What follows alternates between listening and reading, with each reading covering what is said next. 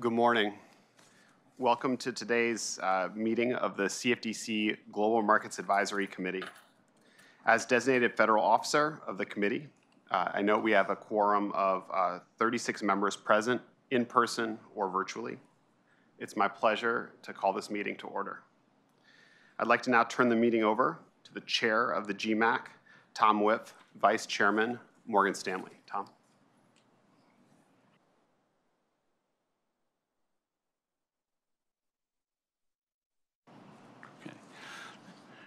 Thank you, Gates. Pleasure to be here with Commissioner Pham, the sponsor of the GMAC, and Commissioners Johnson, Goldsmith, Romero, and Mercinger, along with our two distinguished speakers, the Honorable Joshua Frost, Assistant Secretary for Financial Markets, U.S. Department of the Treasury, and Paulina Demek-Hack, Director for General Affairs, Directorate General for Financial Stability, Financial Services, and Capital Markets, Union FSMA European Commission. Before we begin, I would like to extend a warm welcome to Commissioner Pham. This is the first GMAC meeting under Commissioner Pham's leadership, and on behalf of we, the GMAC members, we're looking forward to working with you, given your in-depth knowledge of global markets, and developing important recommendations on the most significant issues in global markets to provide to the Commissioner for consideration. I'd also like to thank our GMAC members and presenters for their time and welcome all members to share their perspectives during our open discussion. To begin the meeting, I am pleased to recognize Commissioner Pham for her opening remarks, followed by Commissioners Johnson, Goldsmith, Romero, and Mercinger, and Chairman Benham, after which we will hear from our two keynote speakers. Commissioner Pham, you have the floor.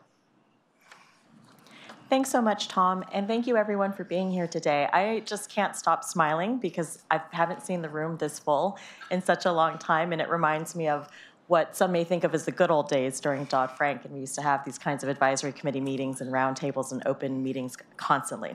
So I am just so pleased to sponsor and host the first meeting of the CFTC's Global Markets Advisory Committee. Last year was the 50th anniversary since the Federal Advisory Committee Act became law. It is one of the 4 laws that are the pillars of openness in the federal government.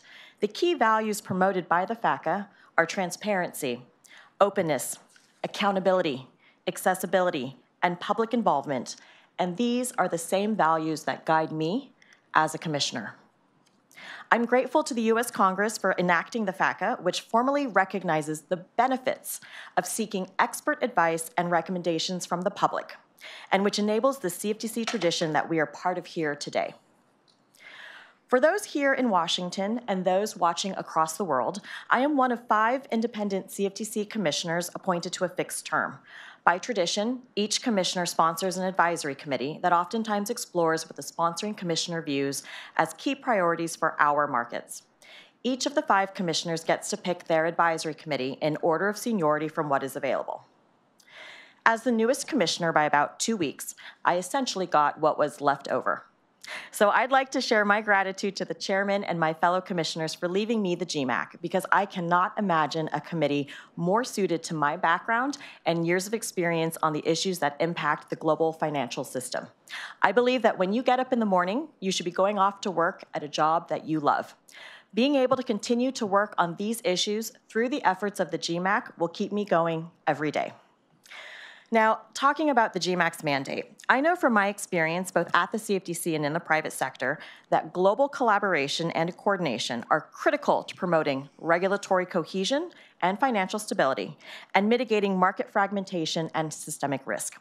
At the beginning of my term, I said that my approach is to get all the information, learn as much as possible, and then come up with pragmatic solutions. I hope that the GMAC can deploy that same approach by providing information so that policymakers can learn as much as possible and providing expert advice and pragmatic recommendations for policymakers to consider. Once I knew that I would be sponsoring the GMAC, I have been focused on the strategy and planning and putting in the work to relaunch this committee. I looked at the GMAC's history. This committee was first created in 1998 to handle the issues associated with globalization and access to markets. And it strikes me that today, many of these same issues are just as relevant more than ever, as the world goes through a pendulum swing from globalization and alignment to deglobalization and divergence. So that is why, under my sponsorship, the GMAC will get back to basics and promote a level playing field for global business and global markets. And the GMAC will assess and inform international standards through engagement with international standard setters and authorities in other jurisdictions. To make this happen, over the past 10 months, I have traveled to key markets trading hubs in order to promote the GMAC's mandate and to help frame the GMAC's priorities. In my meetings in the UK, Europe, Asia, and the Middle East, I've engaged and reconnected with the international policy community, including central banks, finance ministries, regulators, and other officials, as well as market participants. I've probably had nearly 100 conversations with policymakers and officials, and 100 more with your organizations about the challenges facing global markets and how the GMAC can drive solutions. Basically, I've been on a GMAC roadshow, and I'm so excited about the response I've been getting all around the world. About the GMAC's members, I'm thrilled to bring together this group of executive decision makers who are willing to take the time to serve in addition to your very big day jobs. Each of your organizations has a significant role and is a leader in its space from every corner of our markets. It is so rare to get this group of market participants and market infrastructures into the room like this, and so I just want to take a moment to really recognize that. I want to acknowledge the time, resources, and effort that the members and their organizations are committing to being a part of the GMAC. And I especially want to recognize the members who have flown here today from Tokyo, Singapore, London, Frankfurt, New York, Chicago, Houston, Atlanta, and elsewhere. It's invaluable to connect in person. With your diverse perspectives and insights and those of others, the GMAC will work to ensure that global markets are well-functioning, promote market integrity and resilience, facilitate compliance, and foster innovation and growth. Now, I'd like to recognize Tom Whiff and Darcy Bradbury for serving as chair and vice chair of the GMAC. Tom is vice chairman at Morgan Stanley, and his industry leadership has been instrumental to the success of various regulatory reform initiatives. Tom has been chair of the Federal Reserve Board's Alternative Reference Rates Committee and chair of the CFTC's Interest Rate Benchmark Reform Subcommittee, as well as chair of the New York Fed's Treasury Market Practices Group, among others. Darcy is Managing Director and Head of Public Policy for D.E. Shaw & Co. In addition to her many industry leadership roles, Darcy's impressive public service includes having served as Assistant Secretary for Financial Markets in the U.S. Department of the Treasury and on the Municipal Securities Rulemaking Board. Tom and Darcy, thank you for bringing your exceptional leadership to the GMAC. I also want to recognize Angie Karna of Nomura, the past chair of the GMAC. Under Angie's leadership of the GMAC when it was sponsored by Commissioner Don Stump, among other things, the GMAC made important recommendations in reports prepared by its subcommittee on margin requirements for non-cleared swaps. Those recommendations became the basis for two important rule proposals, and I echo Commissioner Mersinger's call for the Commission to consider them further. Angie, thank you for your continuing service and leadership. Today's GMAC meeting. You are all well aware of the challenging macroeconomic and geopolitical environment that dominates the headlines. It is in times like these that it is more critical than ever to have expert input from the public. We have an incredible program today and a lot of ground to cover. Today's GMAC meeting will be an overview or stock take of the most significant current and emerging issues in global markets and the financial system. We will hear perspectives from policymakers, dealers, asset managers, liquidity providers, exchanges, trading facilities, clearinghouses, technology service providers, and end users. Panels will be fast-paced, and we will need to keep it moving. It's an honor to welcome our two distinguished keynote speakers, and I'm looking forward to hearing both about the Treasury Department's priorities and initiatives for 2023, as well as more information about the progress of the European Union's digital finance package, including MiCA, the DLT pilot regime, and DORA. Very briefly, I want to say what I hope to get out of each of the panels that we're going to have here today. So for panel one, global market structure and access to markets, I hope that as policymakers try to address market shocks and spillovers, that they understand the trade-offs that are inherent in policy decisions, and this panel will help us to explore that as we look at the most significant issues in global market structure and access to markets across trading and liquidity, clearing, and trade reporting. For panel two, global commodity markets volatility, the pandemic and the widespread disruptions it caused have been felt throughout the value chain and markets that are used for risk management and price discovery. It's important that we look back at recent events and identify lessons learned that should guide future policy decisions. And for panel 3, digital asset markets.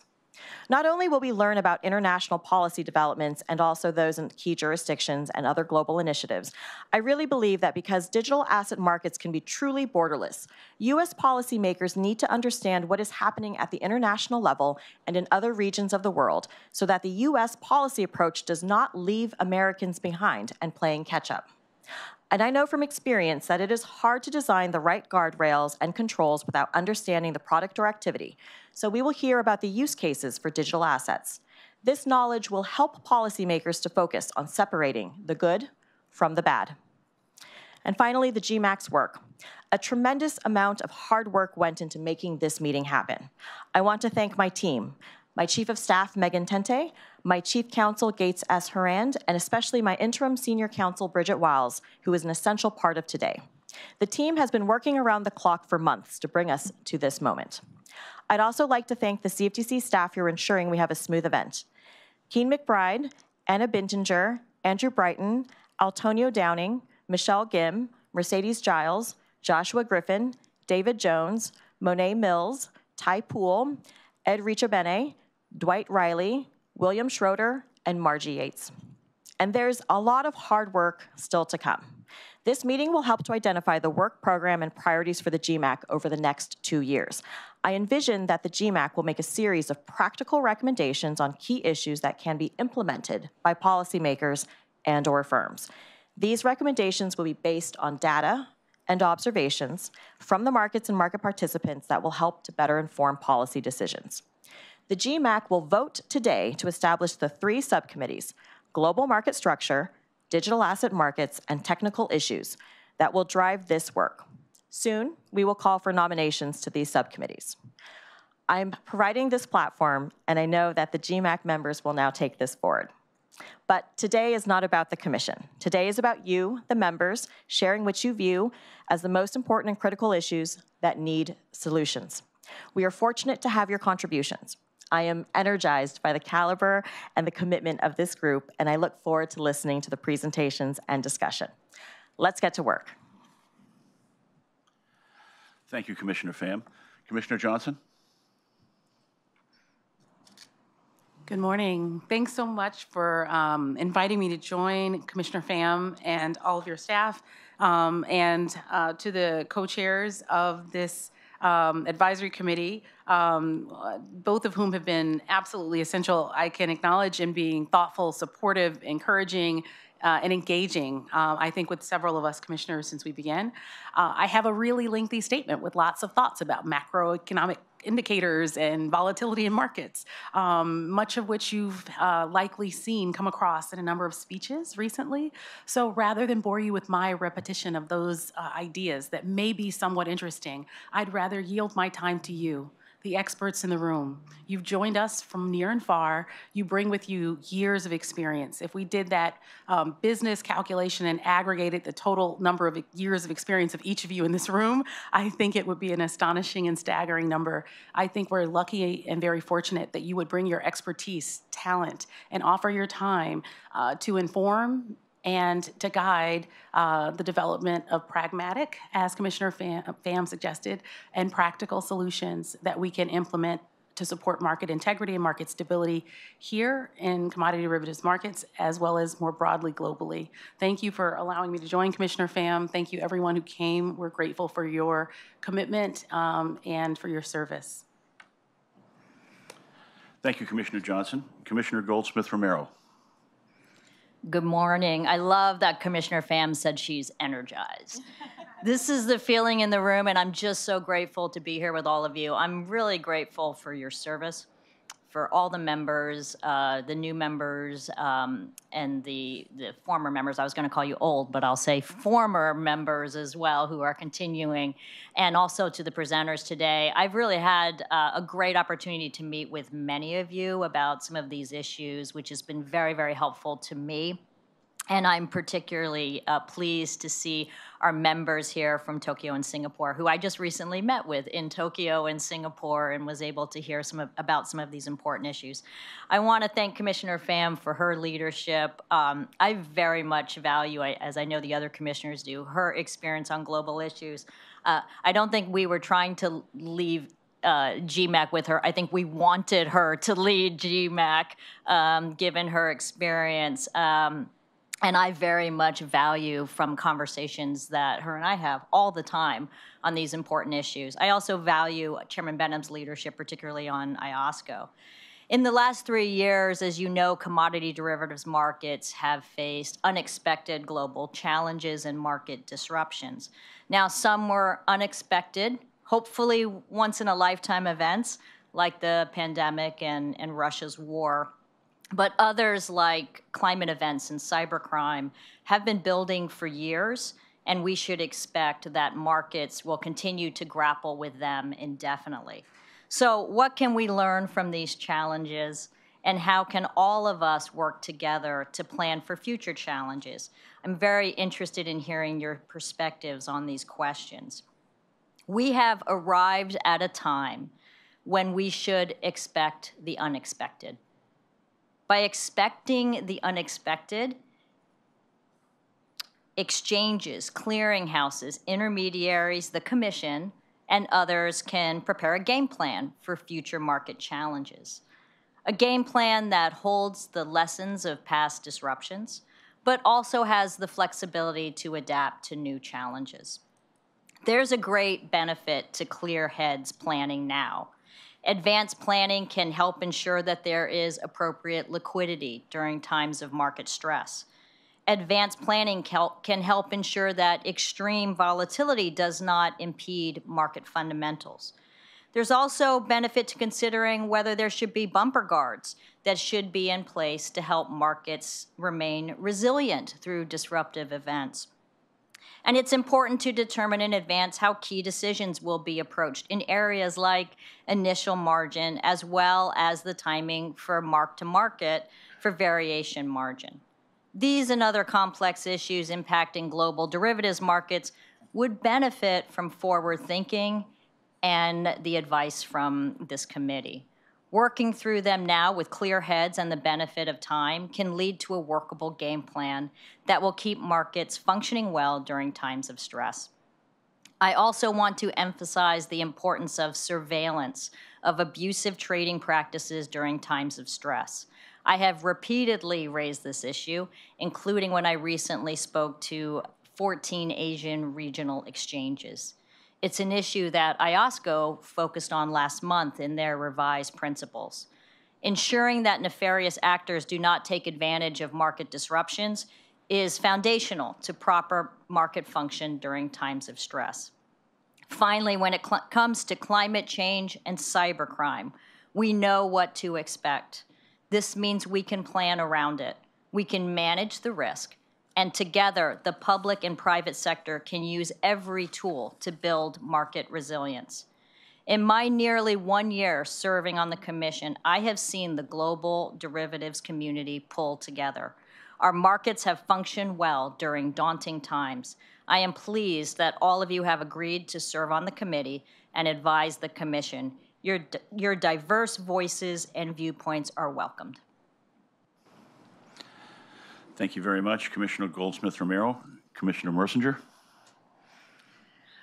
Good morning, everyone, and thanks for being here. I'm sure I'm not the only one who probably stayed up way too late last night and ate too much junk food watching the Super Bowl. Shout out to our team in Kansas City, who are probably in a very good mood this morning, and if they are tuning in, go Chiefs. So despite needing a little extra coffee this morning, I am excited to be here for this first meeting of the Global Markets Advisory Committee under Commissioner Pham's leadership. I was fortunate enough to work for Commissioner Don Stump, who is a previous sponsor of this advisory committee, and I saw the hard work and dedication of the committee and the subcommittee members. The policy recommendations brought forward by GMAC and the subcommittees under Commissioner Stump's leadership provided the CFTC with sound guidance to ensure our regulations are fit for purpose for all market participants and in keeping with global standards in the markets we regulate. While a few of those recommendations moved through the Commission for implementation, as Commissioner Pham mentioned, there's more work that needs to be done related to the implementing the uncleared swap margin rules. I will continue to encourage the Commission to carry on the important work, the GMAC subcommittee that started under Commissioner Stump's leadership. Now, of course, there's no shortage of topics to discuss related to global derivatives in the markets. I think we're going to hit on a lot of them today. And Commissioner Pham has assembled a really impressive group here today. Experts, you bring a lot of expertise and knowledge to these topics, and I know we're going to benefit from your insight offered through this committee. Historically, the CFTC has played a leadership role in meeting the regulatory challenges presented by the global nature of the derivatives markets. Coordination and harmonization with our regulatory counterparts worldwide are critical to ensure these markets remain liquid and vibrant, minimizing market fragmentation and opportunities for regulatory arbitrage. But we cannot do this alone, and that's why this advisory committee is so important to our mission here at the agency. We rely on your knowledge, expertise, and experience to successfully reach the CFTC's stated vision to be the global standard for sound derivatives regulation. Many special thanks to Gates Harand and Megan Tente for their work in preparing today's meeting, and thank you to Commissioner Pham for bringing everyone together and sharing your energy with the room. I think we all need it today, so thank you. I'm certain the presentations we're about to hear about will not only inform the direction of the GMAC going forward, but it'll also serve as an opportunity for the Commission and our staff to learn from those who are operating on a global scale each and every day. So again, thank you all for being here this morning, especially the morning after the Super Bowl. Don't be afraid to go get an extra cup of coffee in the back. In fact, check to see if I need a refill before you go. This is a judgment-free zone when it comes to caffeine today. But I'm definitely looking forward to everyone's presentations. And again, thank you for being here today. Thank you, Commissioner Mersinger. And finally, we're going to hear remarks from Chairman Benham. Good morning, and a warm welcome to all who have gathered at our CFTC headquarters. Sorry I'm not able to be with you today in person, but I'm pleased to welcome you back to the building.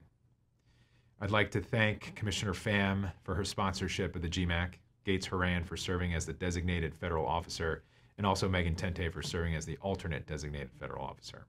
There are many familiar names and faces among them, and I'm especially pleased to recognize Tom Whiff as GMAC chair and Darcy Bradbury as vice chair. Tom, you and I worked closely for years on the Market Risk Advisory Committee when I was sponsor, and I have no doubt that you and Darcy will be successful in your new roles.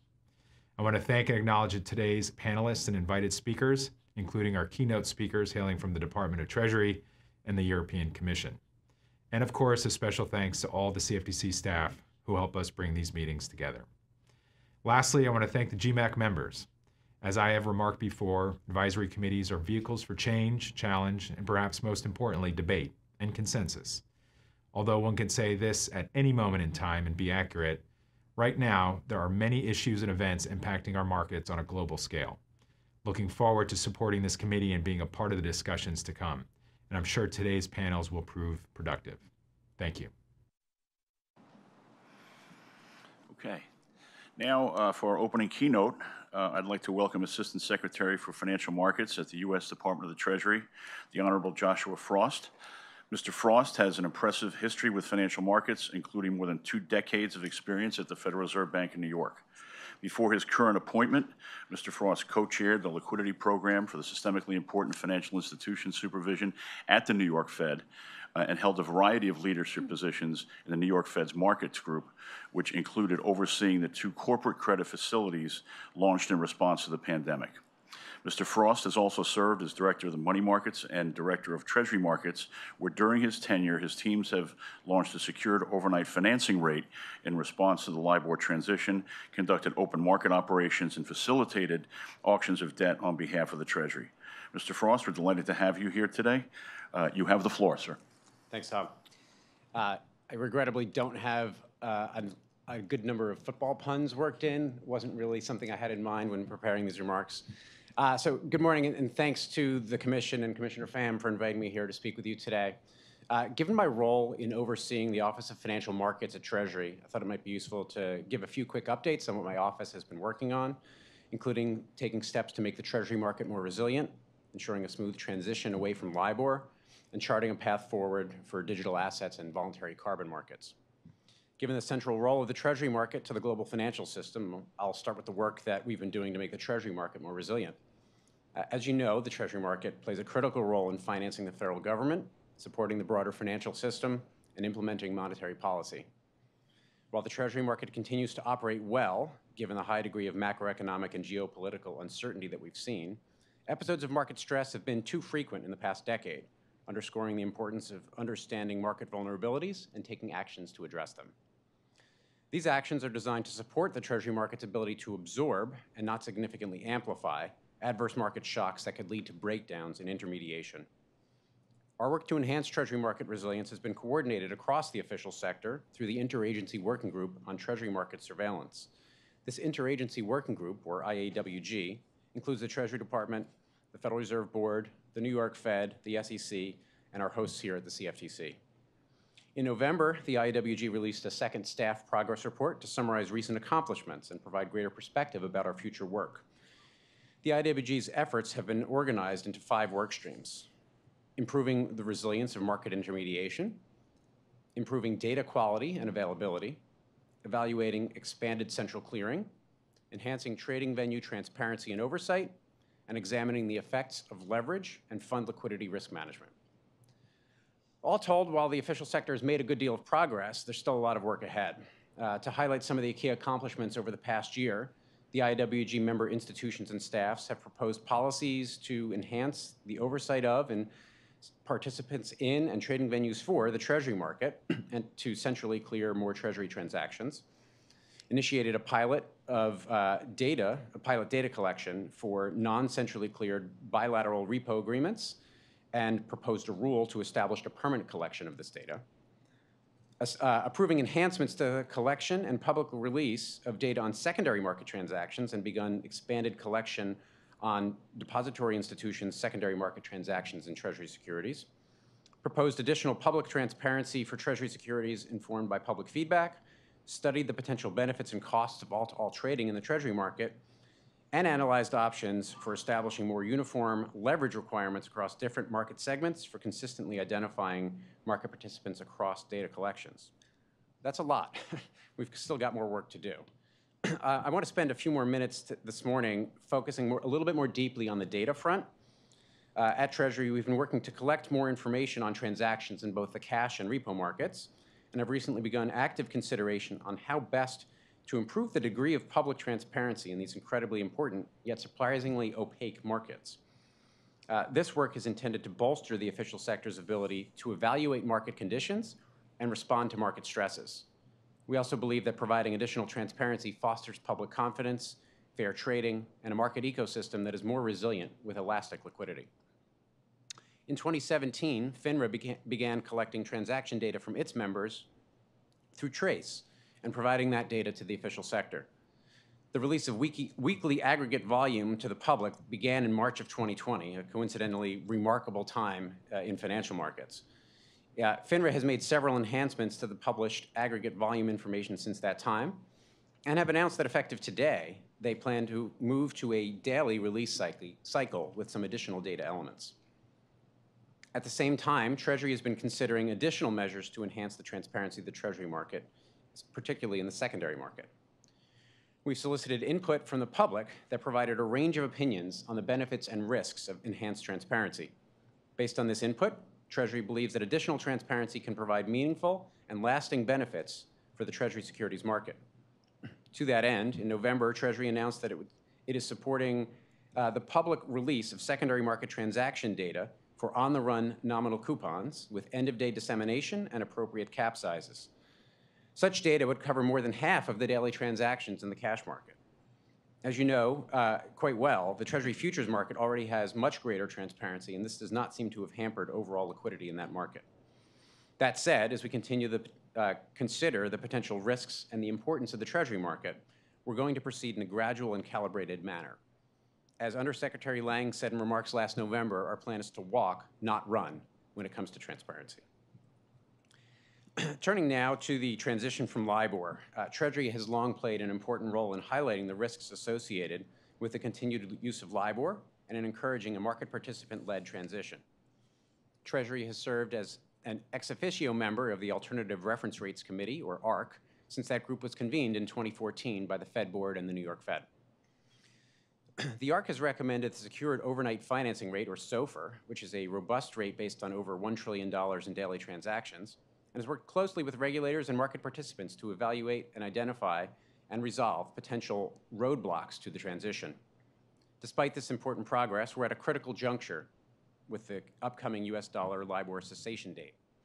Some segments of the market, including syndicated and bilateral loans, are well behind where they should be at this stage of the transition.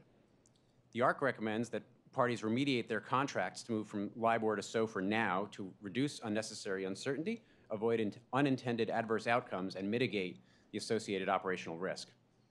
Remediating contracts by moving them off of LIBOR can allow counterparties to set the terms of the LIBOR transition that best suit them, rather than needing to rely on fallback language or the LIBOR Act to set those terms.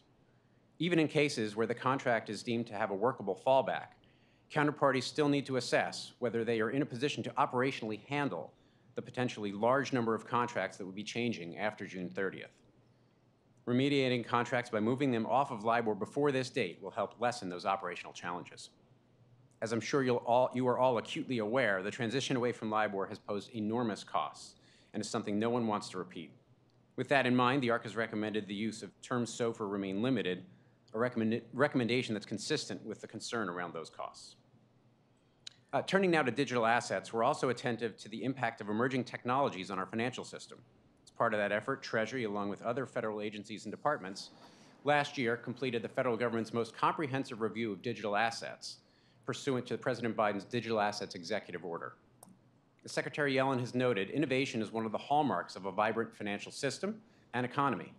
But innovation without adequate regulation can result in significant disruptions and harm to the financial system. Collectively, these reports represent our most significant effort yet to ensure responsible innovation in digital assets. The reports and their recommendations provide a strong foundation to realize the potential benefits and manage the risks of digital assets. Unfortunately, we've seen the risks that can arise when digital asset markets are not in compliance with US laws and regulations or are unregulated. Last fall, for example, a major cryptocurrency exchange failed, resulting in financial losses across an array of stakeholders in the digital asset ecosystem. Some of these risks were clearly identified in our reports, such as the commingling of customer assets, a lack of transparency, and conflicts of interest. This episode is just one example that demonstrates the continued need for more effective oversight of these markets. We have very strong investor protection and consumer protection laws for traditional financial products and for markets that are designed to address these risks. Where existing regulations apply to crypto assets and services, the same protections and principles must be rigorously enforced by regulators. The federal government, including Congress, needs to act to fill identified regulatory gaps, and we are pursuing efforts in that area. Lastly, I'll briefly mention voluntary carbon markets, or VCMs. I know the Commission held a convening here last June to hear from market participants to better understand the potential role of the official sector in these markets. The Commission will play an important role in shaping how VCMs interact with financial markets and the potential these instruments bring as an important complementary tool in addressing climate change. At Treasury, my office is focused on how best to promote a VCM market that has appropriate guardrails and integrity. Climate change is a global challenge that will require both government action and private capital to solve. We hope that with the right private-public collaboration, VCMs can live up to their potential to mobilize significant capital for high-integrity climate mitigation in the future. Thanks again for including me here at your kickoff meeting. All government agencies really benefit from thoughtful interactions and perspectives from the private sector. I know your efforts and contributions will be invaluable to the Commission as we all try to improve the integrity and the competitiveness of U.S. markets, both those established and emerging. Thank you. Thank you very much, Mr. Frost. Your remarks are most appreciated, and thank you for your time. It's now my pleasure to introduce our second keynote speaker for the day, the Director for General Affairs, Directorate General for Financial Stability, Financial Services, and Capital Markets Union, DG FSMA, European Commission, Paulina de Macac.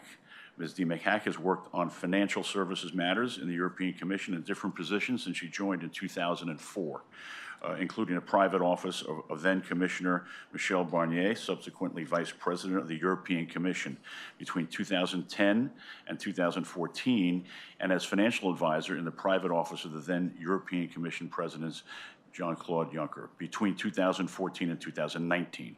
From 2019 through 2020, Paulina was director of the Commission's Task Force for Relations with the United Kingdom, was directly involved in the negotiations between the European Union and the United Kingdom. Without further ado, Ms. Diemek-Hack, please begin. Thank you.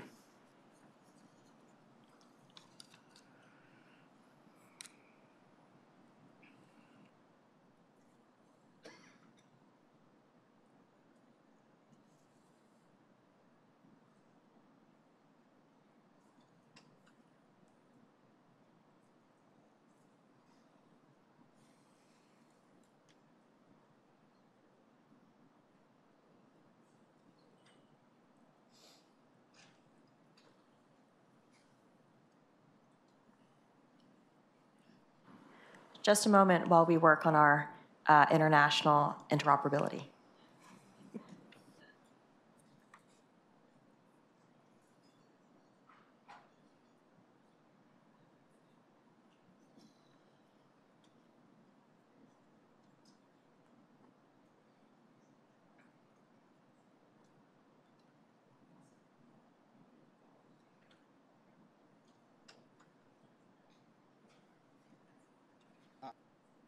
Hi, Paulina. I believe they just are ready for you.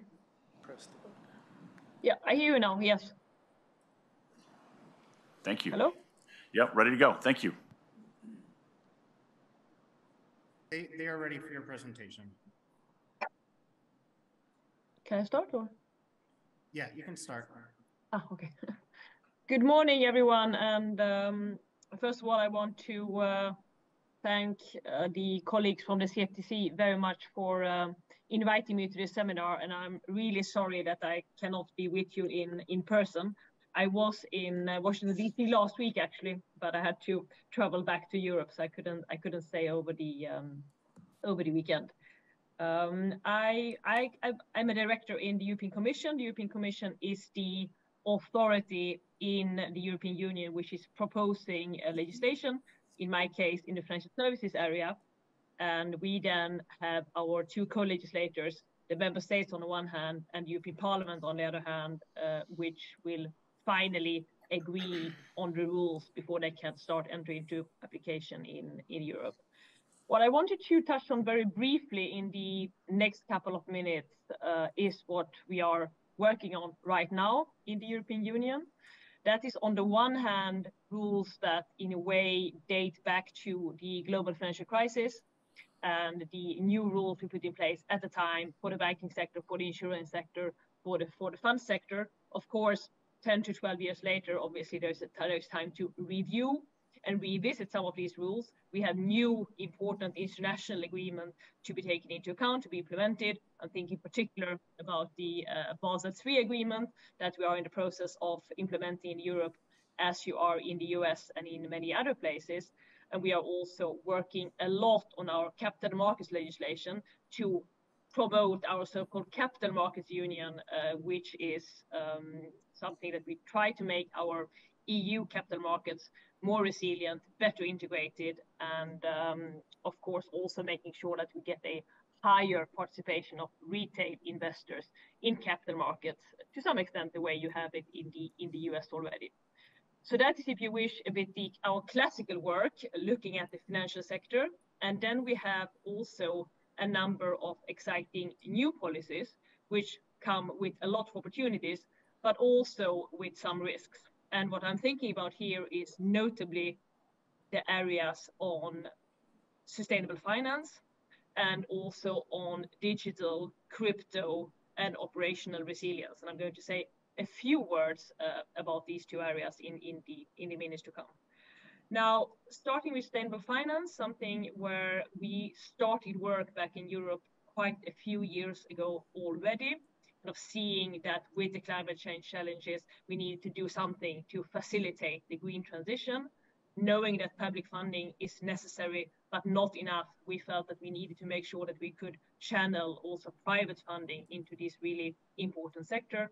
And here we have three main building blocks, one being the EU taxonomy, the other part being corporate disclosures, and the third part being what we call the toolbox, which is things like green bonds and green and climate benchmarks.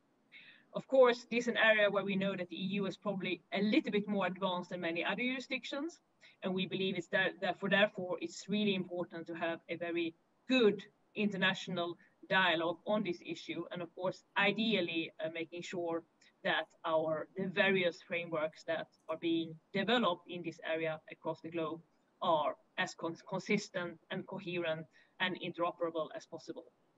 That is happening as we speak, notably in the area of corporate disclosures, where we in the EU work very closely with the International Sustainability Standards Setting Board, the ISSB, to precisely work on this interoperability between, on the one hand, EU standards, and on the other hand, the global baselines. Then moving on to crypto, digital, and cyber resilience. Also, I think a very, very interesting issue, a very global issue. I think here we really see that we have challenges that are not limited to one area. It's really something that is truly global in nature. Also here we have done a couple of things in the European Union. We have since a couple of months an agreed framework on operational resilience, digital operational resilience. It's a framework that we call DORA. And what DORA foresees is that all financial institutions need to have risk management processes and procedures in place that deal with cyber risk. And also very importantly in this framework, we regulate the ICT providers to precisely make sure that we have resilient financial institutions that are well equipped for the various cyber risks that they are, as we know, facing quite frequently. So these rules are not yet in application in the EU, but have been agreed, and we are in the process of kind of finalizing these rules. Then I would move on to crypto very briefly, which also I think something which, of course, is getting a lot of attention worldwide. We have seen recent scandals in this area, which also clearly show how global and cross-border some of these crypto activities are. Also here, we have acted in Europe. We have a framework that's been agreed by our legislator, the so-called Market in Crypto Asset Regulation. We use the abbreviation MiCA. We like our abbreviations in Europe. And what MiCA is doing is basically trying to put in place a comprehensive framework that regulates all issuers of crypto assets, regardless of whether they would be identified as stable coins or anything else. And we also have a regulatory framework that imposes authorization requirements and various other operational requirements on providers that trade in crypto or that market crypto or in any way engage in crypto business. Now, I know that there's a conversation going on in some other jurisdictions around the globe, whether you actually need a self-standing framework or whether you just take your existing legislation, notably in the securities field, and basically apply that also to crypto.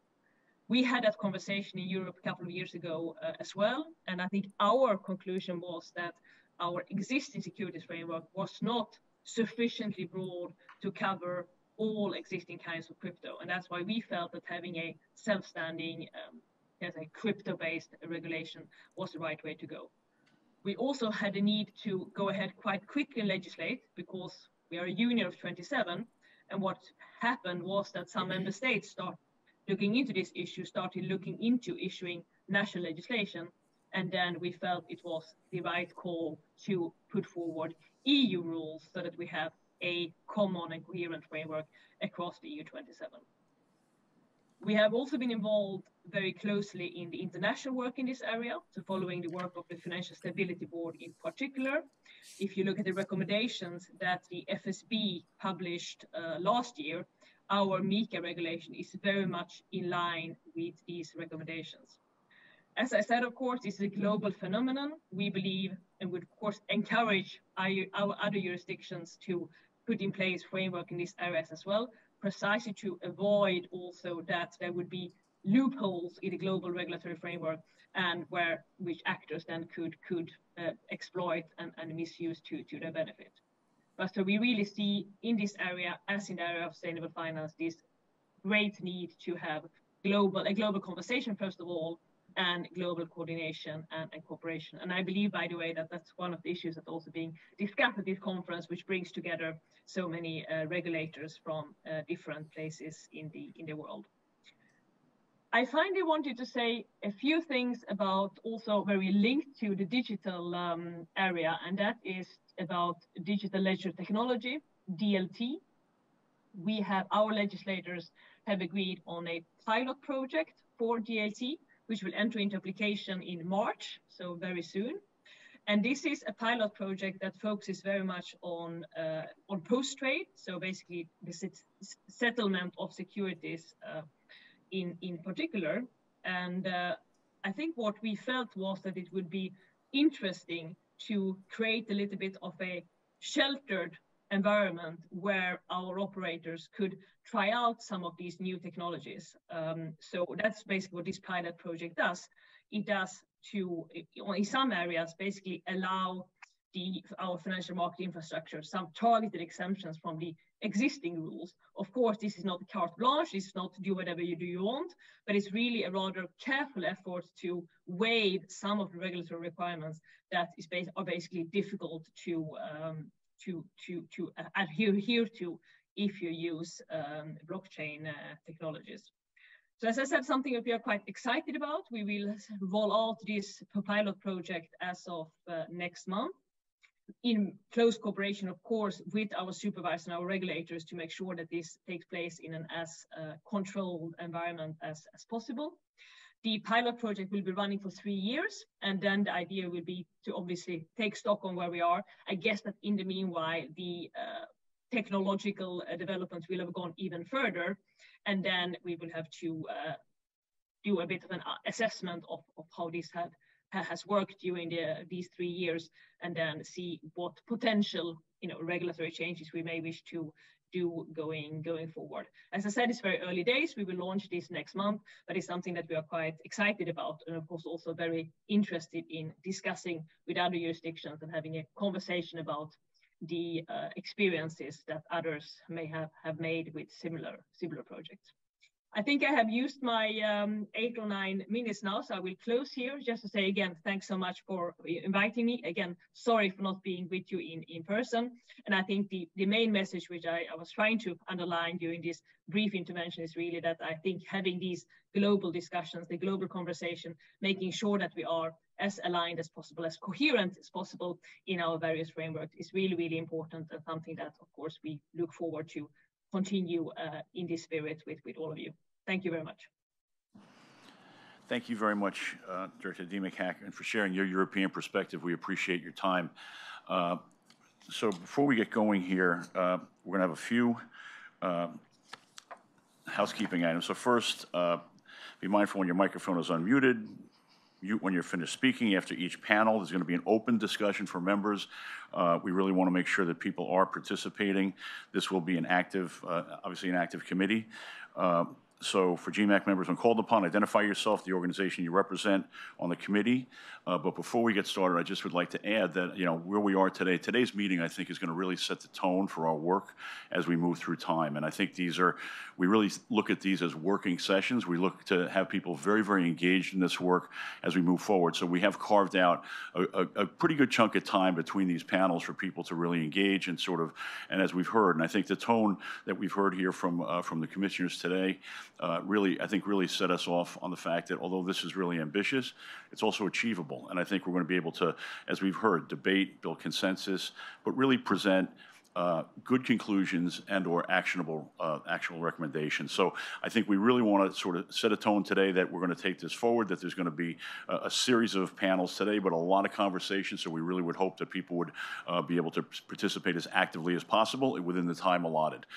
That's sort of where I would start, and I would just pass to our Vice Chair Darcy for any final words before we kick things off. Thank you. I'm very excited to hear the presentations today, and I want to kind of acknowledge the elephant in the room, which is we don't actually have enough time to go into all of these issues in depth. So I'm looking forward to not only hearing the presentations, but taking the materials afterwards, reading them, and then working in committee. This is really just, we're setting the table here. We're introducing a lot of issues, and it'll ultimately be up to the work of the subcommittees to kind of drill down and come up with, as the commissioner has urged us, practical suggestions. I love that we might still continue some of the work of the last GMAC, which I found very, really helpful. And the other thing about this group, if you look around, is the diversity of the kinds of participants we have here. I learned so much from the other participants last time around, things that I didn't know, because I'm not an insurance company. I don't do, so I think that diversity of perspectives and the roles that each of us play and our firms play is going to be very important to coming up with workable solutions going forward. So thank you, and let's start setting the table. Okay, great. Well, our first panel today, global market structure and access to markets. We'll begin with remarks from our guest speaker, Derek Kleinbauer, Global Head of Fixed Income and Equity E-Trading, Bloomberg, and President Bloomberg CEF LLC, on the state of the financial markets. So without any further ado, let's get to work. Derek?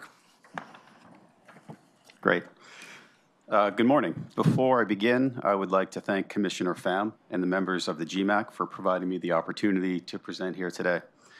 I intend to provide the committee with a brief overview of observations on the adoption of electronic trading, focusing on the period of the last 3 years. Some of my comments will be based on the growth of e-trading within the broader fixed income market, while other observations will be based on activity occurring on electronic platforms. First slide, please. Thank you. We typically look at market stress through the lens of a singular event highly correlated to the financial markets. Events like the dot-com bubble and the credit crisis of 2008 are two such examples. What we are seeing now is a series of events more indirectly correlated to the market and its operations. At the start of 2020, the transition of the UK out of the European Union via the Brexit referendum were underway. At the same time, COVID was beginning to spread around the world. Within 2 months, half of the world's population was under some form of lockdown, with working from home becoming the new, albeit temporary, norm. Over the next 2 years, the markets continued to face additional challenges: the Russian invasion of Ukraine and the ongoing conflict, rising inflation around the globe, and the monetary policy responses by central banks, right up to the most recent collapse of FTX. The last 3 years has seen heightened volatility in the markets and has increased the need for access to liquidity at a moment's notice. Prior to 2020, while electronic trading began to tick up in certain products, the equitization across fixed income never really materialized fully because of several factors, including instrument diversity and count and the value of bilateral relationships. As the world entered the lockdowns of 2020, the need for accessing electronic platforms increased across a variety of market participants. While the solutions and protocols employed by these platforms differ, participants increasingly engaged platforms for price transparency, liquidity, ease of execution, and a streamlined post-trade flow. These efficiencies continue to help drive adoption as the market has expanded into additional features such as automated execution and rules-based trade instruction. Speaking first about the cash markets, over the past few years, usage of electronic trading has grown dramatically. For example, in U.S. Treasuries, in 2022, 55% of the dealer-to-client market traded electronically. This was up from 52% in 2021 and 46% in 2020. Within fixed income, U.S. Treasuries are the most liquid with the least diversity of instruments, so their profile suits electronification better than other products. And while the electronic market for U.S. Treasuries is still largely RFQ-based, there is increasing interest in additional protocols, such as streamed price execution and central limit order book trade execution. Simply put, clients seeking liquidity are moving away from traditional voice methods and towards execution platforms and venues. Within the corporate bond space, the market continues to observe growth in e-trading adoption. According to research by Coalition Greenwich, while the average daily volume for U.S. corporate bonds in 2022 was relatively flat compared to 2020, the average daily trade counts were up 40%. The slowdown in volume was largely driven by a rising rate environment that in turn led to a slowdown with respect to issuance. This impacts secondary market trading. However, the trade count increase was reflective of the rise of passive investment strategies. Passive investing aims to match the performance of a market index by investing in a diversified portfolio of securities. A method that helps achieve this is the utilization of portfolio trading, or PT. PT, in its most basic form, allows participants to trade a large number of securities in a single basket in order to transfer large amounts of risk in order to help meet long-term investment goals. In addition to PT, all-to-all trading is being leveraged by many participants as a solution to liquidity needs. While the traditional RFQ model of dealer to client remains vital to the market, post-crisis, due to balance sheet constraints, dealers were required to play a reduced role in market making. This is where all-to-all trading comes through, the presence of an intermediary, maximizing opportunities. It is viewed as an efficient and cost-effective alternative to traditional centralized trading models. It also reduces the operational burden of papering with numerous liquidity providers. Once a participant is papered with an intermediary, they immediately have the ability to engage other participants in the intermediary's pool of liquidity. Moving to the derivative side.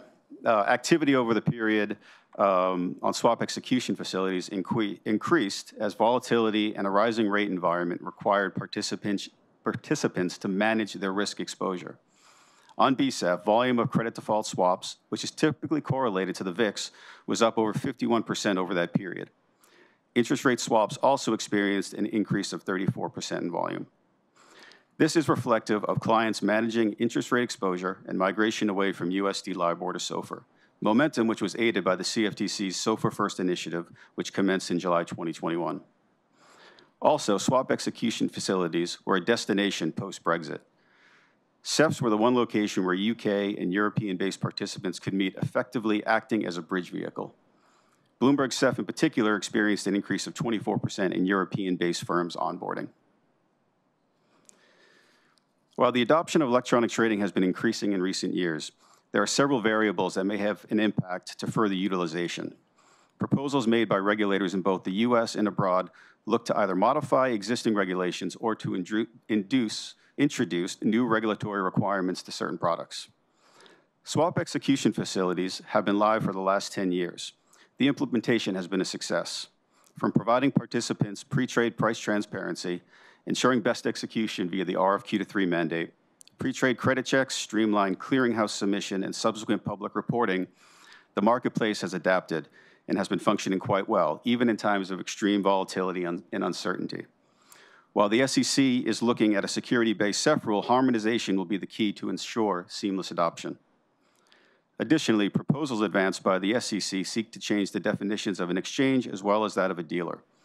What will be important in the finalized version of these proposals is that they are proportional to the execution methods. Application of equity principles to fixed income could potentially risk stifling market innovation and centralizing risk to a few players. We eagerly await more information and clarity on this topic. Thank you. Thank you very much, Derek. So now we're going to move to part one of this panel, trading and liquidity, and hear perspectives on key issues from dealers, asset managers, liquidity providers, trading platforms. GMAC member Brad Tully, Global Co-Head of Corporate Derivatives and Private Side Marketing, JP Morgan, will begin. Brad, you have the floor. Thank you, Tom. Good morning. I'm Brad Tully, Global Co-Head of Corporate Derivatives and Private Side Marketing at JP Morgan. I appreciate the opportunity to serve on the GMAC and to discuss these important topics with such a distinguished group of participants. To open this session on trading and liquidity, I'll share some perspectives on the key drivers of liquidity in the Treasury market. The Treasury market is often referred to as the deepest and most liquid financial market globally. Treasury securities serve as the global benchmark asset to which other financial markets are priced, meaning that an efficient and resilient Treasury market is critical for the markets in which we all operate and to which the CFTC oversees. Last year was a challenging year for Treasury market liquidity.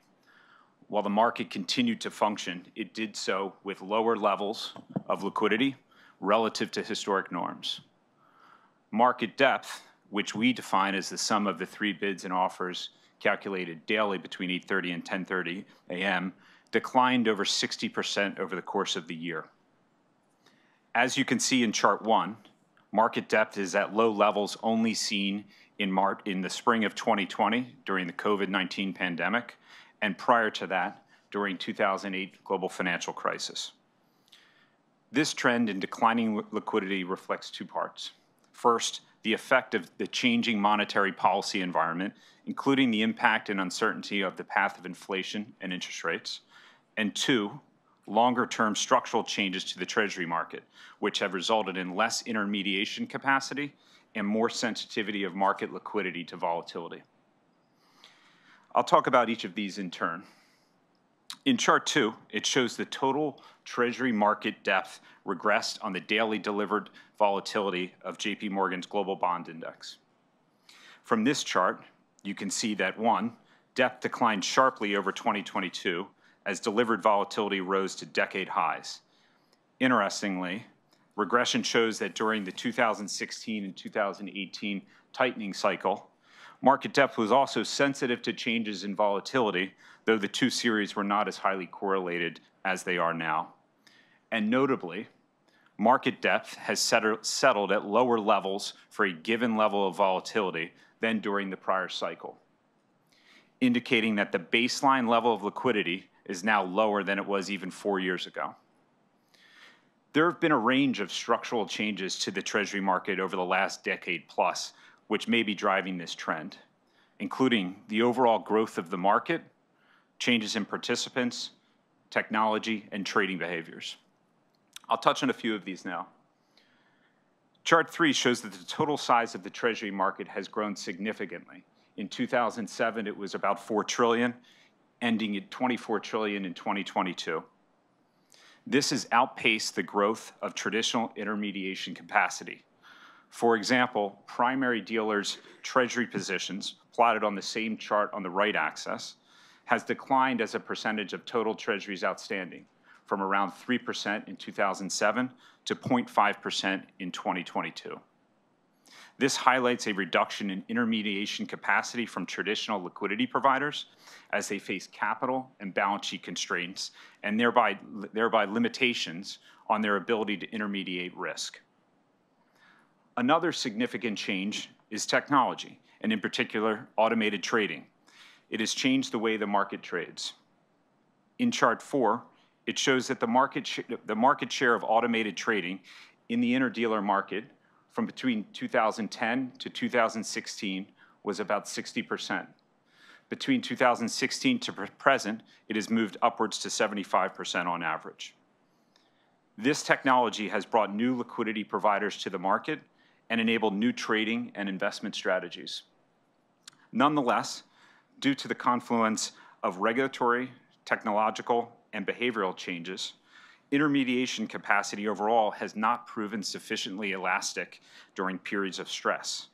Market liquidity has become more sensitive to volatility and disappears more quickly. What do these observations mean for market participants and policymakers? Some drivers of liquidity, such as inflation and the interest rate environment, are largely outside of the control from those around this table. However, collectively, we can consider how market structure choices or policy decisions either promote or undermine market liquidity. There is a considerable body of regulatory policy being developed across cash and derivative markets which could impact liquidity, including on topics such as transparency, trading, settlement, as well as prudential policy. It is critical to carefully consider how these reforms may impact market liquidity. Through the GMAC, we will have the opportunity to explore many of these market structure topics and consider how to most effectively design and implement reforms and best practices that protect the efficiency, resiliency, and liquidity of our markets. I look forward to hearing perspectives from my fellow panelists on the topic and look forward to the discussion. Thank you. Thank you very much, Brad. Next, we're going to hear from GMAC member Sachio Sakemi, Global Head of Legal for Global Markets Group at BlackRock. Sachio, the floor is yours. Thank you. Thank you, Commissioner Pham, for inviting me to join the committee. And it is an honor to serve on the committee and a pleasure to be asked to participate on this panel today. I'd like to share some of BlackRock's perspectives on current market conditions. It will probably not come as a surprise that BlackRock traders are experiencing liquidity challenges across various asset classes in different regions. We feel that this is a result of several factors. Volatility has become elevated across many asset classes. We went from a virtually zero volatility environment pre-COVID to materially heightened and persistent volatility today. The willingness of dealers to warehouse risk has declined significantly. With dealers moving to more of a quasi-agency model, liquidity has been meaningfully reduced. The market-making ecosystem has also consolidated. In some cases, firms have exited certain markets completely, and in other cases, firms are becoming much more selective about how and where they offer liquidity. So what has this meant for end investors? We believe it has become much harder for end investors to move risk without causing market impact. Overall trading costs have increased. At BlackRock, we have had to adapt trading and investment styles to this market environment. We are using block trades more to move risk quickly while minimizing market impact. But this is a high-touch approach that is not scalable and more operationally challenging than electronic orders. We're also adopting new trading protocols and pivoting to macro products like ETFs, futures, and CDX to express risk. While these strategies are effective, we feel there are steps that regulators could take to help alleviate some of the stresses of the current environment. While changes imposed after the global financial crisis have materially reduced counterparty risk and enhanced systemic stability, in times of market stress, some of these changes may be exacerbating liquidity stresses. Recent market stress events, such as the COVID-19 pandemic, the war in Ukraine, and disruptions in commodity markets have shown that collateral and margin requirements can amplify the shock to markets and lead to bouts of liquidity stress. There are several areas that policymakers could consider to ease liquidity pressures during these stress events. 1, better calibration and transparency of CCP margin practices. For some market participants, such as asset managers, direct access to details of and visibility into CCP margin models can be limited. This can result in unpredictable margin calls, presenting challenges to investors looking to prepare their portfolios. Conservative sizing of IM requirements by CCPs, coupled with enhanced transparency of margin models and margin rate changes, would be helpful to end users. 2, consideration of the cumulative impact of bank capital requirements on their market-making capacity. And lastly, expansion of eligible collateral for margin. Collateral eligibility for margin requirements can have a material influence on how changes in margins spill over to broader market conditions. Heavy reliance on cash may induce pro-cyclical behavior, and high-quality instruments may be scarce in times of stress. Expansion of eligible collateral types or calibration of haircuts may be helpful, as well as increasing the limits at the clearing member level for these types of assets. Use of new technology and tokenization of assets, such as money market funds, can also increase the usability of assets for margin. I thank Commissioner Pham for this opportunity to share our perspectives and look forward to working with the committee on these and other very important matters. Thank you. Thank you very much, Sashio. We're going to now switch to GMAC member Vadim Zlotnikov, Head of Fidelity Institutional, Fidelity Investments. Vadim, you have the floor. Terrific. Thank you. Commissioner Pham and Commissioners Mercinger and Goldsmith-Romero, thank you for inviting me. My name is Vadim Zlotnikov, and I serve as the head of Fidelity Institutional, which is a division of Fidelity Investments that offers investment advice, strategies, solutions, as well as trading and prime brokerage to wealth management, asset managers, and institutional investors. I want to thank you for the opportunity to serve in this very important body that advises the Commission on a wide range of topics critical to global functioning of our risk management markets. And I also want to thank you for allowing me to make some brief comments today on behalf of Fidelity. As you may know, Fidelity Investments was started in 1946, has grown into a leading provider of investment management, retirement planning, portfolio guidance, brokerage, benefits outsourcing, and other financial products and services to more than 40 million institutions, financial intermediaries, and individuals. Today, I want to speak briefly on two current topics critical to the global risk management marketplace. First, the growing chorus of proposed and potential reforms that could impact U.S. Treasury market. And second, relatedly, the FSB and IOSCA focus on enhancing liquidity in the government debt and corporate debt markets. Let me first start with Treasury bond reform. Given Fidelity's position in investing in retirement savings marketplace, especially as a significant purchaser of U.S. government debt, I thought a brief discussion of how federal financial regulators are approaching potential Treasury market reform would be appropriate. Without proper regulatory coordination, the cumulative impact of these reforms could have deep ramifications. Today, Treasury market remains the largest, deepest, and the most liquid bond market in the world and serves as an essential resource for institutional and retail investors. We do not believe the Treasury markets are broken, but are broadly supportive of targeted efforts to make them more resilient. At a high level, Fidelity is open to discussing ways that more central clearing of some repo agreements backed by Treasury securities could benefit the broader market. Broader use of central clearing for Treasury repos could result in increased market transparency, netting benefits that might alleviate banks' supplemental liquidity ratios limits and help efficiently liquidate large Treasury repo positions should the need arise. However, these potential benefits should be weighted against the likely costs of central clearing. For Treasury repo, central clearing to be effective, it must be principle-based and acknowledge the different clearing models may be better suited for different market participants. One-size-fits-all approach would be counterproductive and frustrate the aim of policymakers who want to improve Treasury market resiliency. It is also important to acknowledge the potential limits and real costs of central clearing of Treasury repo.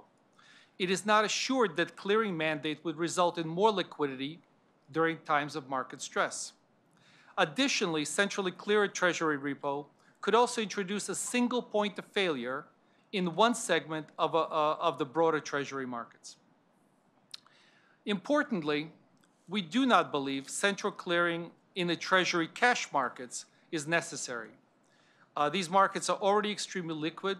Moreover, considering the netting benefits dealers already receive for customer flows today, central clearing is unlikely to create significant balance sheet efficiencies. For these markets, the costs clearly outweigh the limited potential benefits of central clearing. Now I want to turn to the corporate bond market liquidity. As many of you know, last fall, FSB issued a progress report recommending the central clearing for government bond cash and repo transactions. However, the report also recommended additional reform for global regulators to consider for government and corporate bond markets, including all-to-all trading platforms and increasing pre- and post-trade transparency. As the global regulatory community continues to examine liquidity issues that occurred in the March of 2020, a careful consideration of potential reforms such as central limit order book, a topic that was debated for years at CFTC following the passage of Dodd-Frank, deserves a careful consideration. Any reform that could create mismatches in liquidity and have a broader spillover effect deserves careful scrutiny. With respect to increased transparency, while further study is merited with respect to the pre-trade transparency, we believe TRACE has been a success in the United States and post-trade transparency has benefited the marketplace. So it goes without saying, it is critical that regulatory changes be carefully calibrated to avoid unintended economic consequences. To the extent market stress brought on by unprecedented economic shutdowns due to COVID-19 pandemic illustrates the way the markets could potentially be reformed, introducing new regulatory costs that will inevitably be borne by end investors, could actually result in decreased liquidity and less resiliency. So again, thank you so much for your time, and I look forward to our discussion. Thank you very much, Vadim. And now we're going to pass to Isaac Chang, member of the GMAC, head of Central Execution, Global Fixed Income, Citadel, at Citadel. Isaac, you have the floor. Thank you, Tom. And thank you, Commissioner Pham and her team for their time and leadership in organizing this GMAC meeting and inviting me to participate. The topic I wanted to address is not that dissimilar to what's already been spoken, which is preserving and promoting liquidity and resiliency in the global interest rate ecosystem, which includes, of course, sovereign bonds, repo, futures, and interest rate swaps. I won't for the sake of time, I won't kind of cover the material that I believe a lot of my other participants have already talked about. Obviously, these markets have grown in size dramatically, and we're going through a period of heightened macroeconomic volatility. It's also clear what the critical nature of these markets, like the Treasury market, for example, is the most relied upon benchmark in the world, contributes to not only has a critical function in funding the U.S. government, but is also the most relied upon benchmark in the world, contributing to price discovery and efficient allocation of capital across virtually every other asset class. And we don't believe there's a single silver bullet that's going to magically solve everything. But we do think there are a number of proposed enhancements to the regulatory framework and market structure that thoughtfully applied can help to reinforce and strengthen liquidity and resiliency and broaden the ecosystem of market participants. So a number of my other panelists have already addressed central clearing of treasuries and treasury repo. The benefits, I think, are well documented, netting down gross exposure across participants, the ability to reduce open exposures and settlement obligations. Research from the New York Fed finds that central clearing of all treasury trades in March 2020 would have lowered dealers' daily gross settlement obligations by roughly $330 billion, or approximately 60% in the weeks immediately preceding and following the March 2020 market volatility. The couple points I would just highlight here is, one, to realize the benefits of central clearing, you actually need to have a broad cross-section of market participants that are included in central clearing. I think you don't get to just focus on a narrow subset of participants, winds up being suboptimal because you don't actually get the netting benefits and wind up often bifurcating liquidity. And so that's one thing I think to keep in mind as we consider proposals around central clearing. The other thing is, I think we also need to ensure that there's efficient access to central clearing, including through indirectly through client clearing offerings. For example, forced bundling of execution and clearing services can stifle competition and impede access. Lastly, one, I think, underestimated at times benefit to central clearing is maybe second order or indirect, but central clearing eliminates the need for bilateral credit arrangements, which removes barriers to entry for market participants. Research suggests Treasury futures liquidity, for example, was more resilient than the on-the-run cash market in March 2020, and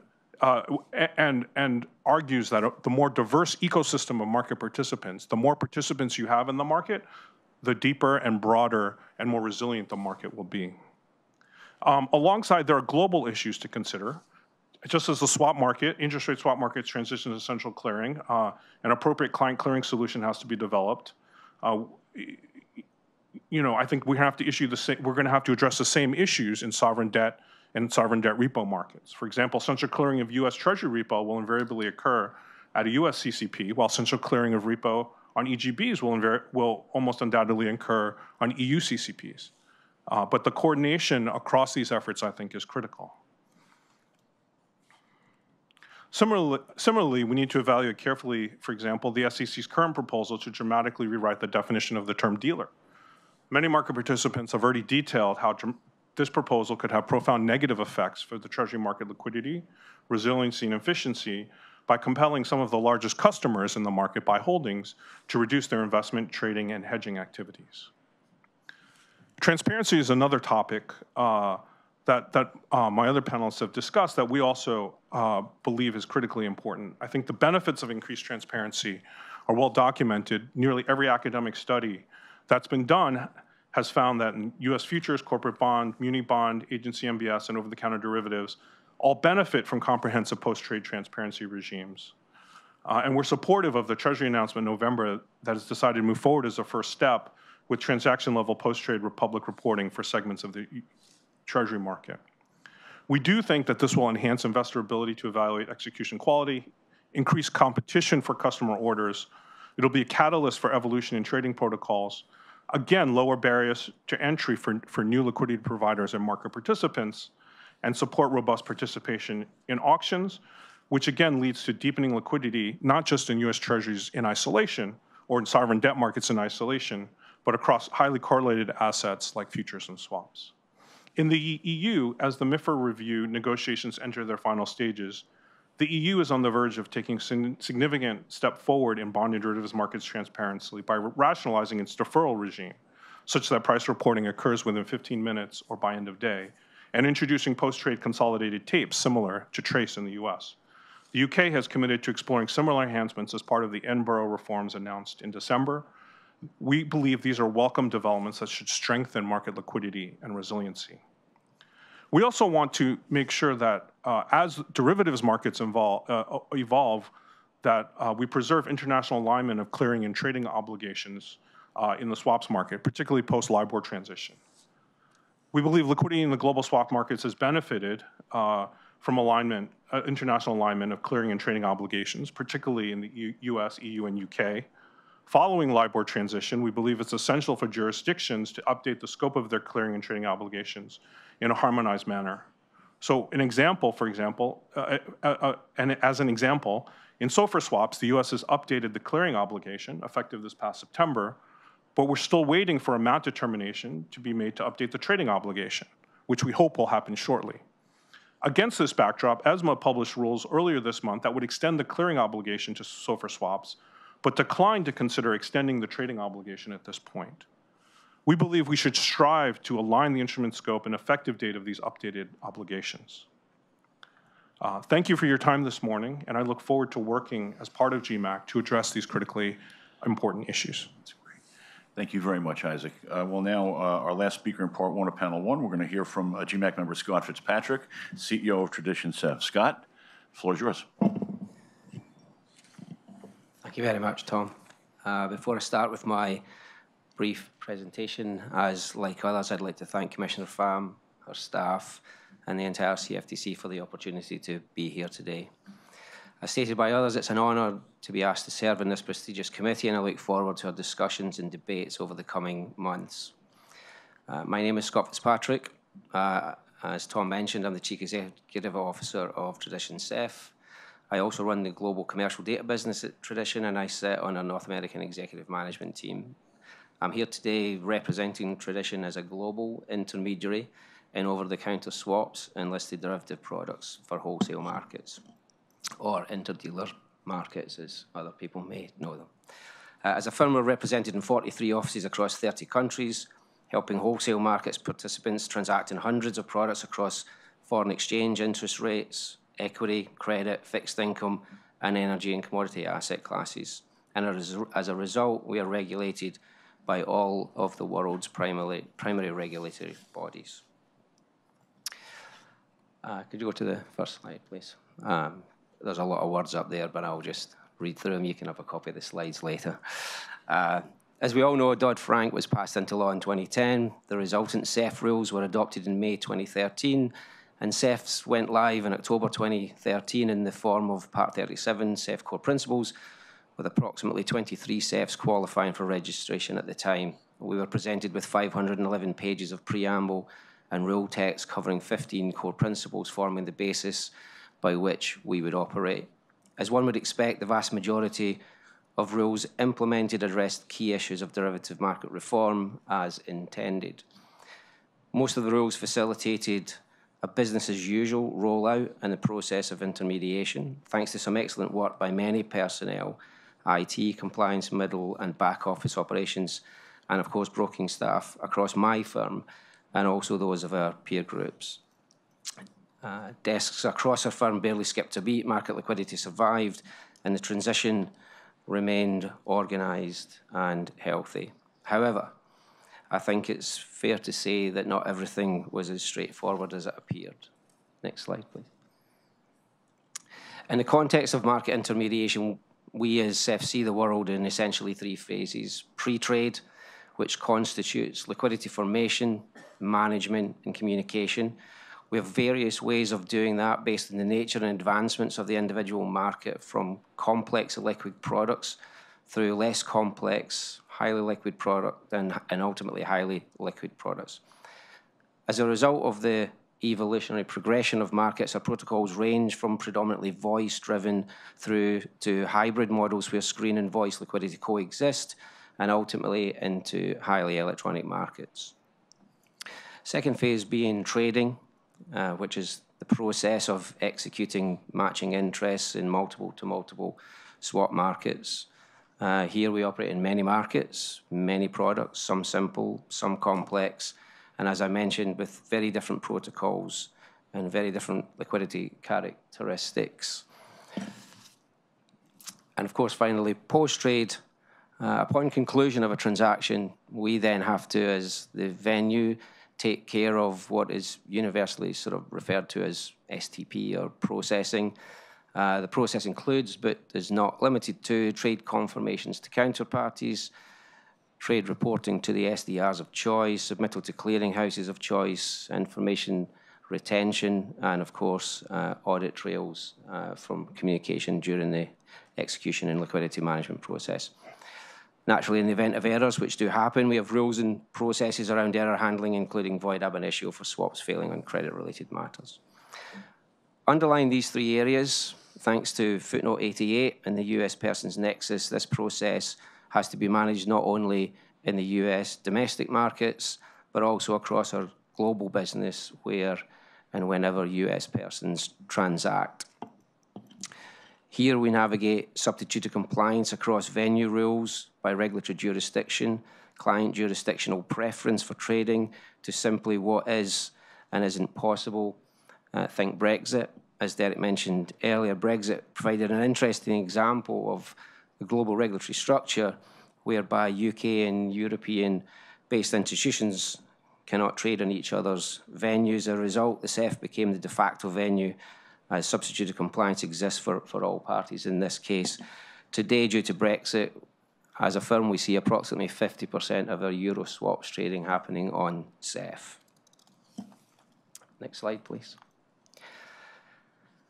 The point I'd like to raise today is that despite all of the commendable work done by talented CFTC staff over the years, a number of inconsistencies prevail, a number of rules, one could argue, are misplaced.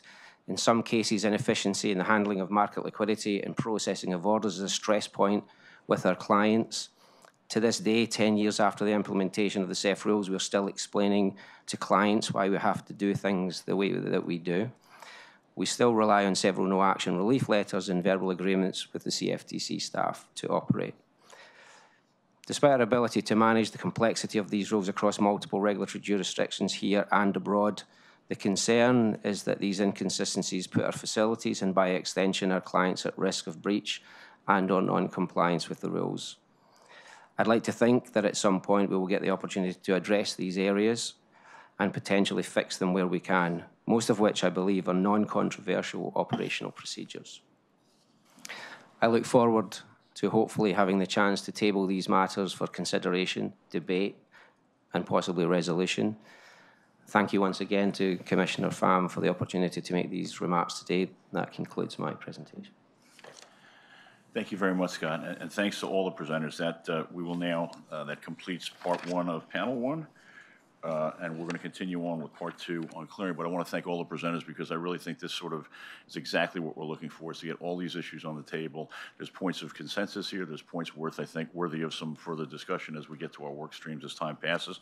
But thank you. And I think that, you know, when we talk about liquidity, I think one of the considerations is there's lots of definitions. One of them is, you know, I think a completion of that finality of settlement, good clearing, good settlement, reduction of counterparty risk. So we put all these pieces together. I think it's a natural point now that we would move into section 2 of panel 1 on clearing with perspectives on key issues, central counterparties, futures, commissions, merchants. The GMAC member, Gerald Corcoran, CEO and chairman of the board, R.J. O'Brien and Associates, will kick us off. Jerry? Thank you, Tom. I'd also like to thank Commissioner Pham and the staff for putting the GMAC meeting together today. It's a very comprehensive meeting covering a lot of territory, so thank you very much. Today, I'd like to talk about the impact of MMR on FCMs, MMR being maintenance margin requirement. I don't know if you're going to have my slides or not, but you can move to slide 1 if you have it. First, I should give everybody a quick refresher course on what MMR is and how it drives certain behaviors in the industry. MMR is the maintenance margin requirement that all FCMs have provided to them by the exchanges and the CCPs. Why this is important is not only for the protection of the ecosystem, but it drives capital requirements to the FCMs. So higher MMR will drive higher capital requirements, which is what it was intended to do, to provide capital resources and protection for the marketplace during high volatility periods of time. However, the counter effect of having high MMR reduces the return on capital to FCMs. And during the early stages of the coronavirus outbreak and the Russian-Ukraine crisis, the exchanges worked to mitigate the systematic risk by significantly increasing MMR. And of course, that worked as intended, helping to protect the ecosystem and the customers as well.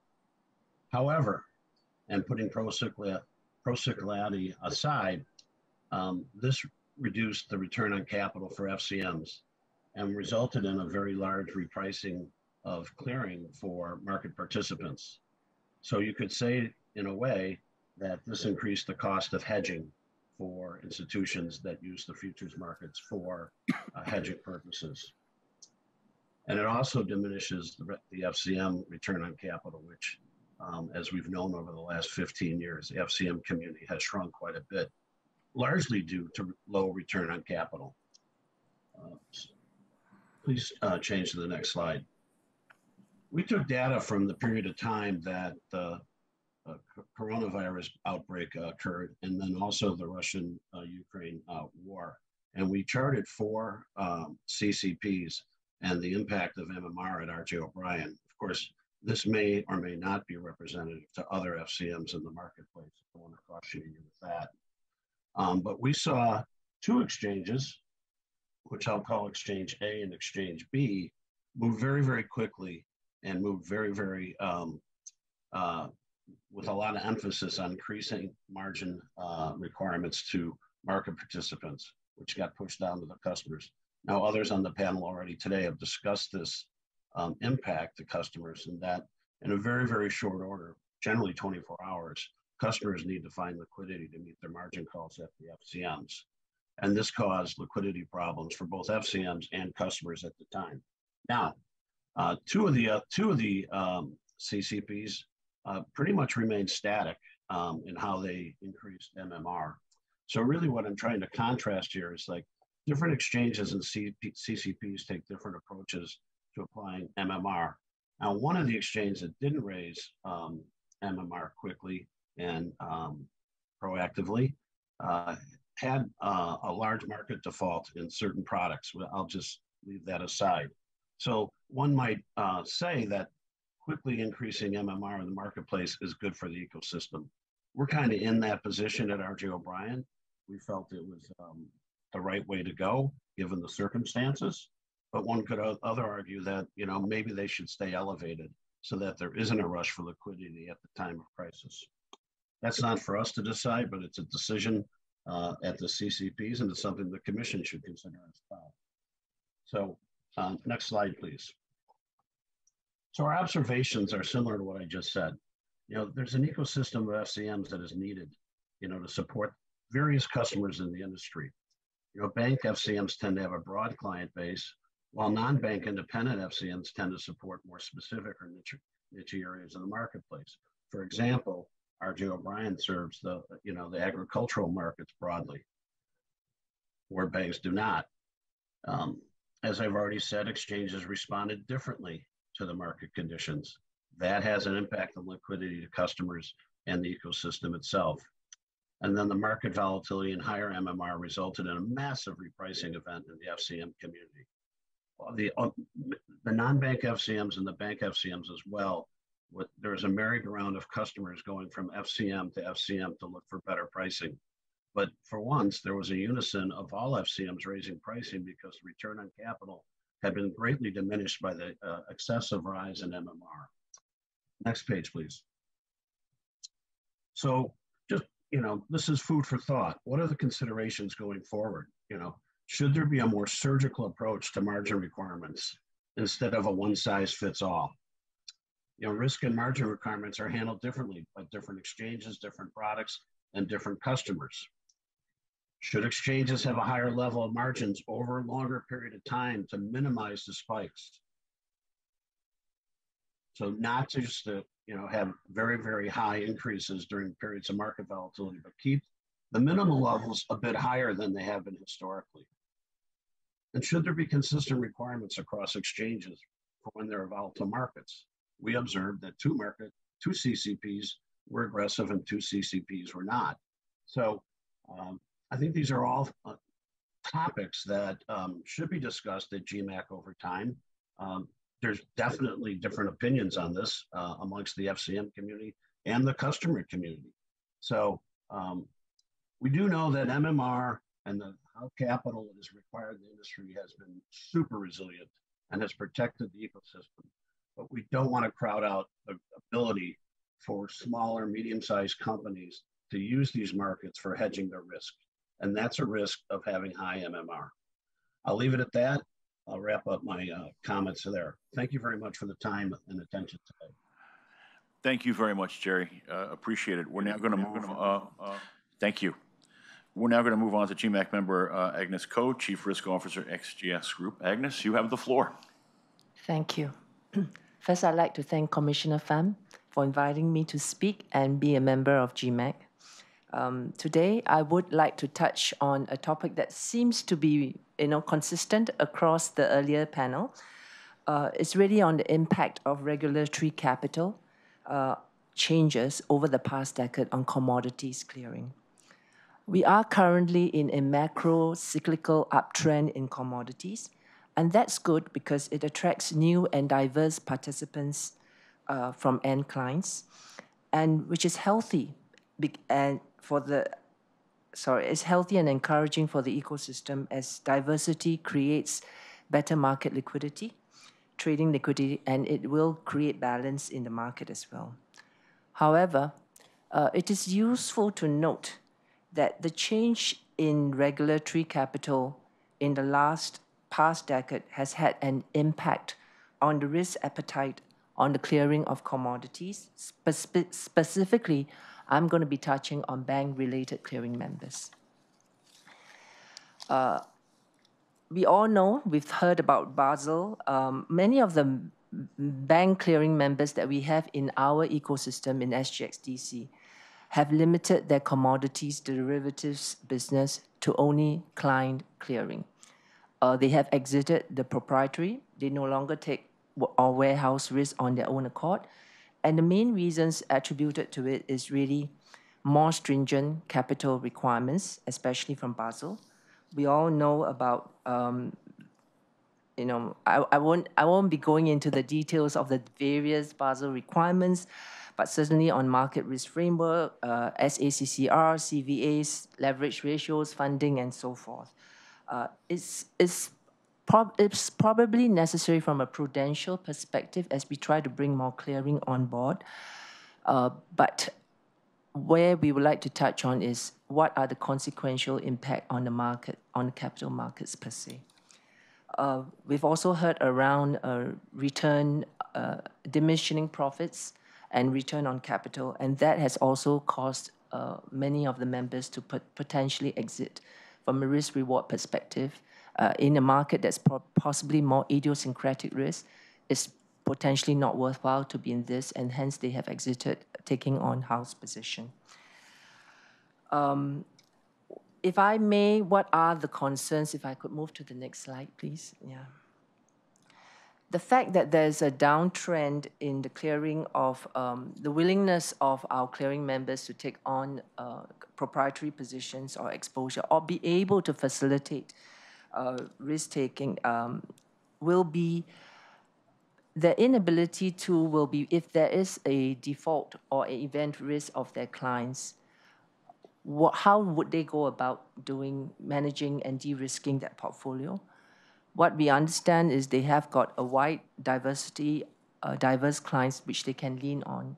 But consequentially, if they were to take on some of these other positions, the other consequential effect I would have will be that if in the event of a default of a member, the worry will be when there is a need for default auctions to take place.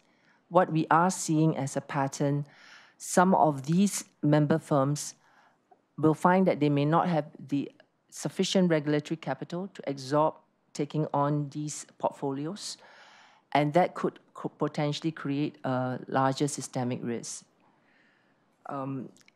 A second consideration will really be that we can see and do see concentration, more concentration, because there are fewer members who are active, and therefore that creates another issue per se. I like to sort of use a chart to demonstrate, and that is really around in SGXDC. That's our derivatives clearinghouse. And it might be representative of other CCPs as well. I've broken them into geographies, and you'll see that in Asia, European, and US clearing membership. Ever since the regulatory capital requirements have come in, you'll find that for several of our members in the Asian and European jurisdiction, they have exited taking on house positions, and therefore the ability to warehouse risk. Interestingly, that is not necessarily the case for the US clearing members, bank clearing members. And it could be perhaps the implementation of the Basel requirements might be different for different jurisdictions. I'm not an expert on that, but that could be the case. But more interestingly is that the fact that despite their inability to warehouse risk, there has been an increase in the positions that they're taking on from client. And that is the disconnect. What I'm putting forth here is, we heard earlier from the Director for General Affairs that it's been 10 years since we have got the regulatory capital, Basel, and so on. Perhaps it's timely to review and take a look at, as we study the markets, not just to react to recent volatility, but look at, are there any unintended consequences that have arisen from previous regulatory capital requirements that has limited the capacity of clearing members to warehouse risk, and that could have unintended consequences when some major event blow up in the future. I'll put that up for consideration. Thank you. Thank you very much. I appreciate it, Agnes. We're now going to now pass it to GMAC member Tetsuo Otashiro, Senior Head of Global Policy Regulation, Japan Securities Clearing Corp. The floor is yours, sir. Thank you very much. Thank you, Tom, Commissioner Pham, and the CFTC for having me today and giving an opportunity to serve on the GMAC. So today, I would like a presentation on the U.S. customers' access to a non-U.S. exempt DCO. So turn to the first slide, please. So customers, they desire choices for swap clearing for a variety of reasons. So first, some non-U.S. market has a higher liquidity. For example, the SEC clears around 70% of the yen swap globally. So without access to this market, customers must trade and clear at disadvantageous prices against their non-US peers. And even worse, under the market stress, they may be exposed to even higher risks as they are not able to efficiently risk hedge. And next is price efficiency.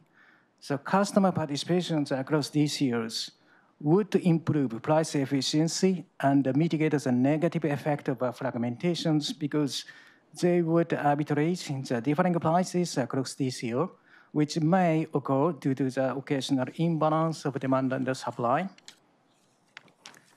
And some non-US exempt DCO provide cross-margining between the futures and the IRS, and the users can efficiently manage their exposures.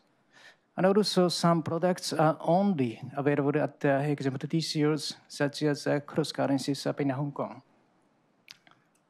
Next slide, please. But under the current regime, customer choices are limited because customer swap must be cleared only through FCMs at the registered DCO. However, to register, non-US clearing houses must ensure customer protections under the US bankruptcy code without any regulatory difference and comparabilities. So this has caused unresolvable legal conflicts in some non-US clearing houses. In addition, there's a challenge on the cost for US FCMs, as most major US financial groups has already onboarded their non-US affiliates or branches as a clearing member in exempt DCO. So having additional onboarding of their US FCM entities just for swap customer clearing may not justify their business case. So customers' desire to expand the choices and clear swap in exempt DCO have been inevitably rejected and so there is no level playing field for them over their non-US peers.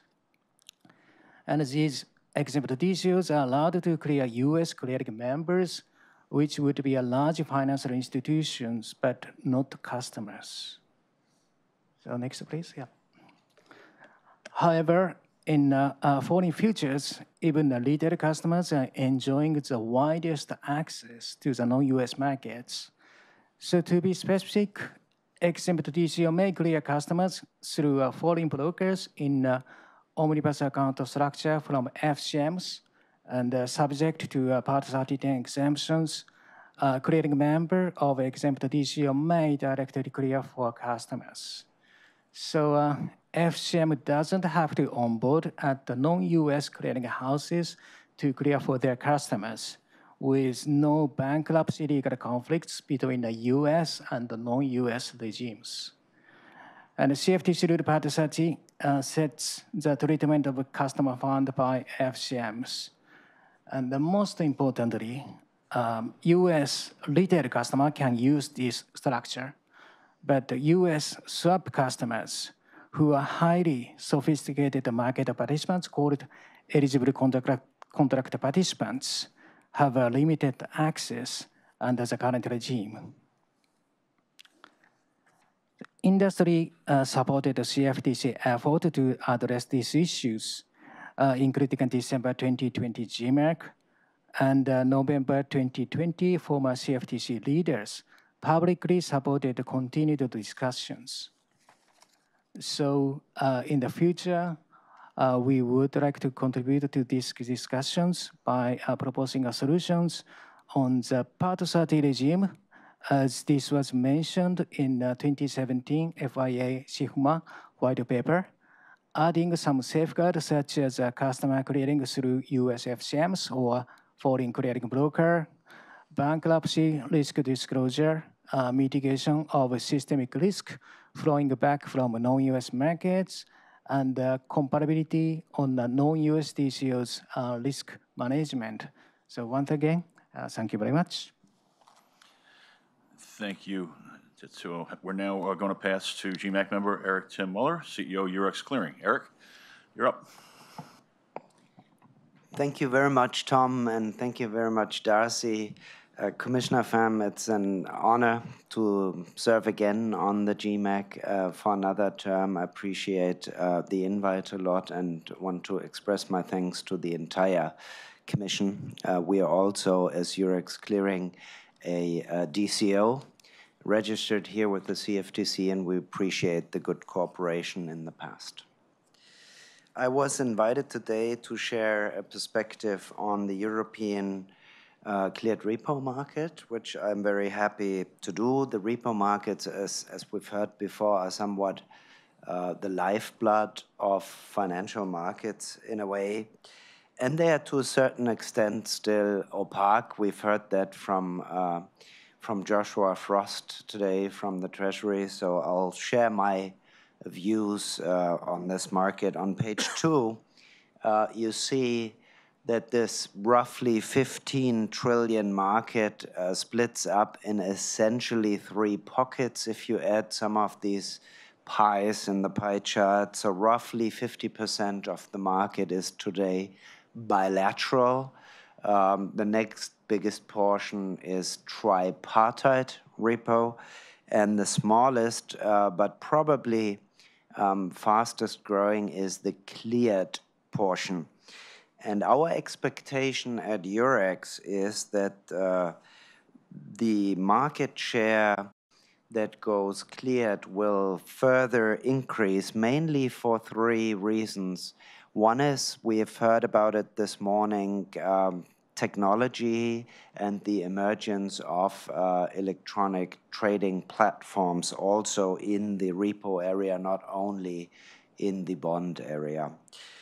Second, there are bank balance sheet constraints. I don't want to repeat what Agnes Koh of SGX said earlier, but certainly there is less, let's say, capacity, especially at times of market stress, than the market as a whole would need.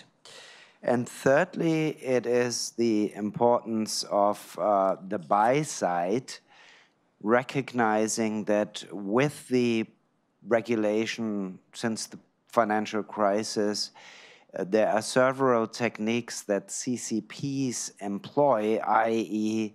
The daily exchange of variation margin, plus covering future market moves by initial margin, that will make these buy-side firms, as we draw into clearing obligations, for example, in the swap area, to marking these positions. So there is a need for liquidity management tools for the non-bank financial institutions specifically, that is today only available to bank-licensed entities, i.e. the sell side, who would have full access to the central bank facilities that the buy side does not have, and therefore is very reliant on bilateral agreements and tripartite repo. And the cleared repo market may not be the only solution, but may be a helpful tool to mitigate those pressures on liquidity risk management that the buy side is facing. Looking at the next page, page 3, I just want to focus you on the right-hand side, the shaded area that essentially shows you that there is over 4 trillion in excess liquidity. And this is Europe specifically and Europe only, that is still with the sell-side firms, the banks, i.e. as the ECB is trying to reduce, for example, the TLTRO program, which will take a few more quarters for it to significantly decline. But as we're going through this, you will see that the banks, especially the European banks, will be much bigger users of the repo markets again, reducing the dependencies that they had through the crisis on central bank liquidity. On the other side, there are SSAs, so sovereigns, supranationals, and agencies across Europe that, as non-banks, have been allowed to deposit cash with the European Central Bank. The European Central Bank has given a limited, let's say, extension to their ability to continue to put that SSA cash into the ECB facilities at a remuneration. Originally, it was planned for that exemption to run off on the 23rd of April. It's now been prolonged without a time deadline at the moment, but with a reduced remuneration. So you can expect that both demand and supply in the European repo markets are pushed back into the repo market, and some of that will go cleared. Next page summarizes again the benefits of clearing. We have heard, for example, from the Citadel representative that there is simplicity of operation. So with one GMRA, one set of legal documents, you can access more than 100 counterparties. at our CCP, and they are diversified, not only banks, but also many of the sovereigns, agencies and supranationals are part of the cleared repo universe. You get balance sheet netting, you get a reduction of the balance sheet constraints and availability, especially for the buy side. You've got robust margin models with no race to the bottom, as in the bilateral world sometimes happens, and there are proven default management processes. Where this can lead to, and I'm on page 4, where this can lead to is that central banks themselves may look at the cleared repo market as a logical point of entry for their activities to augment their toolkit that is today available for them. If you think about the UK LDI crisis, was very interesting to see that the BOE chose not to directly support those buy-side firms that needed help, but asked them to sell securities and telling them to stand on the other side. The cleared repo environment would be a much more, let's say, seamless tool of intervening for the benefit of non-banks, shall that ever be necessary elsewhere in the world. Page 6 just gives you the two types of models that we employ. The one page further, please. The two types of models that we employ at Eurex Clearing. So there's one model, the sponsored access model, that looks specifically at pension funds and insurance firms. Here they would become not only direct members, but the role of the sell side, the clearing agent, is to reduce to provide the default fund contribution, whereas in the sponsored access model with an indemnity at the bottom of this page, this more looks like what the FICC is doing in the US. So the broker-dealer and the sell-side firm has full indemnity provided to those buy-side firms. Finally, last page, outlook. Direct access models are clearly a big topic of discussion in Europe. I assume you have that same discussion here in the US. GC pooling, so baskets of security, will become a very relevant tool as the TLTROs are run down, and also not only sell-side but buy-side clients are looking at a seamless way to invest cash in a secured way. And finally, special repos, so single ISINs, an important market, especially for those looking for enhanced return opportunities for those securities and ISINs that may have scarcity issues.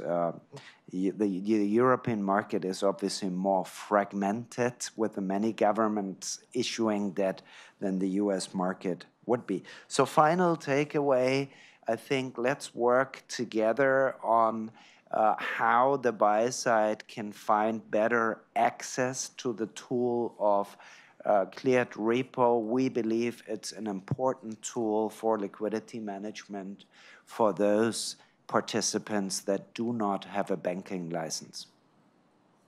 Thanks very much, Eric. We appreciate that. Now we're going to pass it over to John W. Horkin, Chief Operating Officer, LSEG Post-Trade and LCH Group, and Head of Americas, LCH. John? Thank you, sir. And thank you, Commissioner Pham, for your leadership, and all the commissioners for your participation today. I'm proud to be a member of the GMAC. It's an important forum to thoughtfully discuss topics impacting markets. As we work through the various topics, I suggest one guiding principle should be a level playing field, allowing for equal market access, ensuring resilience and soundness of markets. A level playing field reduces market fragmentation, decreases complexity, reduces barriers, and leads to well-functioning markets. I support the Commission's work in recognizing and promoting international comity. Consistency of rules across jurisdictions is essential for markets. As new proposals are considered, it is important to keep in mind that the current models in the U.S., enacted by the CFTC under Dodd-Frank, have served markets well through times of market volatility. Changes, therefore, need careful consideration to ensure risk management practices and customer protections are not compromised, as well as comprehensive assessment of reciprocal measures to promote consistency across jurisdictions and a level playing field for clearing globally. One topic that I appreciate the opportunity to speak on today is deposit access to central bank accounts by CCPs. A central component of clearinghouse risk management is a collection of margin from counterparties to collateralize trades, serving as a buffer in the event of clearing member defaults. Clearinghouses are prohibited from holding this margin within their own entity, and regulation carefully prescribes the management and placement of that collateral. Clearinghouses' placement or investment options is appropriately limited to a small number of conservative choices: overnight reverse repurchase agreements, government bonds, money market funds, which are permissible in the U.S. but are not permissible in the EU, and where available, central bank accounts. Central bank deposit accounts are widely regarded as the safest option for clearinghouses to place that collateral. In 2017, the U.S. Department of Treasury released a report issuing guidance covering derivatives and financial market utilities, stating, "The ability to deposit client margin at a Federal Reserve bank is an important systemic risk mitigation tool. Private sources may be less reliable in times of market stress. Moreover, lack of access to a Federal Reserve bank account means large amounts of U.S. dollar margin may not be maximally safeguarded during times of market stress." The report recommended the Federal Reserve reviews risks posed to financial stability by the lack of Federal Reserve bank deposit account for certain financial market utilities with significant shares of U.S. clearing business, and look at ways to address these risks. The issue has also been identified as an important topic by the CFTC. In 2021, the Market Risk Advisory Committee voted in support of broadening access to central bank accounts across jurisdictions, supporting that CCPs be eligible for deposit accounts subject to appropriate regulatory oversight and supervision so they can securely hold cash without being forced to invest, easing liquidity requirements for CCPs in stress market conditions. More recently, Chair Benham spoke at the 2022 U.S. Treasury Markets Conference of Regulatory Review, serving access to Federal Reserve deposit accounts as a tool to lower risk in the system, given large flows of collateral, the size of CCPs, and the volatility in these markets. Risks to the global financial stability have increased in recent years. Contributing factors include economic trends from the pandemic, supply chain disruptions, the war in Ukraine, central bank measures to reduce inflation, and budgetary crises. These market stresses have been observed in government bond markets, as the other panelists have mentioned, and CCPs rely on these markets to safely invest their cash. Market volatility will continue. The impact of market instability and decreased liquidity in government debt markets directly impact the markets in which CCPs operate to securely invest customer funds. In the case of U.S. markets, it means large amounts of U.S. dollar margin belonging to U.S. customers would be maximally safeguarded during times of market stress. The ability of CCPs to deposit that cash in central bank accounts is an important risk mitigation tool. We recommend that clearinghouses are granted central bank deposit access in the jurisdictions that they serve and are important to the safety and soundness of those markets. Thank you for your time and opportunity today. Thank you very much, John. Thank you for, we now close out part 2 of panel 1. So now we're going to begin part 3, trade reporting, which is the last segment in panel 1. Hear perspectives on key issues from swap data repository and reporting parties. Let's begin with GMAC member Chris Childs, head of the Repository and Derivative Services, DTCC, and CEO, President of DTCC Derivative Serve. Chris, over to you. Thank you, Tom. And first, thank you, Commissioner Pham and the Commission for the opportunity to serve on GMAC and to talk to you today about the topic of trade reporting. In 2008, as global regulators grappled with the financial crisis, data from the DTCC's Trade Information Warehouse was used to inform regulators of exposures in the credit default swap market. For example, when Lehman declared bankruptcy and rumors sent shockwaves through the market predicting that potential payments on a Lehman default could be as high as $400 billion, the data was used to dispel this misinformation and calm markets by showing that the actual amount would be less than $6 billion. Although the TIW was not built as a trade repository, what is important about this is the lesson learned about the availability of the data. This was a global data set in a single place, represented in a standard form, easy to access, understand, and interrogate. In 2009, the G20 committed to gain transparency to all OTC derivative asset classes with a view to regulating potential market abuse and global systemic risk. Reporting started with the CFTC in 2012 and then spread to other jurisdictions over a period of years. As the various jurisdictions issued their requirements, it became very clear that there were significant inconsistencies in both the methods of collecting the data, as well as the actual data elements and values being collected.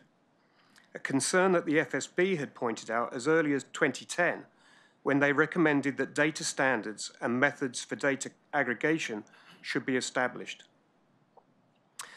Between February 2017 and April 2018, CPMI and IOSCO, working with global regulators and industry participants, issued recommendations for the use of unique transaction identifiers, unique product identifiers, and critical data elements.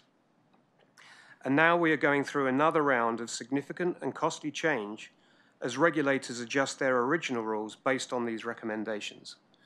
Next slide, please. Based on analysis of certain rule changes in North America, Europe, and Asia, it looks as though 53 of the 110 recommended CDE fields will be implemented in a consistent manner. While that may not be viewed as an overwhelming success in the adoption of standards, we do believe that those 53 elements contain the key economic fields that would be used for systemic risk oversight. There are, however, other issues that will hinder the ability to amalgamate data in the future.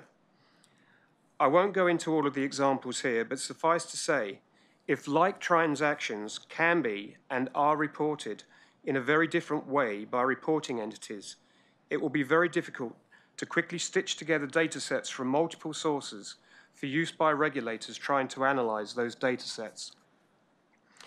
Steve, in his comments, will be talking about the common domain model and digital regulatory reporting, which is an approach to overcoming many of these issues.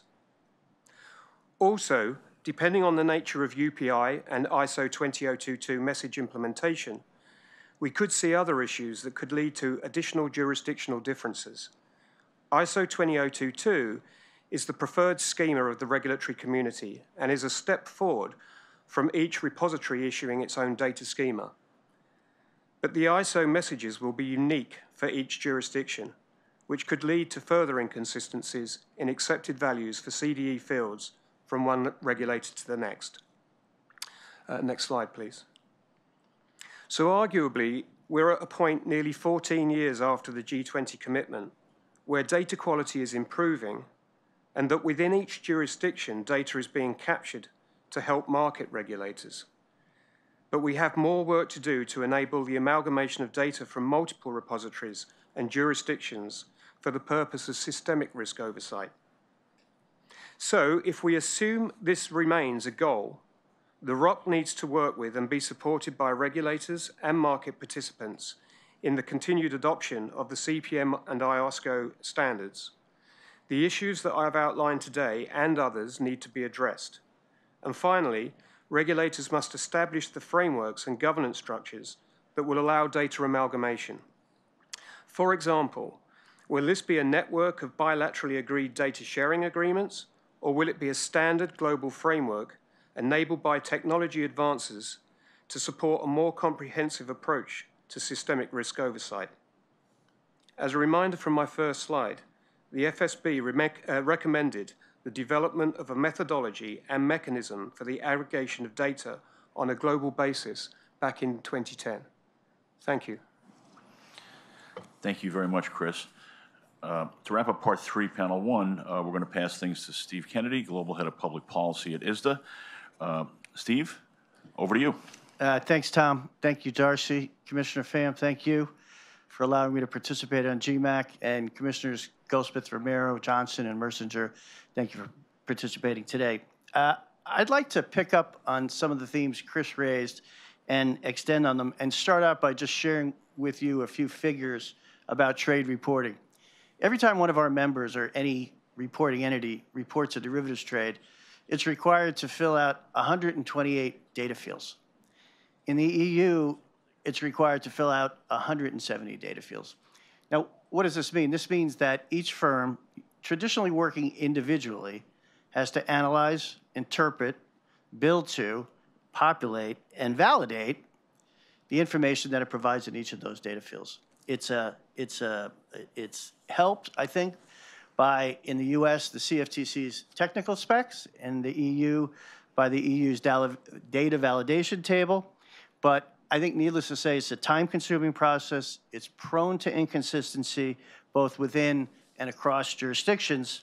It's also a frustrating process because while it gathers a lot of data, that data may not be fit for purpose, and it may not achieve the goals that it's designed to achieve. Now, transparency, both regulatory and public transparency, is vital to the safe and efficient functioning of markets. There's no question about it. The question, though, is how to ensure that the requirements designed to ensure that transparency achieve their goals. Sometimes more is not better. Sometimes better is better. And I'd like to talk over the next few minutes about an initiative designed to do that. This initiative is called the Digital Regulatory Reporting Initiative. It's based on the common domain model, and it's really at its heart about two things. The first thing it's about is about crowdsourcing. The second thing it's about digitization. Now, over the past few years, regulators, including the CFTC, but in other jurisdictions as well, have implemented additional or different regulatory reporting requirements based, can you go back, please? Thank you. Based on CPM IOSCO regulations, as well as other changes they've made. According to our analysis that we've done with our members, a lot of that additional data requirement is consistent across jurisdictions.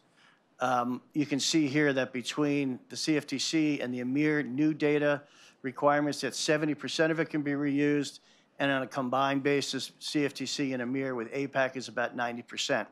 So we asked ourselves, instead of each firm individually analyzing what's required to go in the data field, suppose we set up a platform for this data to be, for the answers to be crowdsourced, in which firms came together in working groups to say, okay, in field 1, this is the correct information, this is the correct reporting format, and we all agree to this.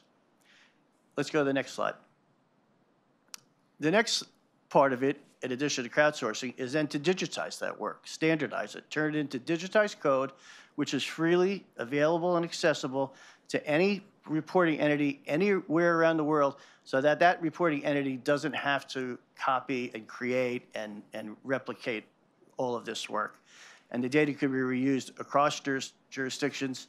The CFTC went live with its new reporting requirements on December 5th, and members are using it to fulfill this process to fulfill that requirement.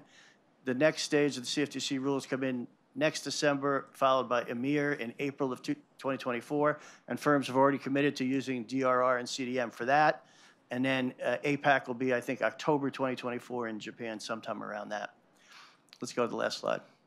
So as I mentioned, digital regulatory reporting, common domain model, better information, better quality data, reduces inconsistency, great for regulators and regulatory transparency, better for the industry because it reduces the operational burdens on complying with the reporting function.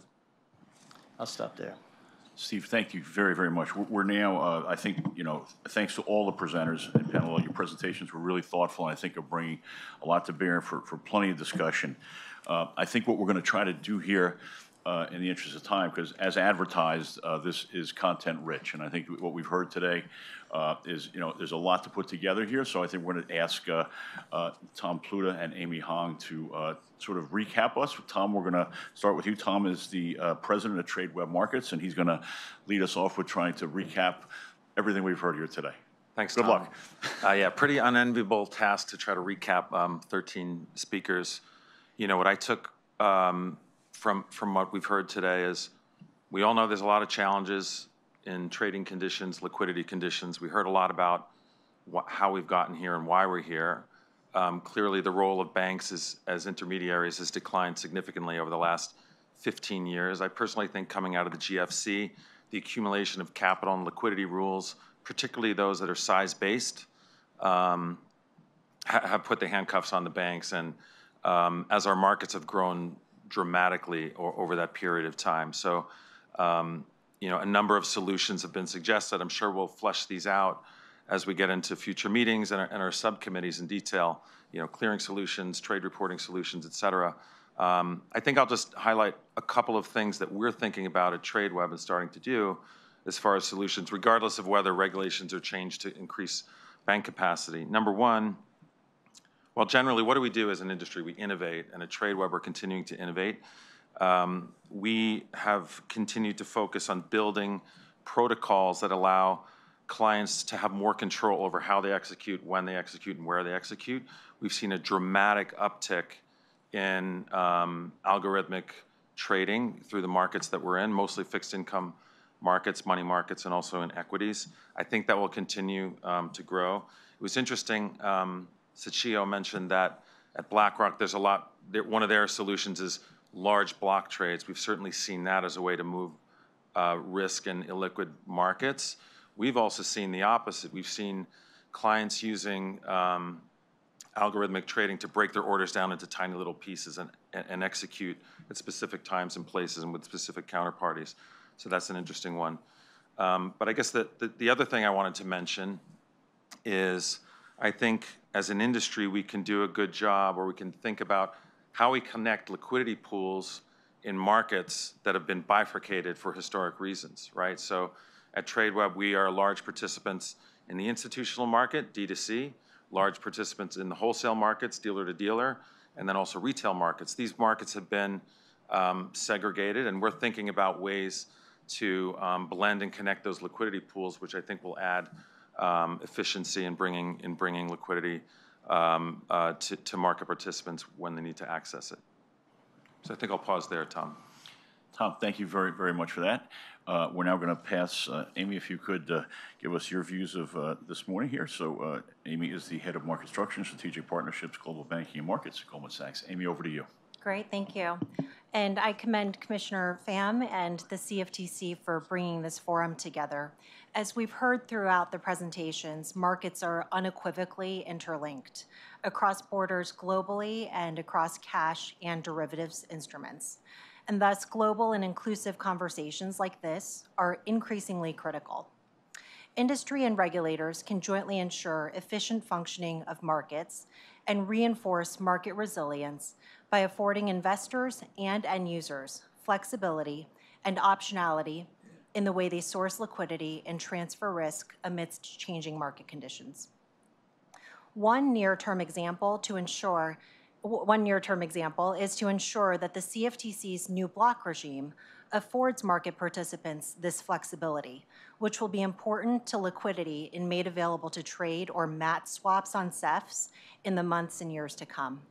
Further, as Commissioner Pham has pointed out in the past, markets don't operate in isolation. Continuing on the issue of block thresholds, the potential negative effects of an ill-calibrated block regime may be compounded by the SEC's proposal to publicly disseminate large position information in single-name CDS, which in turn may adversely impact liquidity in the credit index markets as well. The CFTC has the benefit of several months before the new blocks take effect, and I hope that the Commission will work with market participants to give the new thresholds a careful and data-driven review to avoid unintended follow-on consequences. Thank you. Thanks, Amy. Thanks, Tom. Thanks to all the panelists. So it is now 11:50. We're going to take a 10-minute, as advertised, 10-minute break now. So if people could just be really quick, try to stay in the room if you don't have anything else to do. If not, we'll be back here at 12 o'clock on the pin. Thank you very much.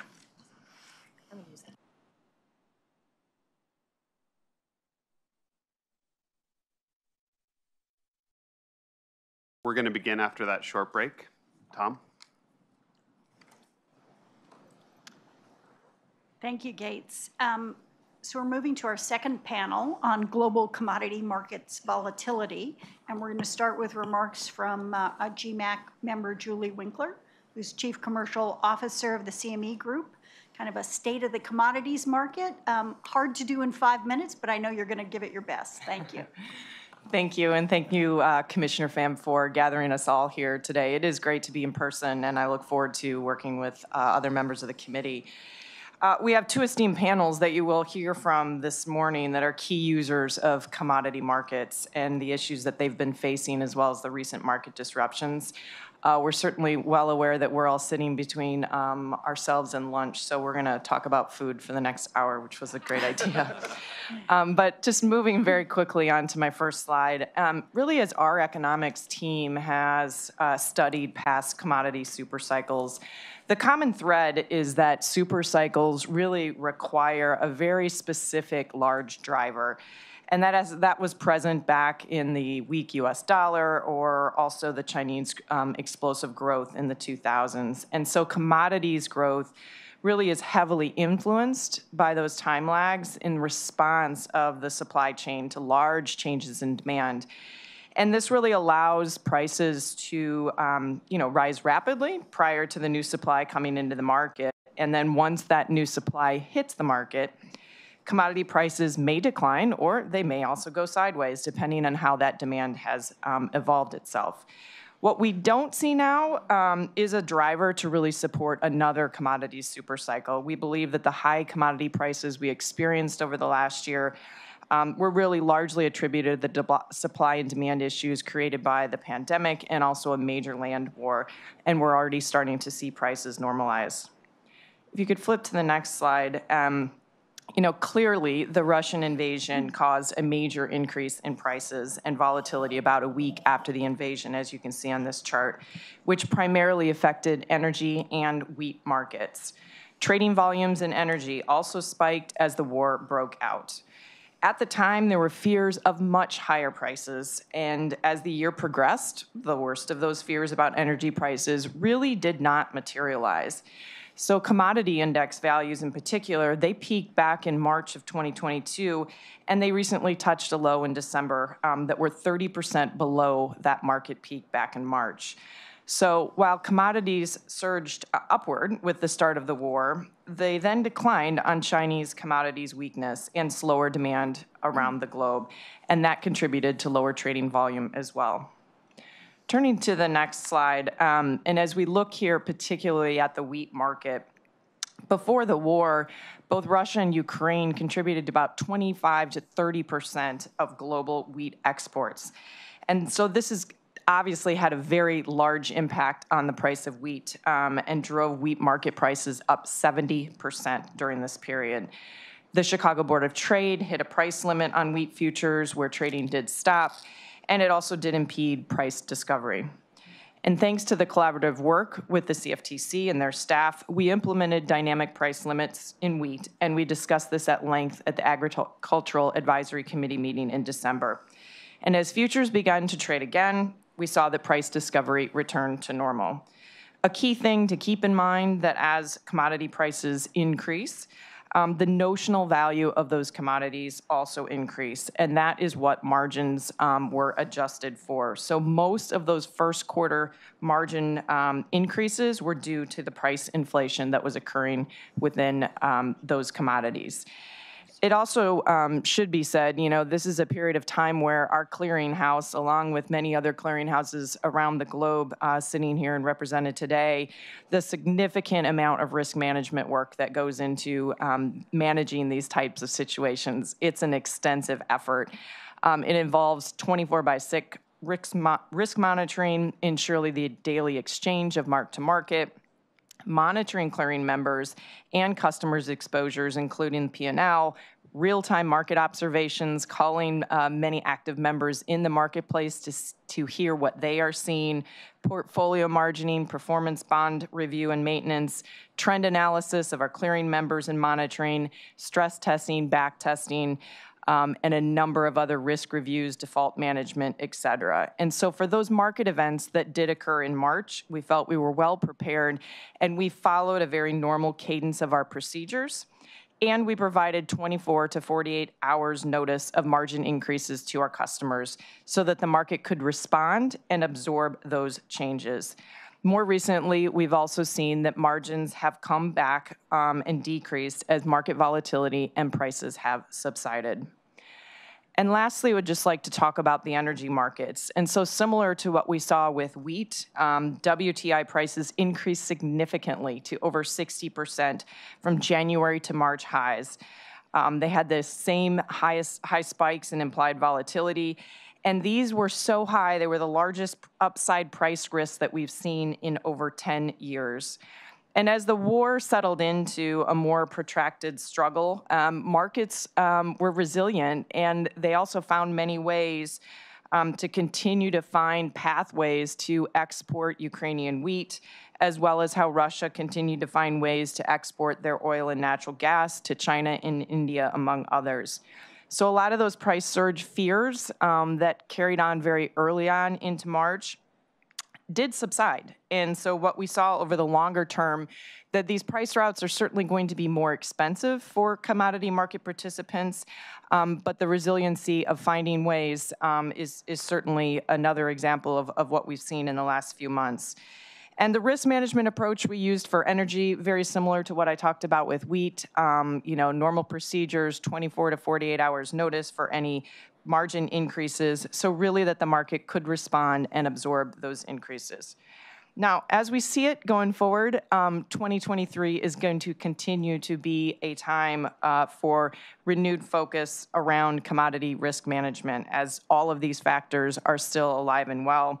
China's expected to grow again. It's expected that they will be working through their local stockpiles, and that will help to increase over time demand for other commodities.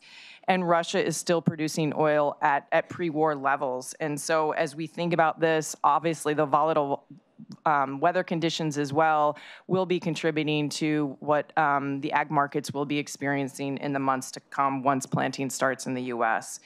And so these are all very considerable risks that we as an industry are managing on behalf of our clients. We look forward to continuing to work with our clients, our regulator, the CFTC, to help navigate these risks going forward. Thank you. Thank you, Julie, making that important connection between the real world and the futures markets and what we all do. Thanks. So let's continue with part one, market fundamental end users with perspectives on key issues from producers and merchants. I'm going to start with GMAC member Bill Bolton, CFO of Refining Products and Low Carbon Americas Trading and Shipping at BP. Bill?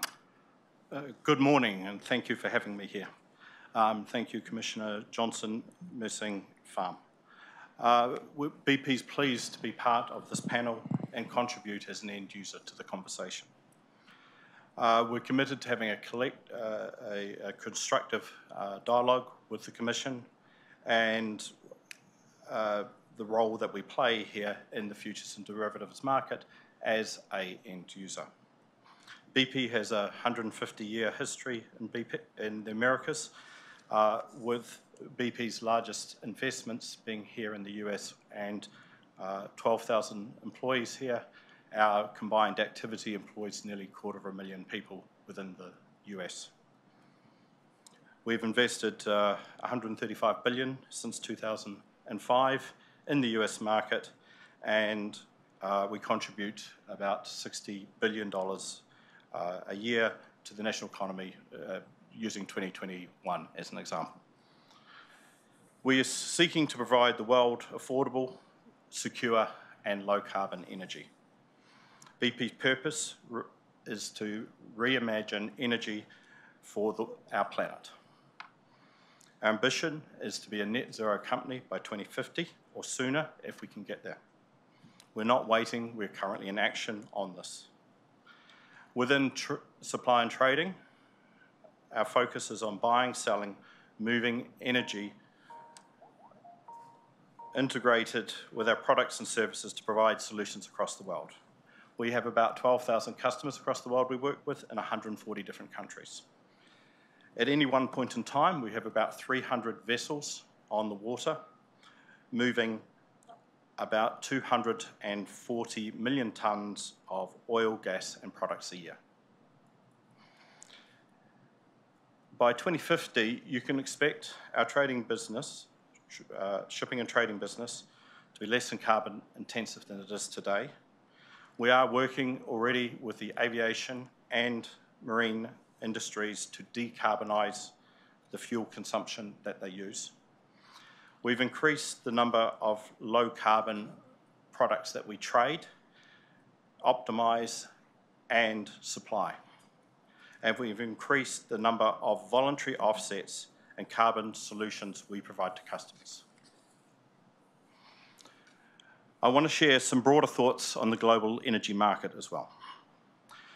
The scale of economic and supply disruption over the last year associated with the loss of just a fraction of the world's fossil fuels has highlighted the need to transition away from hydrocarbons in an orderly fashion, such that demand falls in line with supply, avoiding future periods of energy shortages and higher prices. Secondly, the disruptions to the global energy supply and associated shortages caused by the Russia-Ukraine war increase the importance attached to needing to address all three elements of the energy trilemma, that being security, affordability and low carbon. The cash, futures and derivatives markets will need to continue to develop to transition to this market. For more information about the broader markets, we have an excellent site provided by Dale Spencer on BP's website that gives you great details on where the energy market is and the forward view of it. Thank you again to the CFTC and Commissioner Pham for her leadership and look forward to an insightful conversation today. Thank you, Bill. Let's continue the discussion with remarks from GMAC member Joe Nogacia, Global Trading Operations Officer and Head of Global Cotton Platform at Louis Dreyfus. Joe? Thank you. And Commissioner Pham, thank you for allowing me to be part of the and participate here today. There's many issues that affect market volatility in our space. I've chosen today to talk a little bit about the supply chain disruptions that we've seen over the last several years. Although they exist throughout the transportation and supply chain, both break bulk and containerized shipping in the United States is very important, and today we'll mainly focus on the container side of that issue. The disruptions to supply obviously are affected greatly, both through causes of inflation as well as contract performance and counterparty risk, basis levels and premiums that exist in the cash market, changing of purchasing patterns, affecting reliance on just-in-time strategies and disrupting production schedules. All these disruptions cause market dislocations which can lead to larger volatility and non-traditional price spreads over time. It's not just ocean or international freight that is affected, but also domestic and logistics situation in the interior. For example, here we see just one of the agricultural commodities in the United States, cotton, and the flows that are necessary in order to move the product that the United States grows. Cotton happens to be, the United States happens to be the largest exporter of cotton in the world, and so supply disruptions that take place within the United States affects prices around the globe and affects availability globally. As we see in the next slide, most agricultural products, as we know, are grown in the interior, and this means that we have to export them off to the coasts. And this relies on a multitude of many transportation areas. We have trucks. We know we've had the shortage of trucks and truck drivers, chassis, the situation that we have, not only a shortage of chassis, but currently we're battling with the inability to accept chassis nationally across all modes of transportation. We have the forms, just continue through this one here, of containers as well as barges, as well as rail lines and ports. We know that the rail lines had a very difficult time as they had laid off excessive crews. We had a hard time getting switches, railroad reliability, and their capacity was extremely limited over these last several years. So we're very dependent upon these additional modes of transportation. Next slide. When we look at the containerized shipment to here, we can see how important it is to various industries around the United States, but especially if you continue this through the first 20 groups of the largest container shippers in the United States, a great deal of them are all agricultural related and thus commodity related. Next slide. Here we begin to see where the problems happen as we came out of COVID. The import surges into the United States of containers forced the capacity constraints that we saw at our ports. We saw that the amount of import containers as they tried to push the goods into the United States surged anywhere from 20 to 40%. What this resulted in was huge backlogs at the ports. At times, we had even higher reported than here on the next slide of the 111, but up to 130 to 160 ships being moored outside the coasts waiting to unload off of California, as well as additional delays off our East Coast for shipping. Next slide. And with that became a reliability problem. So as far as the availability in order to receive these goods on time, plummeted to some of the lowest levels we've ever seen in history. These trans-Pacific schedule liabilities affected everything from not just the product availability, but from the cost and from a planning standpoint. What this leads us to then was you would think that we would have an ample supply of containers, an ample supply of excess capacity in the United States, but that's not what happened. In fact, due to profitability, more and more containers left out of the United States empty than ever before, and denying access for those capacities and containers to get into the interior of the United States so that we could export our own products. So this creates a situation where we see today for the market implications for risk and volatility. One, it created soaring prices from the shortages that existed. These caused disruptions in product production schedules, and also compromises that had to be made in quality and or reluctant substitutions of products. We saw basis levels being impacted by extreme price spreads that existed. We saw the value to be determined more about availability and execution than the actual value of the product itself. We saw demurrage and detention, additional costs, late pickup fees, all these ultimately having to be passed on to the consumer and adding to inflation pressures. We also saw loss and huge lead times that were necessary, causing large inventory swings from retailers. We also saw this for poor forward forecasting for products and loss of sales. The loss of sales caused shifts in demands, which caused changes from both the location side as well as a company, as certain companies and countries could meet the needs and executability while others couldn't, therefore products being moved not based on traditional supply and demand efforts. We saw problems with counterparty risks, the inability to meet contract scheduling, elevating the default risk, and adding price risks that we saw as from price variations from time of contract to time of execution, often causing uneconomic cash activity to avoid unnecessary defaults. And then finally, we had geopolitical disruptions.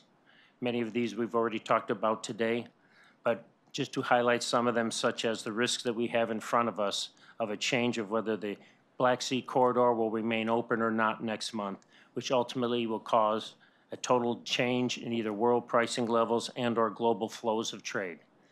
As in any of these disruptions, such as these as we've seen from the supply chain, on the next slide, there have been winners or losers. As we see here, ocean carrier profitability soared during this situation. And many people wonder where the extent of the incentive was to solve the situation quickly as profits rose to gargantuan levels throughout the industry. With this, we just tried to highlight some of the issues that the supply chains would cause into the commodity markets and its volatility. And thank you for letting me present today. Thank you, Joe. We'll conclude part 1 of panel 2 with remarks from GMAC member Thane Twiggs, Chief Compliance Officer, Cargo Risk Management. Thane? Thank you, Darcy, and thank you, Commissioner Pham, for this opportunity to be here, and other commissioners. When I think about commodity markets, I guess I'm going to kind of take a step back and think about all the people that are impacted by commodity markets that may never even be involved or access the markets. There are a number of farmers. I grew up on a small farm in Idaho. My dad probably didn't even know what a futures contract was, but he would sell forward. And so the price of his cash commodity would be impacted by the markets that he did never access. But yet still there's that corollary there. There are a number of people in production facilities globally who are impacted by these markets, impacted by the supply chains and the movement of commodities. And we've talked about a number of issues, COVID, COVID, geopolitical strife. But there's also something else that I think about, and I just want to read this. This is from the Global Report on Food Crisis. It's from the 2022 mid-year update. They estimate that 205 million people are expected to face acute food insecurity and be in need of urgent food assistance in 45 different countries. So when we think about markets, we think about moving commodities, we think about financial markets, the direct impacts are global citizens. And so that's one of the things that I always like to think back to. Who are we impacting by our decisions? How can we help them? What decisions can we make in this body to help them and to help global markets? And so that's something I think about a lot. We have a lot of choices going forward. Food preference. Where do you want your protein from? What kind of protein do you want? There are all these different choices that we have, and we're trying to plan for that. So as I step back again, I appreciate the opportunity to talk about these issues, talk about markets, and appreciate the time today. Thank you. Thank you. That was important. We're going to move to the second part of our panel, focused on market disruptions and reactions to recent market disruptions from financial market infrastructures and market participants. And we're going to start with GMAC member Stuart Williams, who's the COO of ICE. Stuart. Thank you, Chair, and thank you to Commissioner Pham for the opportunity to speak here and for gathering this group together. I think, as I think it was mentioned earlier, forces, anti-globalization forces start to gain momentum. I think these sorts of forums are going to be critically important for us to ensure that globally connected markets can remain globally connected.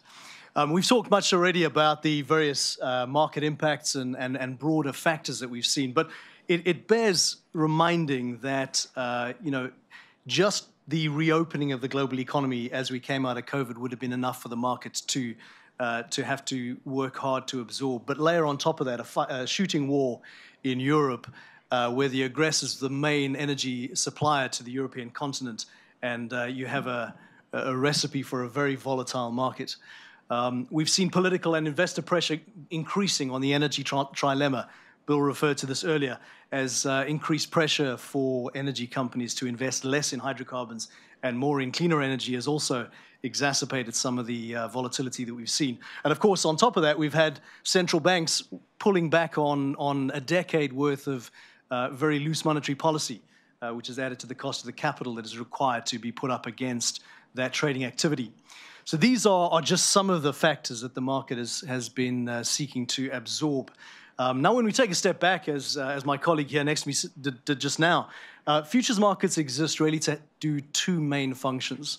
The first is to help our customers to manage risk, and the second is to provide the price signals that are critical to allow the allocation of capital, whether that's capital towards critical infrastructure investments, like we saw the Germans recently taking 200 days to develop new LNG regasification capacity, which has helped in that market, or whether it's investments that'll support the energy transition as we lead up to net zero in 2050. It is critical to have a steady stream of price discovery to support those investment decisions out into the future.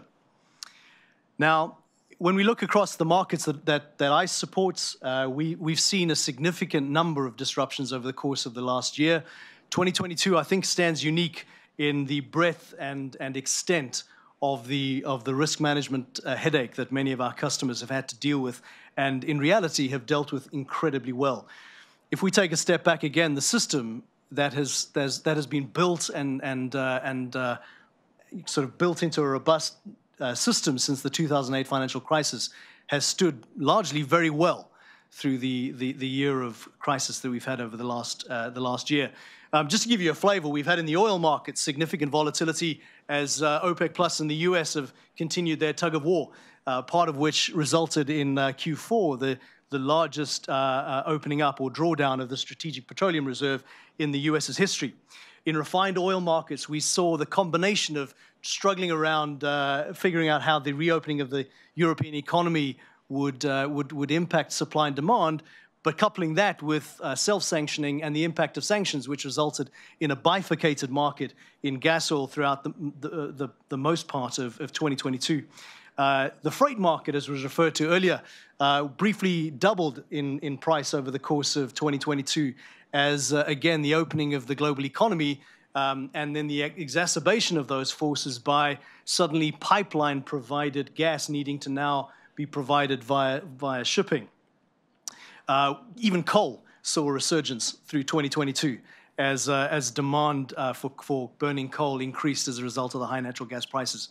And then, of course, natural gas, which is the thing that everybody wants to talk about in the form of TTF, went up tenfold from the middle of 2021 through to the end of 2022, briefly touching in the third quarter of 2022, over 300 euros a megawatt hour, which, just to bring that in some context for our US customers, is around $100 per MMBTU, which is the measure that many of you are more familiar with. That was a significant stress on the market, and particularly driven by the filling season as Europe sought to fill its storage capacity through Q3 in the lead up to winter. What we've seen since then is those prices have come back down. We're sitting at around 55 euros a megawatt hour for TTF, and a lot of that is driven by the fact that the weather is unseasonably warm in Europe. Storage capacity is filled to unseasonably high levels. The renewable energy that's coming from hydro and from wind is higher than normal at this point in the year. And then, of course, we're also seeing significant increase in the level of regasification capacity that's been brought on stream in Europe. Put together, that has had the effect of bringing the European gas price way down into the 50s. Now, of course, as we go into the rest of 2023, and we hit the filling season again, it's unclear exactly as to what the impact on the price will be, but Europe is certainly in a much stronger position now than it has been, or than it was for much of 2022. I think the key thing, though, for this group to take into account is we ended the year in 2022 with the highest number of participants in that market ever. That's after all of the market stress that we just talked about. The notional value of risk managed through the clearinghouse in that market was the highest it's ever been. Of course, we saw a number of contracts of open interest and volume drop, but the risk that was being managed through that market was at its highest level. And again, the whole market infrastructure around that market was 100% robust and managed its way through that risk, which is incredible. And of course, it's interesting that in all of these discussions, we had in parallel a transition away from LIBOR to SOFR and a number of impacts in the rates markets, which don't even make the front page of the news, given all of the other market stresses that we have. I'd like to just then close on where should we be focusing as the GMAC, as we think about where we should be thinking about continuing developments and innovations in the market. And my first encouragement is to not just legislate for legislative reasons, just for the sake of doing so. We've seen a rather unhelpful implementation of a price cap in the futures market in Europe. It is well publicized that the ECB, ESMA, and ACER all disagree as the regulatory bodies in Europe with that implementation.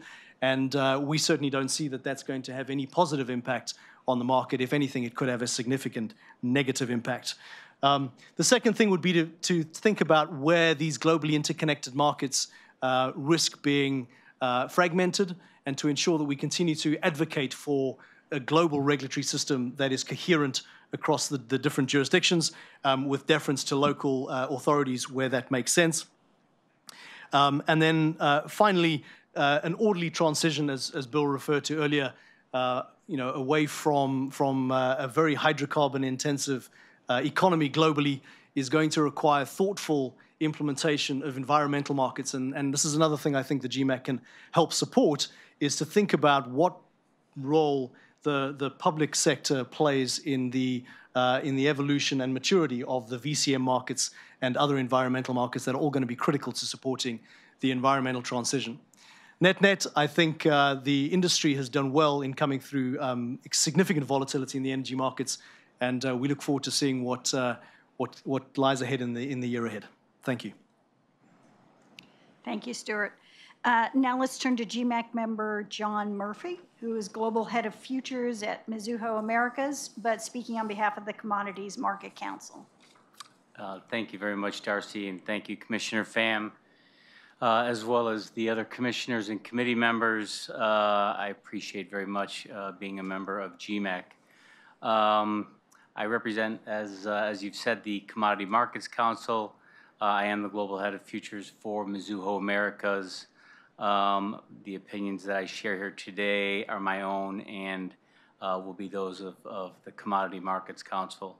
I've kind of taken the comments that I had around energy. I was going to speak on energy and nickel and summarize my energy comments. I think that Stuart did an incredibly nice job of describing what we just experienced in the energy space, which was unpleasant for most of the people involved. Storage issues and constrained supply, a timing issue as it pertains to delivery mechanisms and new product. Nord Stream 2 was stopped in the midst of work. Nord Stream 1 was shut down. Tremendous volatility and capital issues for all users.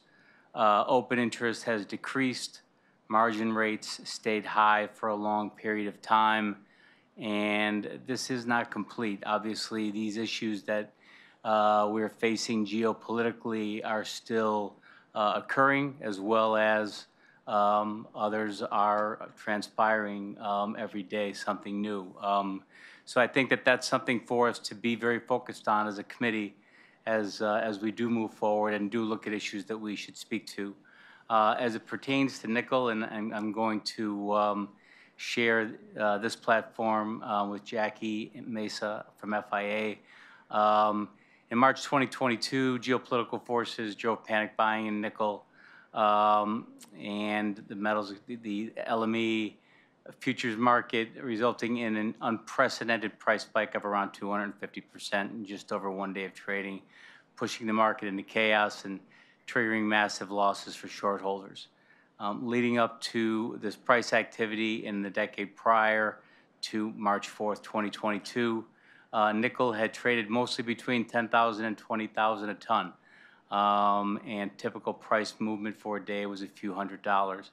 On Friday, March 4th, the price of nickel traded $2,083 higher to a price of $29,494, up 7.8%.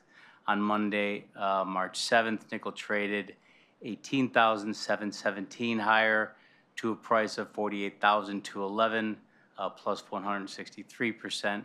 On Tuesday, March 8th, in early trading, nickel exceeded the $100,000 mark. LME suspended trading and canceled all activity on that date.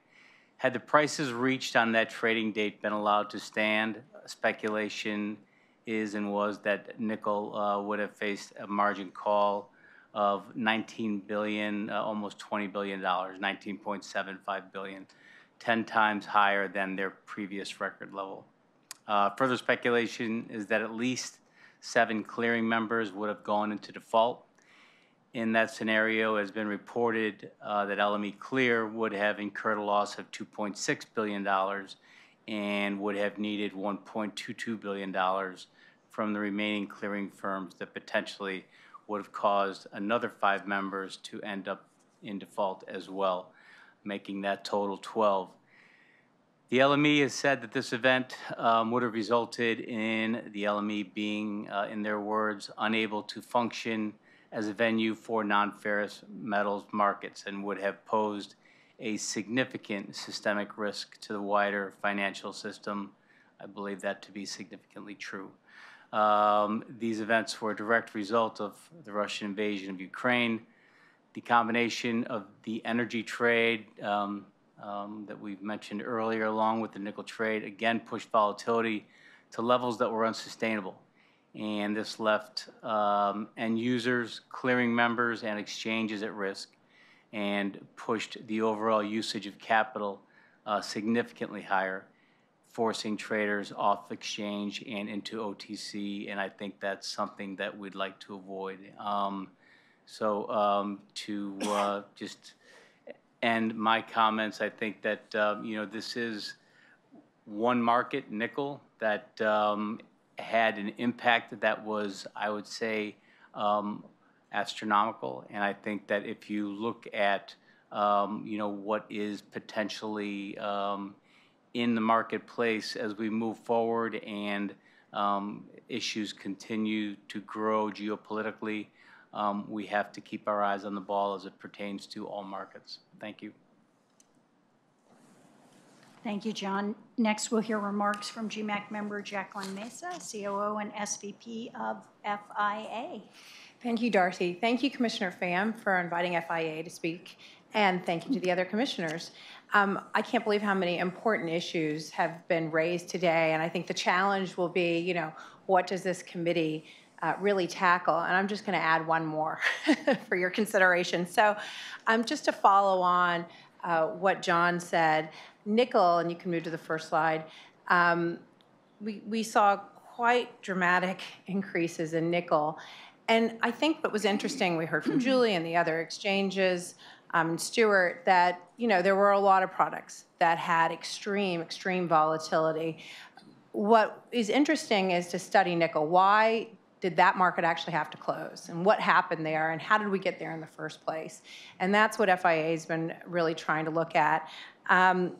Just to go over some of the facts, not only did many commodities go up on the Russian invasion of Ukraine, but all metals really did. What was different about nickel is that there were large on-exchange short positions. Those that were on the other side of that tried to hedge those risks, driving prices further up, and of course, increasing margin. And just to throw out additional facts, John highlighted so many. Between March 4th and 8th, nearly $6 billion in margin calls were met by members in nickel. The price increased 270% over 3 days. And due to numerous threats of default, which John highlighted, the market actually, they closed the market March 8th for a week, which is pretty unheard of, and canceled $3.9 billion of trades. And just to reflect again on that fact that John said, almost $20 billion they avoided $20 billion in margin calls from just trading that morning, March 8th, in mark-to-market calls. So next slide.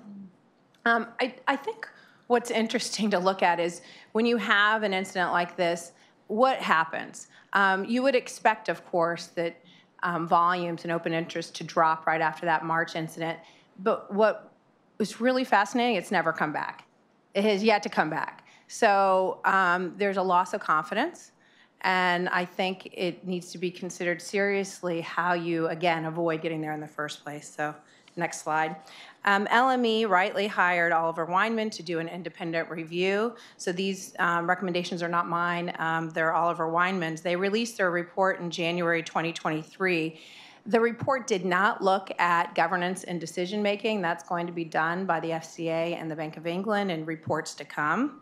But it did identify over 30 recommendations and sub-recommendations, if you count up all the sub-recommendations. I'm just going to highlight 5 and focus on 1.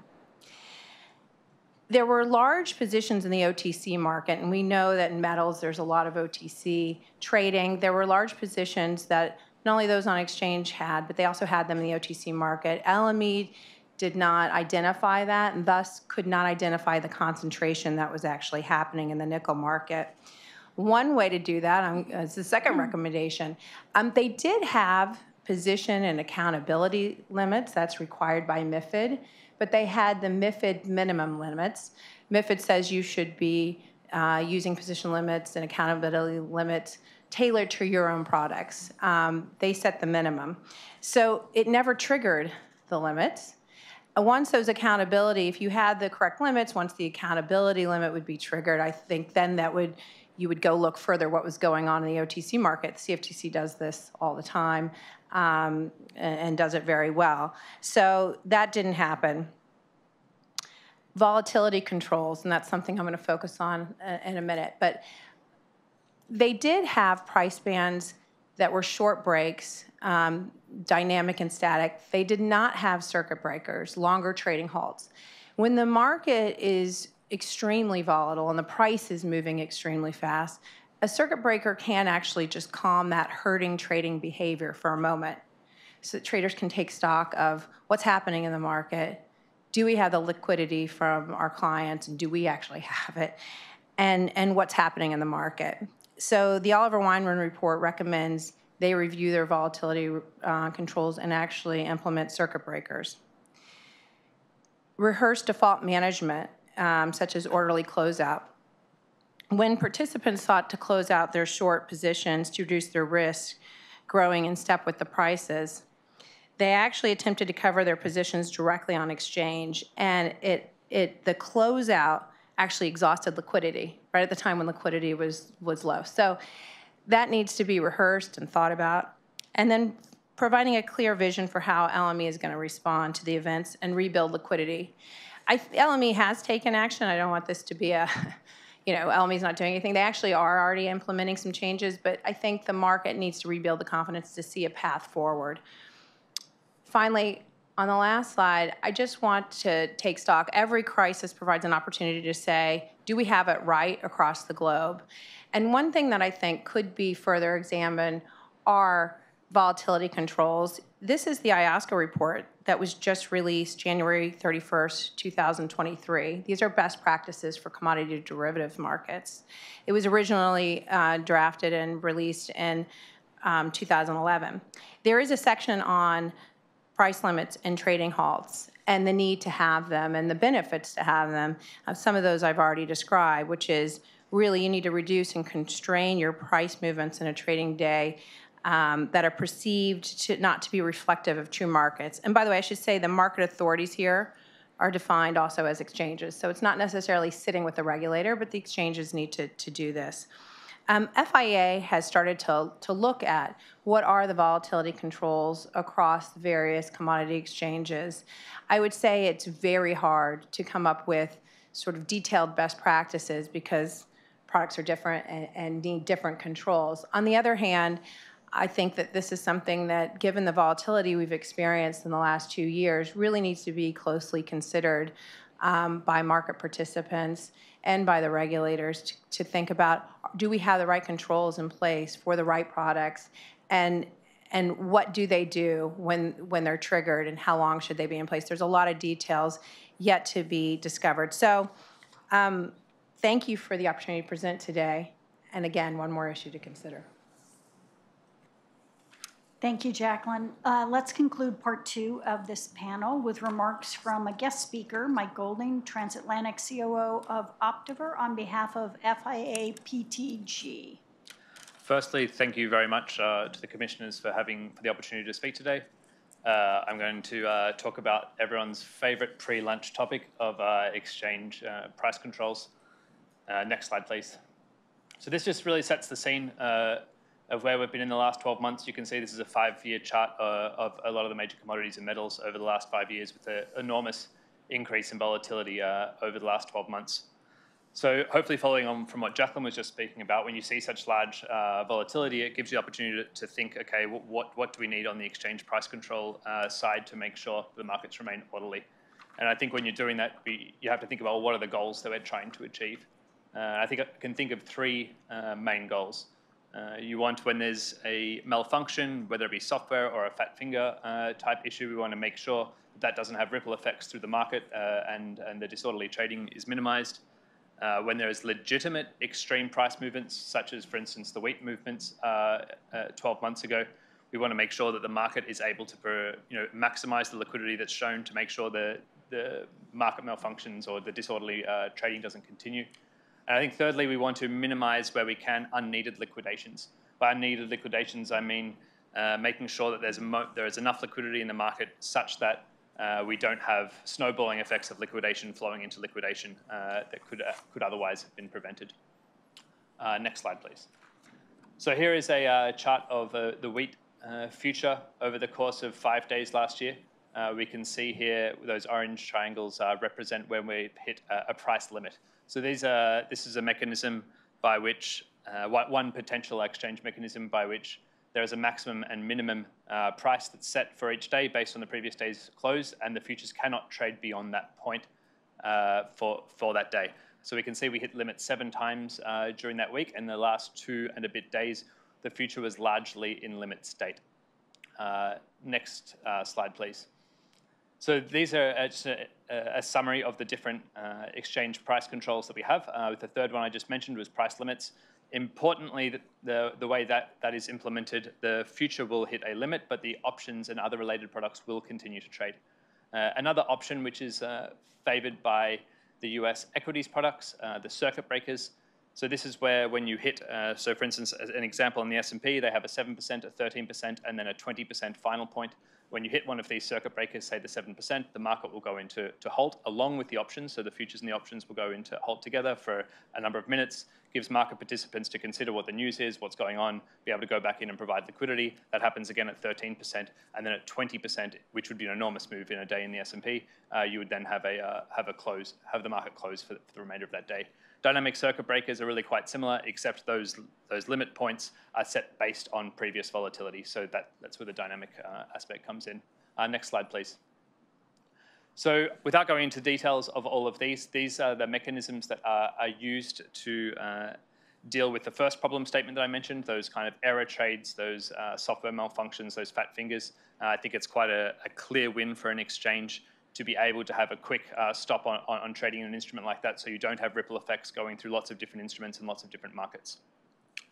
Next slide, please. So here's back to that wheat chart that I spoke about a few slides ago.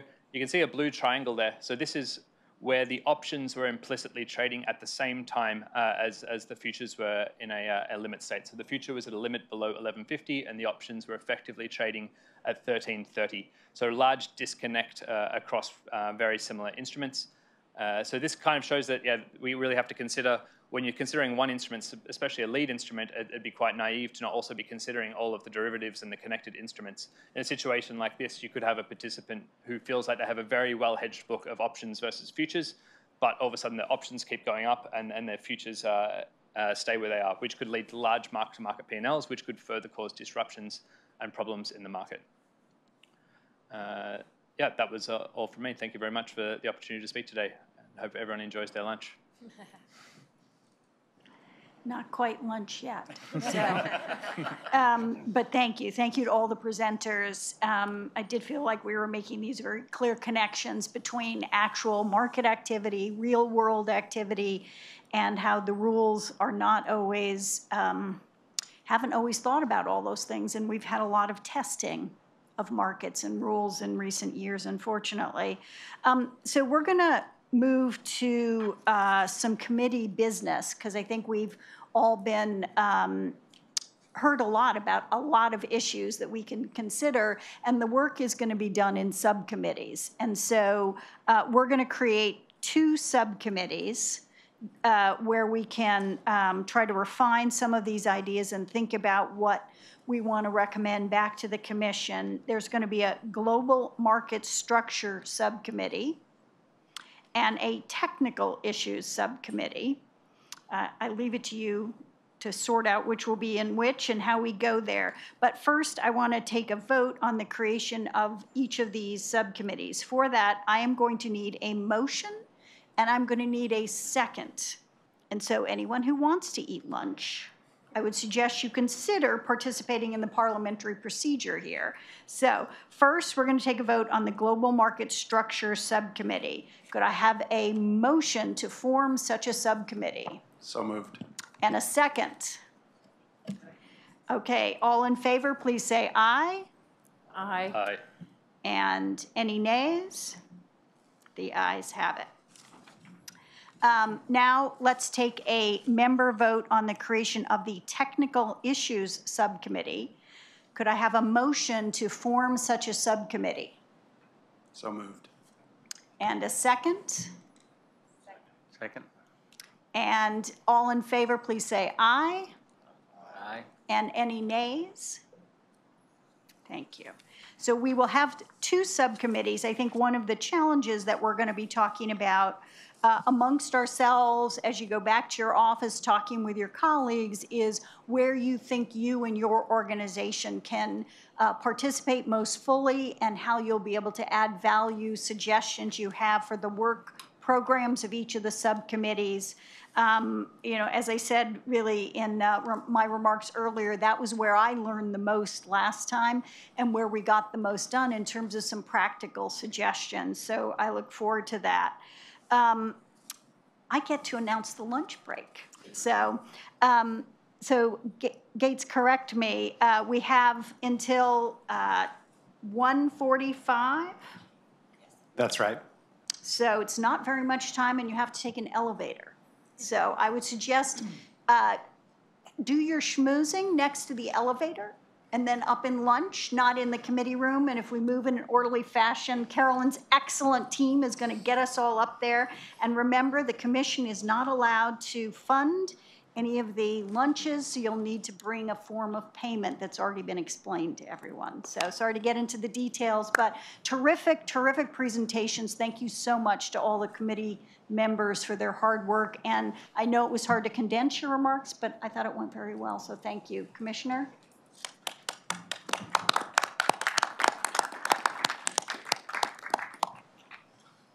We'll be back at 1:45.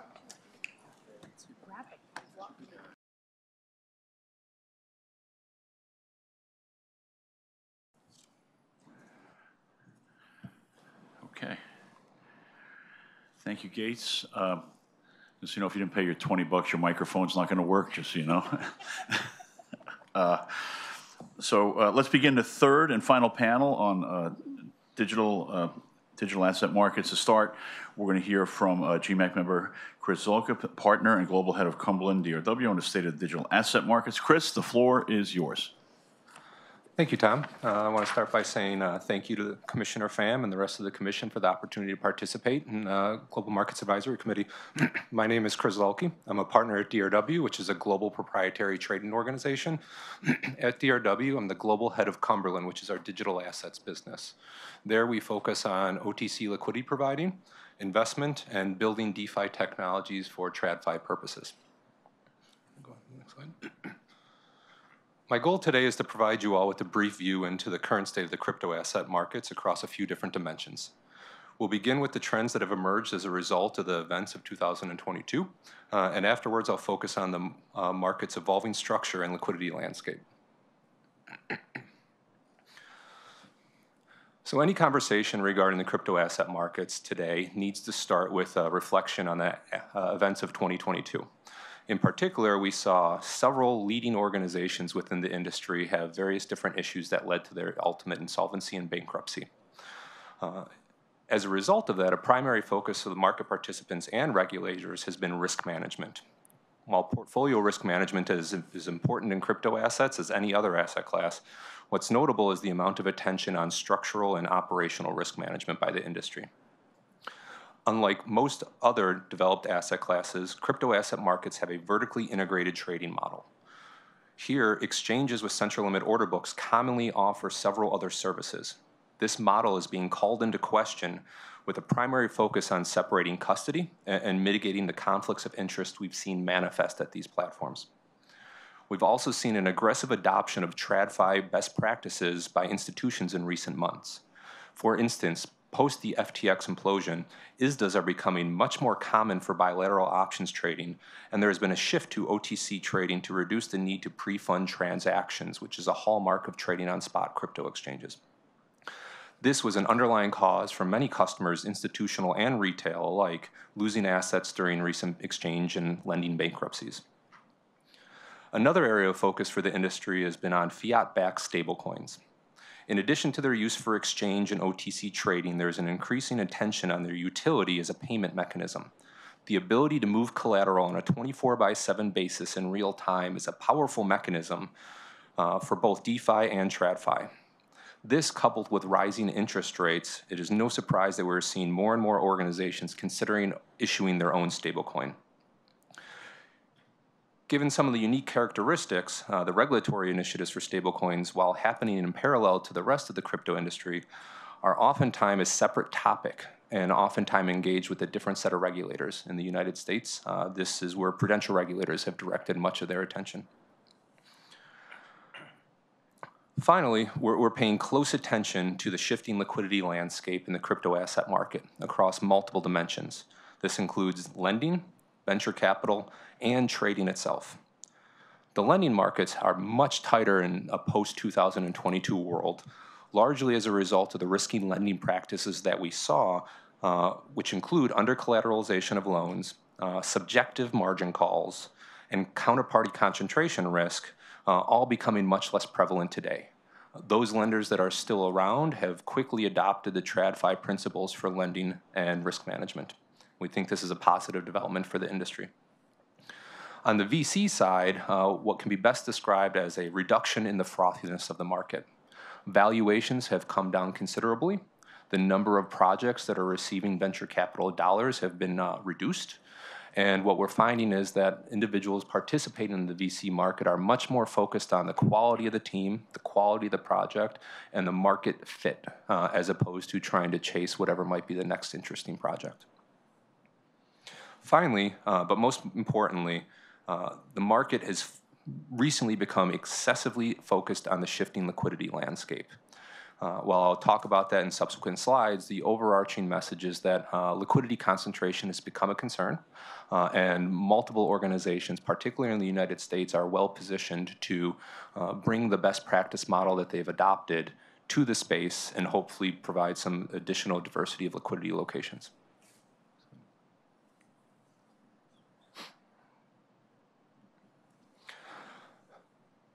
So in regards to spot trading, the most important message that I think is worth mentioning, and it is consistent across other contract types, is that the liquidity is concentrated offshore. For instance, Binance, which is the largest exchange by volume in the world, has over 60% of the spot market share. By contrast, the largest US exchange, Coinbase, holds high single-digit market share. In a post-FTX world, we've started to see a slight tick up in US exchanges gaining market share as a result of a flight to quality of the regulatory oversight and kind of the transparency available for the US exchanges. But that said, one of the largest driving factors for the concentration in offshore liquidity is the diversity of products that are offered on those offshore platforms. In addition to spot, many of these exchanges offer futures, swaps, options, and assets that may deem to be securities by US regulators. As I said previously, many of these exchanges also offer add-on services that customers often find helpful for their purposes. This can include prime brokerage, custody, staking, borrowing, and NFT services, to just name a few.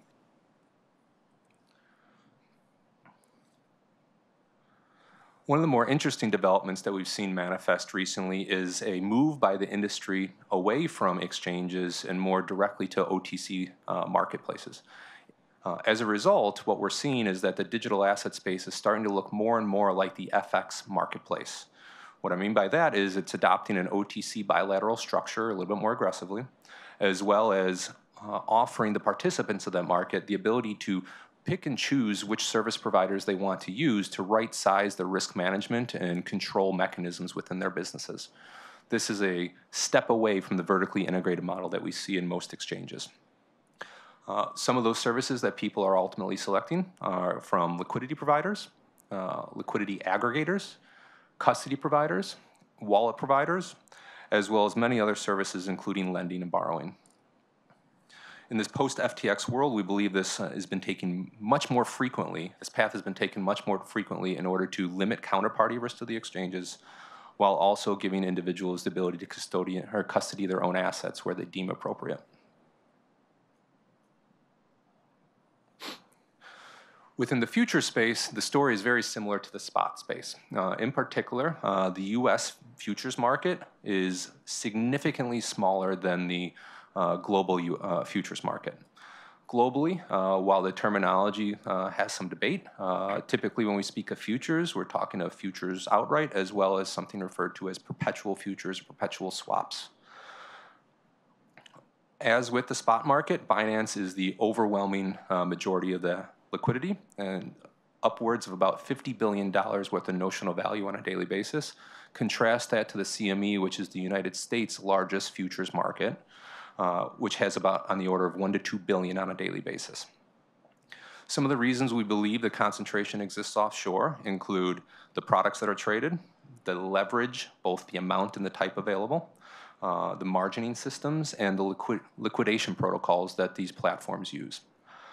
It's also worth noting that there's a large disparity between retail and institutional participants in this market. And many of the retail participants use these offshore exchanges to gain access to leverage in these derivatives markets. We do believe the U.S. is well positioned to grow its market share on the derivative side, and part of the reason we're helpful and hopeful to participate in this conversation is to lead to that change.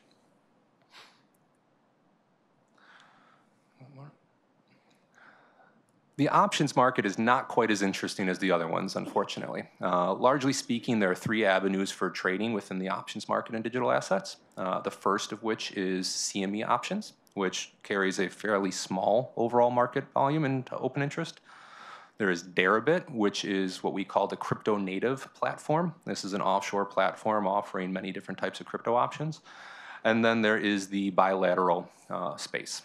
As I mentioned previously, as a result of the actions of 2022, we've seen a large and increasing demand for ISDA-governed options as opposed to just pure bilateral short-form transactions. There are also a few other mechanisms by which you could trade options in the crypto asset space, including a decentralized options vault, which is a DeFi solution for options transactions.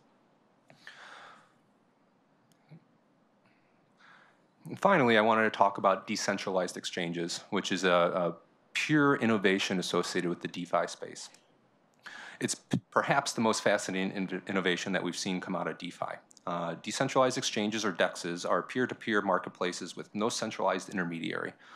Rather, the transactions are consummated via smart contracts, which are kind of programmatic contracts that execute automatically if you meet the necessary conditions. At their peak, DEXs accounted for somewhere on the order of 15 to 20% of the spot volumes in 2021. Since then, those volumes have come off considerably and are now somewhere in the range of about 6%. We've seen similar business growth and contraction over time with the decentralized lending market as well. The DEX landscape itself is highly competitive and fragmented.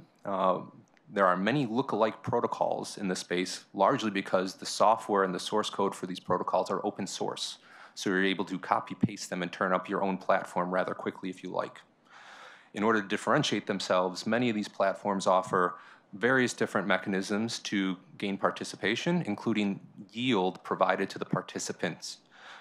This is actually a similarly fascinating innovation in which we're seeing that platforms are directly aligning their incentives with the participants in the platforms in a way to try to drive growth.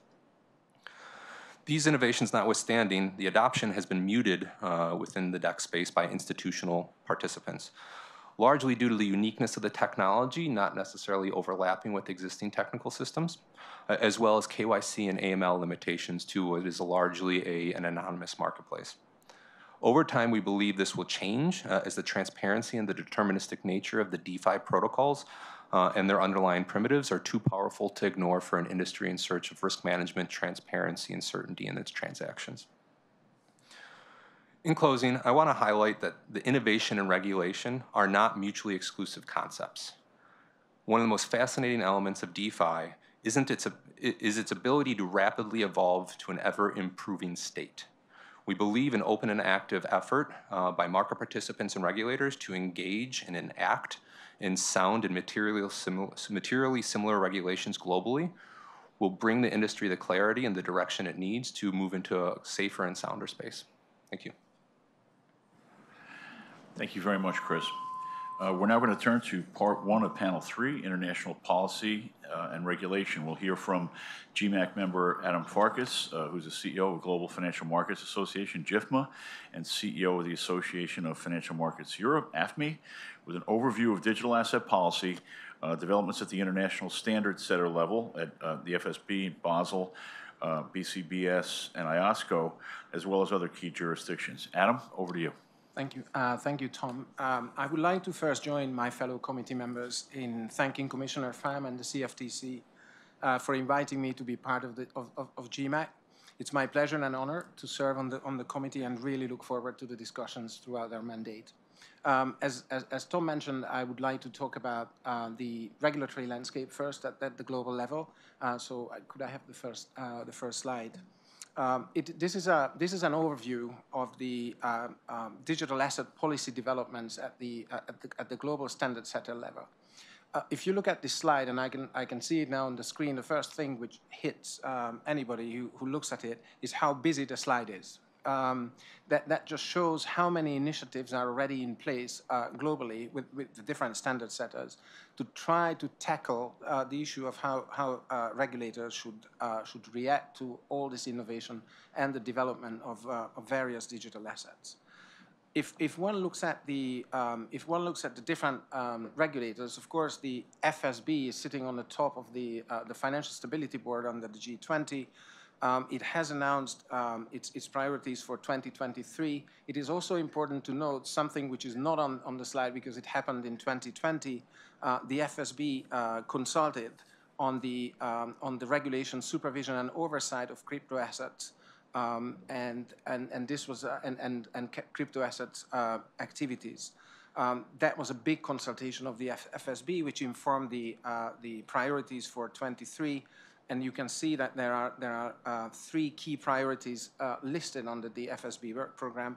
One is advancing work on the global regulatory and supervisory framework for crypto asset markets and activities, which is the follow-up to the consultation. Enhancing cross-border payments, where digital assets will have an increasing role. And strengthening cyber and operational resilience, which of course is linked to the innovative process. Underneath the FSB, of course, there is IOSCO, BCBS and CPMI, all having a very busy agenda. I would again mention one important piece of work by the BCBS, which most, if not all of the committee members are familiar with, is the BCBS last year consulted on the prudential treatment of crypto assets, which was a major landmark consultation in this space. And again, the BCBS work program is stemming from this consultation and sort of setting out the future work on prudential aspects of the digital asset space. IOSCO is also having a roadmap for 22-23. One of the work streams is crypto and digital assets. The other one is decentralized finance, again falling into the same place from a markets point of view. It's all, the CPMI, which is dealing with international payments issues. They have a large building block of different initiatives. They have number 18 and 19 are dealing with are really relevant for us. One is fostering the soundness of global stablecoin arrangements for cross-border payments, and the other one is factoring an international dimension into CBDC design to have the interoperability issues addressed. In addition to the, let's say, the old standard setter and the old structure under FSB, it's worth mentioning the BIS Innovation Hub, which was set up exactly for the purpose of bringing together the regulatory community to the digital asset space. As you know, there are innovation hubs branching out across the globe exactly for this purpose to fasten the conversation between industry and the regulatory community. So what you can see here overall is that there is a clear focus of the global regulators and the standard-setting bodies on trying to ask the question and address the question of how to regulate, how to deal with the stream of innovations in the digital asset space. Now, that's being said. It's all very nice, but what should be the next step? What could we, from the industry, try to contribute to this? And here I would like to mention an initiative of GFMA, which was trying to help this process and facilitate this process. And I would go to the next slide.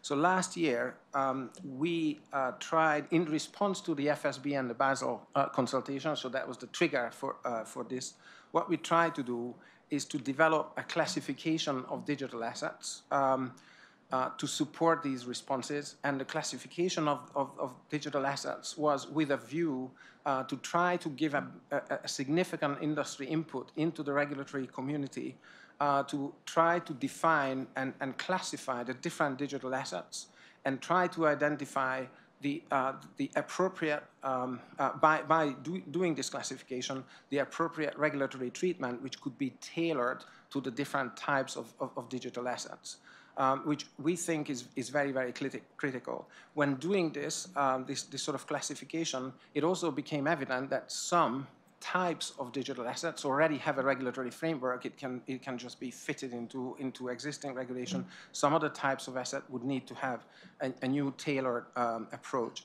And what is really important in this classification, which we try to attempt with the involvement of all of our members, was to apply the principle that different types of assets which would carry different types of risks should be regulated differently and according to the risks that are pertaining in their use. Now, of course, this classification could be potentially used in the global context, and I come back to the global regulatory context, could be used as a basis for an agreed taxonomy of digital assets, which we think would be very, very important given the global nature of digital assets, the global nature of trading, that there is an agreed taxonomy, agreed classification of these assets, and agreed and coordinated responses from the regulatory side. So we think that even if this classification needs to evolve in line with the innovation, a taxonomy that is agreed or set out in the global coordination would be essential to appropriately design the regulatory response.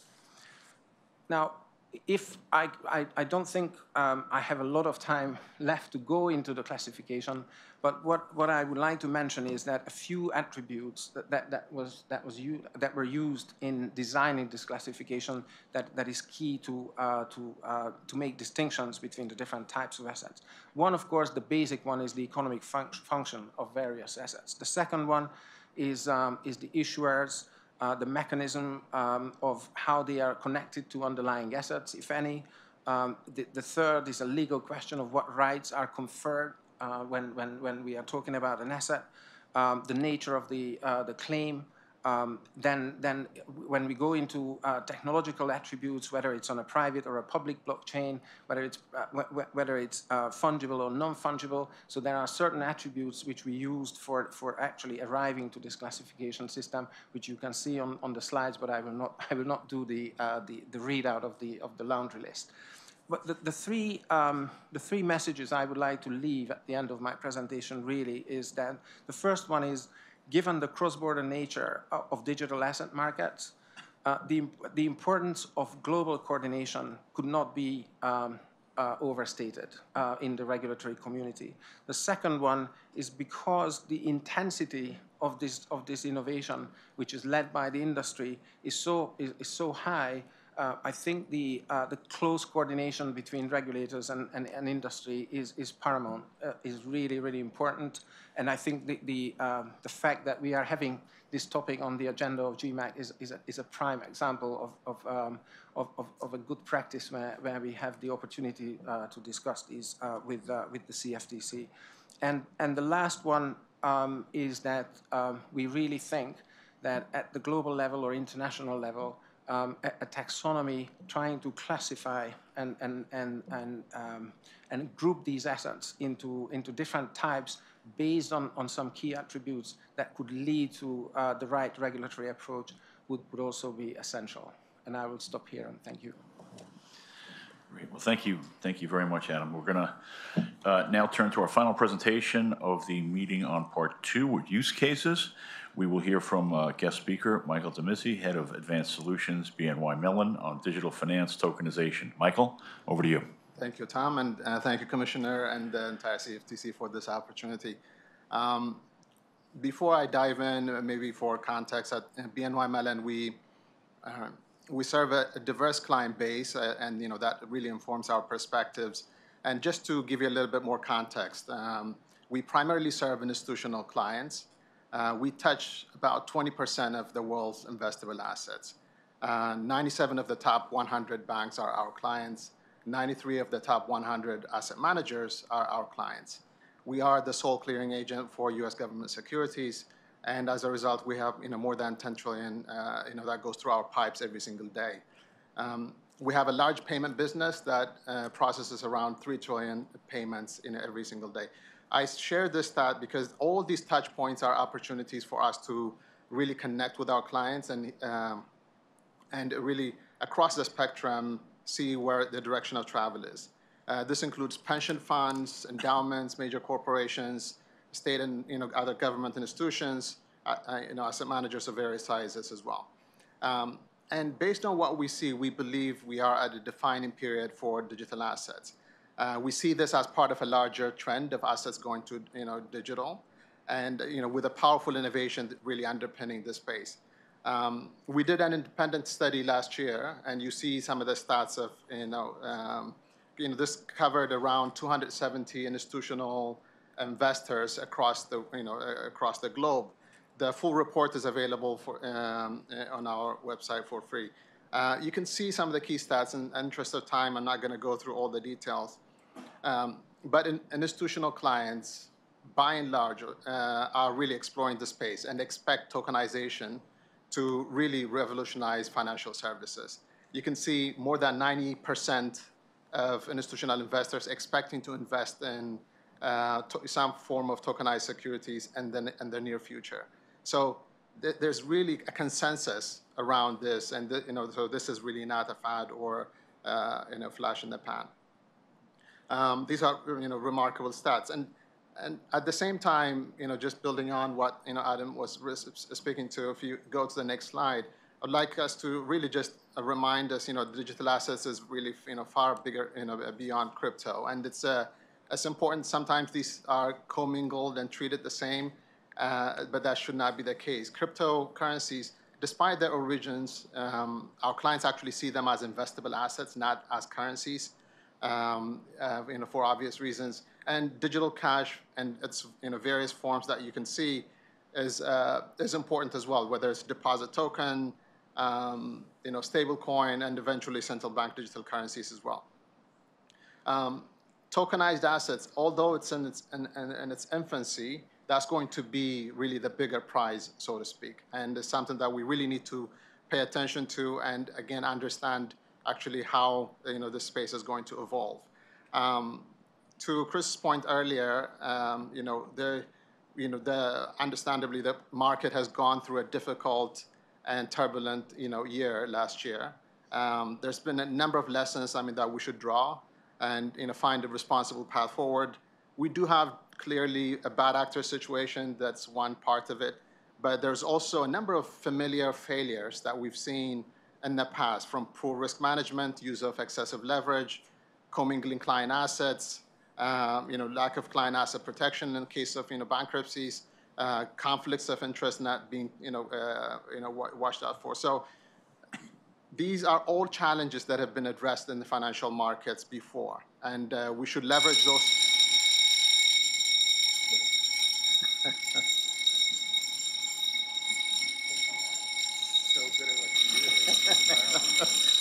You went over your time, I'm sorry.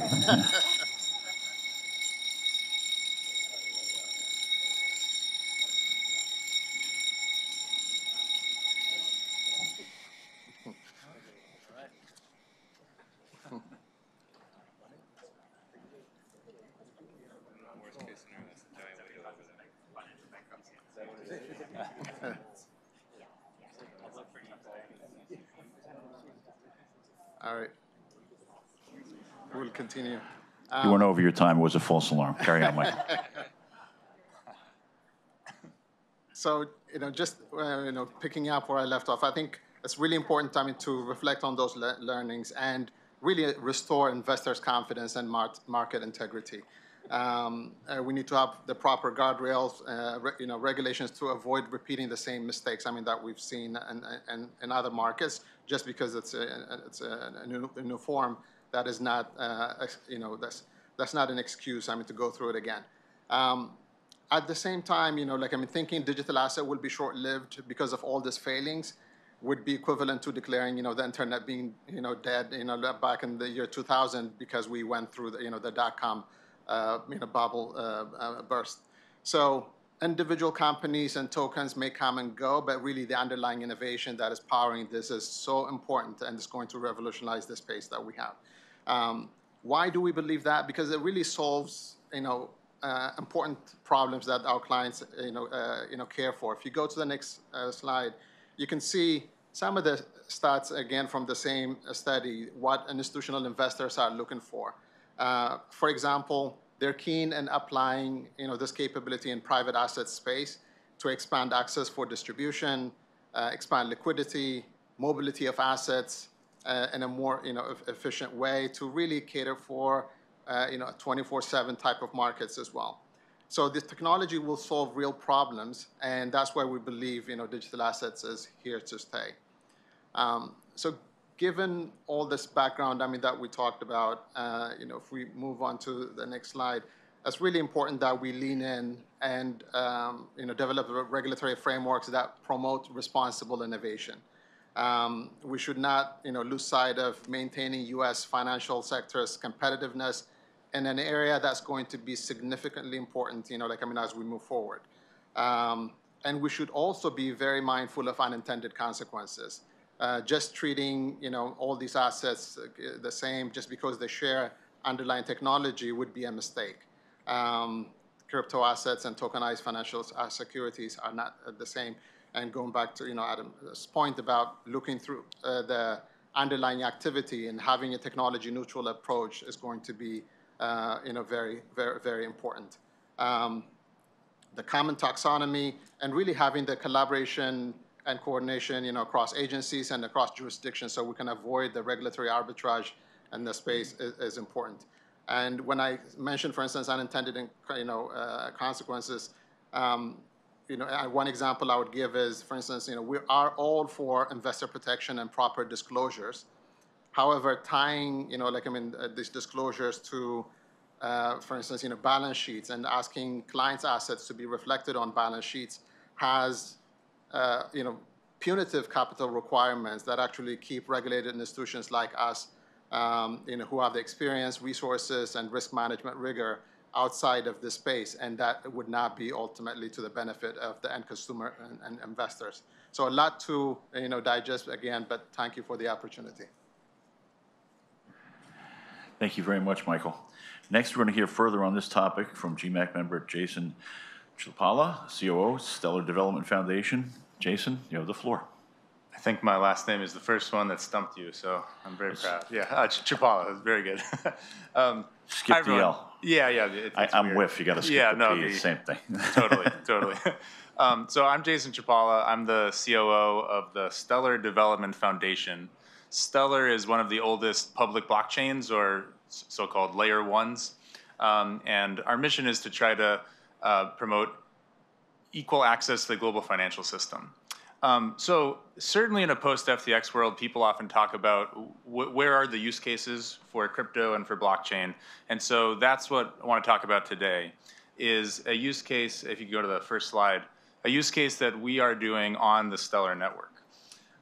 We call it Stellar Aid Assist, and it's a first-of-its-kind aid disbursement system on the Stellar network that enables the delivery of urgently needed cash assistance to vulnerable populations. And this was inspired by the situation in Ukraine, and that's where it's being piloted right now with the UN High Commissioner for Refugees.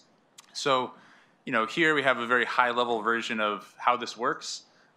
Digital dollars are issued on the Stellar network. We use the stablecoin USDC, which many of you have probably heard of, issued by a company called Circle. Though that asset is then sent to aid recipients, and they receive it in a digital wallet on their phone. And then finally, they can either hold that balance for however long they want, or when they're ready, they can go to any MoneyGram location around the world and cash it out into local fiat currency. So on the next slide, we see, why do we do this? First of all, it enables the delivery of cash assistance to these vulnerable populations, which you can imagine for obvious reasons, cash is a really important instrument to have in situations like this. And this gives the reach of electronic transfer with the simplicity of cash. It allows them to hold that in a dollar-denominated asset. So in some cases, that may be a more stable store of value. And then finally, it gives them and the aid organization actually providing the aid a great amount of efficiency, flexibility, and transparency as compared to other more traditional cash-based systems. On the next slide, go into a little more detail exactly how this works. So these aid organizations such as the UN, they of course have on-the-ground operations where they identify individuals that are eligible for aid. They sign them up. Those individuals then receive a simple SMS text with a link. If they follow that link, they can download a digital wallet, and it's like downloading any normal app to your phone. Once they have the wallet, the aid organization sends the USDC, the stablecoin, to their wallet. And then, very importantly, they can hold that balance on the wallet for as long as they want. And this is a pretty key differentiator from a lot of other cash disbursement programs. Usually there's sort of a deadline when you have to get that cash out. They can hold this on the wallet, and then when they're ready, they can go to a MoneyGram location. I think they have something like 400,000 locations around the world, and cash out into local currency. And on the next slide, we get into some of the benefits here. So transparency is a huge benefit for the aid organization in particular. They're able to trace each step of this transaction. They can see when the stablecoin has gotten to that person's wallet. They can see when that person has cashed out. Fraud can be a pretty big problem. Excuse me, pretty big problem for programs like this. It eliminates any potential middlemen that could take some of that. It also provides instant bulk disbursement. As soon as the stablecoin is in their wallet, and these are so-called non-custodial wallets, so the individual controls the keys, as soon as that disbursement is done, that individual has that value and it can't be taken away from them. Again, that's very different from more traditional cash-based programs. The recipients also don't need bank accounts. They just need to have a phone that can download an app, and now they can have this stable instrument that can be more stable than local currency.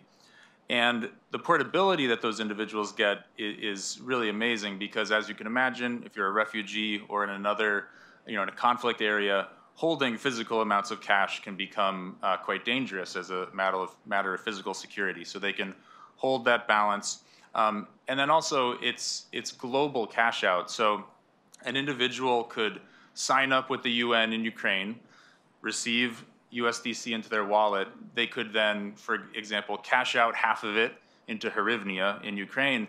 If they next week end up having to flee to Poland, they can then cash out the rest in Polish zloty. So again, a very unique situation. So that's more for the individuals. The aid donors, this allows them to sort of realize the benefits of can you move to the next slide? I'm sorry. These programs can be extended very easily. Each of these pieces is very transferable. For example, the digital wallet that we're using right now in the program, any digital wallet can be used. We happen to use one that our foundation has built now, but any wallet can be replaced very easily. It's a very low-cost solution, and as I already mentioned, it helps to reduce fraud. And on the recipient side, as we've already touched on a bit, this really helps the unbanked population. I like to think of this as money at rest. For the unbanked, usually the only way they can get money at rest is to hold it in cash, whereas all of us with bank accounts, we can feel comfortable, have our money at rest electronically in a bank account and sort of use it, get it out as needed. For the unbanked, that's not the case. This gives them a way with that digital wallet to sort of hold it at rest.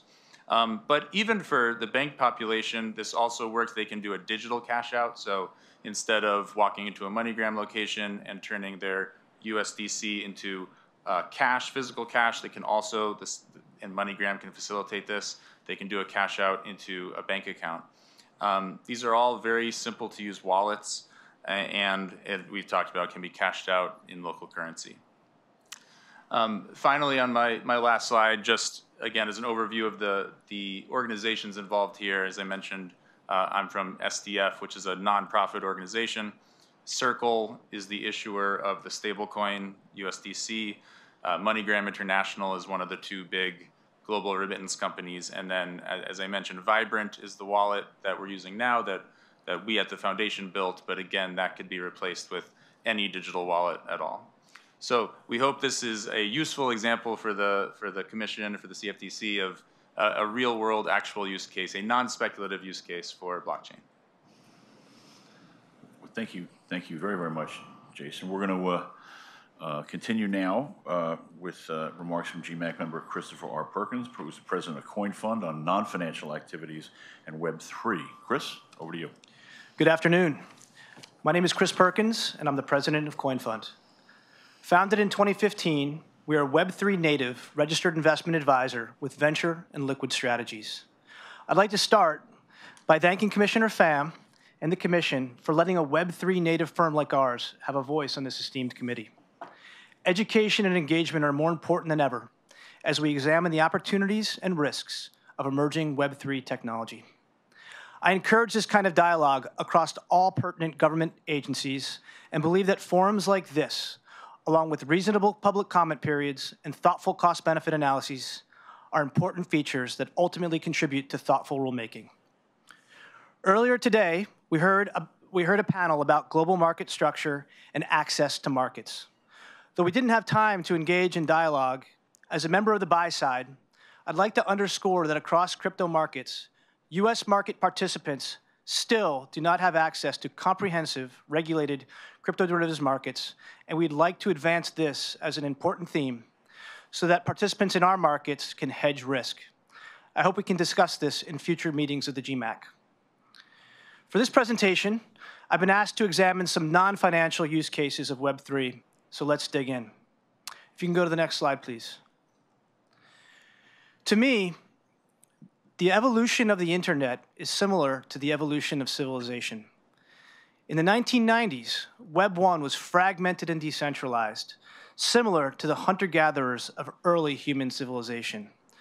For those of us who learned about the internet in our college dorm rooms in the 90s, it was messy and disorganized. Web 2 brought us social media, where, like serfs, we the people work the land, but where all of the economics, including our own personal valuable information and data, accrued to a handful of sovereigns or monarchs. There's no digital ownership in this version of the internet, which is highly controlled and centralized. Web 3, powered by blockchain and decentralized technologies, gives rise to the creator economy. This environment is trustless, permissionless, and peer-to-peer. Tokenization allows private property to be introduced into the internet for the first time, and governance tokens give participants a vote. Web3 introduces democracy to the internet. So what are some of the use cases? If you can go on to the next slide, please. First, non-fungible tokens. With $50 billion in sales in the last 2 years, NFTs are the most successful consumer product since the introduction of the mobile phone. NFTs include not only profile pictures, but also provide opportunities for creators to create, tokenize, and monetize art, music, videos. They can also deliver infinite use cases as real-world assets beyond traditional financial products are tokenized to persist in the emerging metaverse. Second, Web3 gaming. Gaming is a $200 billion industry, and earned in-game assets can be financialized to enable new studio and player business-oriented models. Third, decentralized autonomous organizations, or DAOs. Token-enabled democratic governance mechanisms enable communities to be formed that are not controlled by individuals or central authorities. These groups can raise a treasury and deploy that treasury based on shared community ideals. As legal questions are navigated, it's important that policies encourage participation in governance rather than restrict it. Fourth, data sovereignty. In Web3, users are compensated for the data they deliver. The individual is no longer the product, they are the beneficiary. Exciting new projects allow users to monetize their own data. Fifth, artificial intelligence. We've all heard about it. Web3 infrastructure for AI could introduce open source development, community ownership, governance, and universal access that creates new models and efficiencies, likely much better than the closed, centrally controlled alternatives. Sixth and finally, the environment. The immutability of blockchain technology unlocks new ways to identify carbon credits, eliminating the double spend problem. Widespread transition to proof-of-stake consensus mechanisms has also made Web3 more environmentally friendly. This type of innovation should be celebrated, not restricted. Thank you for giving me the opportunity to present today. As I mentioned earlier, dialogue and education are imperative in getting policy and rulemaking correct, and we're honored to have an opportunity to present on the GMAC. Thank you. Chris, thank you very much. For our final speaker remarks today, we're going to hear from GMAC member Mary Catherine Lottard, who is the Chief Operating Officer of Uniswap Labs on blockchain technology. Mary Catherine, over to you. Thank you. And I likewise would like to thank the Commissioner for this invitation to participate on the GMAC, and to each of you for your interest in DLT, digital assets, and the themes that so many of you have mentioned over the course of today. The prior speakers have spoken about the benefits of tokenization, of digitization of assets, and I'll focus a little bit on the opportunities and benefits of open protocols, and specifically blockchain-based decentralized exchange using these protocols. Why from Uniswap? As one of the prior speakers on this panel mentioned, Uniswap Labs, the company where I'm Chief Operating Officer, developed the Uniswap protocol, which is an open source decentralized protocol that allows the exchange of any ERC20 token, or rather any form of value represented in a standardized digital format. It's the largest decentralized protocol by adoption, and it is completely decentralized in its governance as well. It's open source and has been used by roughly 4 million different participants for over $1.2 trillion of value exchanged. So that's the context that we bring to this group and this committee, and why we care about open systems, open source systems, and are excited about the opportunity for decentralized protocols to support so much of the evolution of digital assets.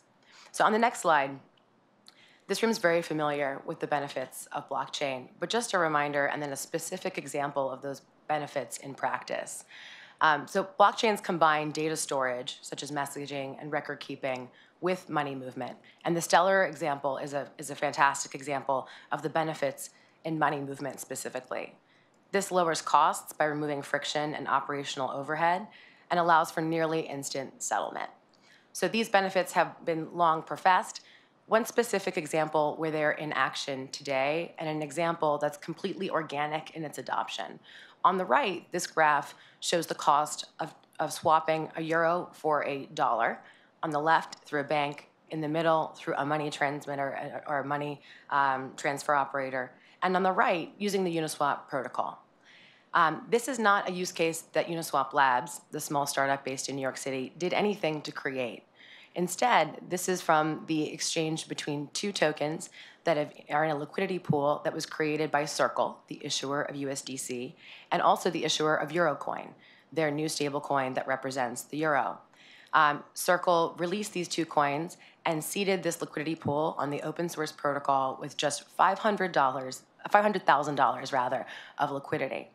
Within 6 months of that, there became about $5 million a week of trading in this pool. Very, very minimal trading in a market that in the fiat traditional finance world has roughly $8 trillion a week of spot trading. And yet the price on the Uniswap protocol closely tracked, in fact, almost identically tracked the price in the traditional market, just illustrating the capital efficiency of the Uniswap protocol and decentralized protocols like it in enabling market making from any participant with open access. And so the outcome of that is that an end user with a USDC dollar stablecoin who wants to exchange it for a euro stablecoin can do so at 80% less than doing it through a bank, for example. And again, that's an example of just open source adoption of this technology without any business development, without any advocacy, without any additional infrastructure built. Next slide, please. So these systems, blockchains, can be open or closed. And particularly in the wake of the centralized crypto firms' failures of the last year, there's particular focus on private blockchains and closed permission systems. And I wanted to emphasize that open blockchains can have permissions and controls on top of them. Why is that worth considering at this point where so many firms and institutions are evaluating whether to enable private or so-called public activity? The benefits of open systems I think echo so many of the, or address rather, so many of the challenges that prior panels earlier today addressed. The challenge of insufficient liquidity, uneven liquidity, lack of transparency, lack of shared data. By having a shared open blockchain, those systems, any system on top of it becomes interoperable. Similarly, you can benefit from security. While it may seem like a public chain may be less secure, in fact, you have an open source, crowdsourced community of security hackers who address and identify security vulnerabilities and who have, at least in the case of the Uniswap protocol, which has never been hacked, help keep it safe without being funded by a central organization, and in addition to dedicated security monitors. And then third, transparency. So the benefit of an open blockchain is that anyone can verify a transaction has occurred and trust the system. So where can the controls come in for those participants who might want to use these systems but who need to control access or who need to be able to control for times of high volatility?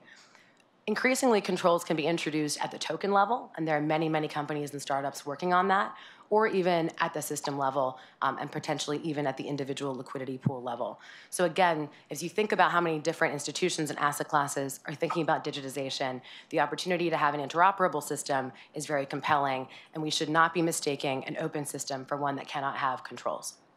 Next slide, please. So what is some of the actual implementation and experimentation that's going on?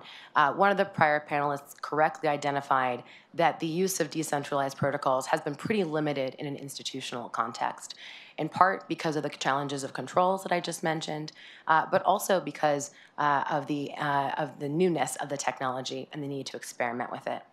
So in the past 6 months, we've seen experiments, and we've participated in experiments with the MAS's Project Guardian, as well as BIS's ongoing project Mariana. So 2 central bank projects that are using decentralized protocols, in the first case, the Uniswap protocol, for foreign exchange. So why are they interested? These 3 graphs illustrate the structural advantages as they've played out on this decentralized protocol over the past year. On the left, you can see liquidity and market depth on a decentralized protocol as compared to a centralized crypto exchange. So market depth on the Uniswap protocol in the dark pink on the left is 3 to 5 times greater, depending on the pool, in the most traded pools than it has been in centralized exchanges. That's in part because on the far right, you can see there's so many more liquidity providers. So decentralized protocols, and specifically Uniswap, have 100,000 plus different participants providing liquidity in a range of sizes. And that liquidity is available across time and day. So the chart in the middle shows across 7 days a week the sort of variance in that liquidity level. So as you think about the ability to have more reliable liquidity for many more participants, these protocols offer many advantages, and that's part of what we're excited to work on with central banks. Next slide, please. So I thought I'd include an analog that is not even in technology, not in financial markets. But as we think about the importance of interoperability, hearkening back to Abraham Lincoln and railroads, at the time when President Lincoln was president, there were 20 different gauges of railroad tracks that were used in the 19th century, leading to accidents, to service disruptions, to the inability to build businesses on top of tracks with different widths. And President Lincoln then created the Transatlantic Railroad, and there was a law standardizing the width of railroads and railroad gauge. It's a basic and simple example, but one that is powerful in illustrating how important it is that we have standards in the technology and the core technologies that we're using as we shift to more digital assets. Last slide. So from here, I would like to invite all the GMAC members to participate with us, to collaborate with us, to help us think about how, as you digitize your businesses, as you think about addressing resiliency, liquidity, the need for transparency, and each of the themes that we've heard about today, how we can work with you as a technology service provider to help integrate the kinds of smart contracts and blockchain-based protocols that have been working so far in a very small market of self-custody crypto assets.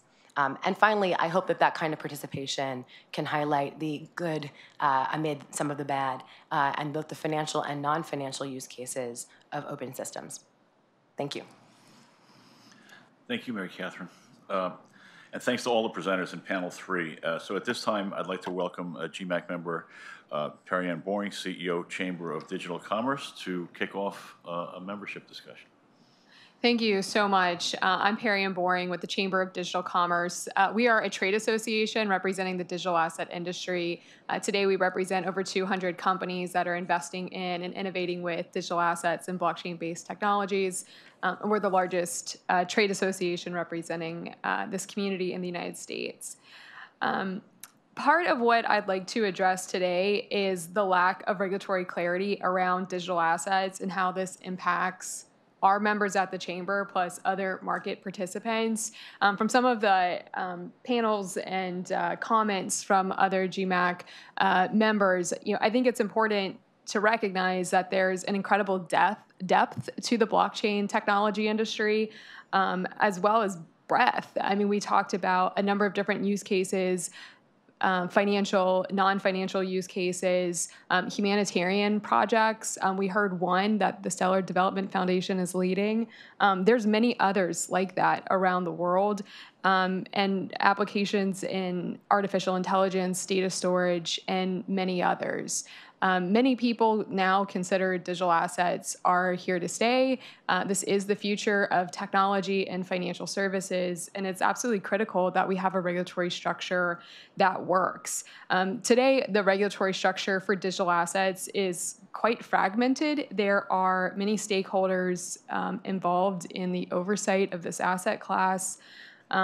Just to name a few and just to kind of walk through a couple of examples relevant to this committee, we have regulators that police fraud and market integrity, including the CFTC as well as the Securities and Exchange Commission. The CFTC, in my opinion, has been a leading regulator in the digital asset space. The CFTC has brought they brought an enforcement case in 2015 against CoinFlip, and that's when they declared Bitcoin to be a commodity.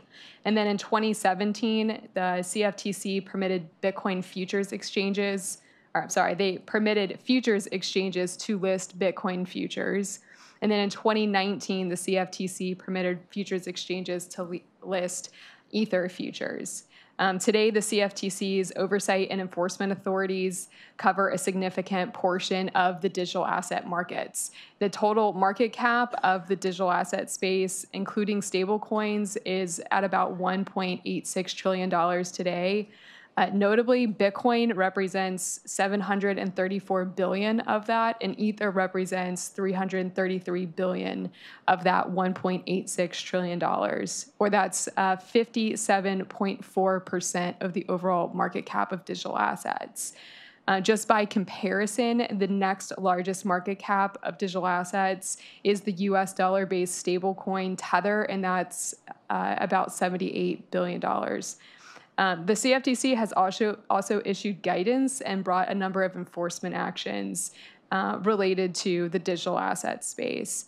I like to juxtapose this to our colleagues and friends at the Securities and Exchange Commission. Their posture towards digital assets has been perceived by many market participants to be regulation by enforcement for a couple of reasons. The SEC has brought enforcement cases alleging that certain digital assets are securities. But unlike the CFTC, however, the SEC has not provided a list of tokens that it deems to be securities. Further, the SEC has not proposed or adopted any rules that provide a clear path to successful registration. Instead, the SEC has stated that digital assets require a facts and circumstances-based approach to determining if a digital asset qualifies as an investment contract under the Howey test. There's a number of other financial regulators that have jurisdiction in this space. This includes the Financial Crimes Enforcement Network at the Treasury Department, as well as the Internal Revenue Service, also the Federal Reserve System, the Office of the Comptroller of the Currency, and then on top of all of this, there's a number of state-level regulators that have a purview over digital assets and blockchain technology. Each of these, the SEC, the CFTC, FinCEN, IRS, the Fed, OCC, the states, they're all bringing their own regulatory rulebook and focus. In this patchwork, it's created an unclear regulatory environment in the U.S., and that's sending talent, capital, and innovation to other jurisdictions where our customer and investor protection regimes do not apply. Again, there is a need for a regulatory framework for digital asset participants. The recent Biden administration's statements on digital assets seem to suggest that the answer is to wait on Congress to enact legislation and to take a cautious approach to regulation. But I would encourage the administration to collaborate and coordinate the stakeholders to bring regulatory clarity to the markets and also address this patchwork, which has created inconsistent regulation at best while also leaving regulatory gaps. The consequences of this patchwork cannot be overstated. We do applaud the work of the CFTC in this area, but there is still a lot of work to do to ensure that the U.S. remains a global leader in technology and financial markets. Commissioner Pham, we look forward to working with you as well as the members of the GMAC and the CFTC to bring more clarity to the regulatory landscape and to bring more businesses and innovation back to the United States.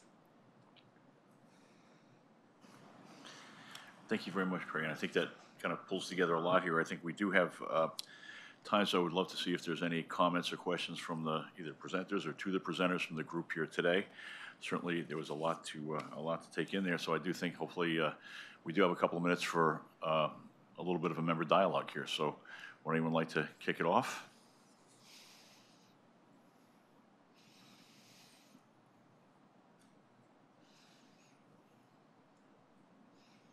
This is the long pause for when somebody's going to raise their hand.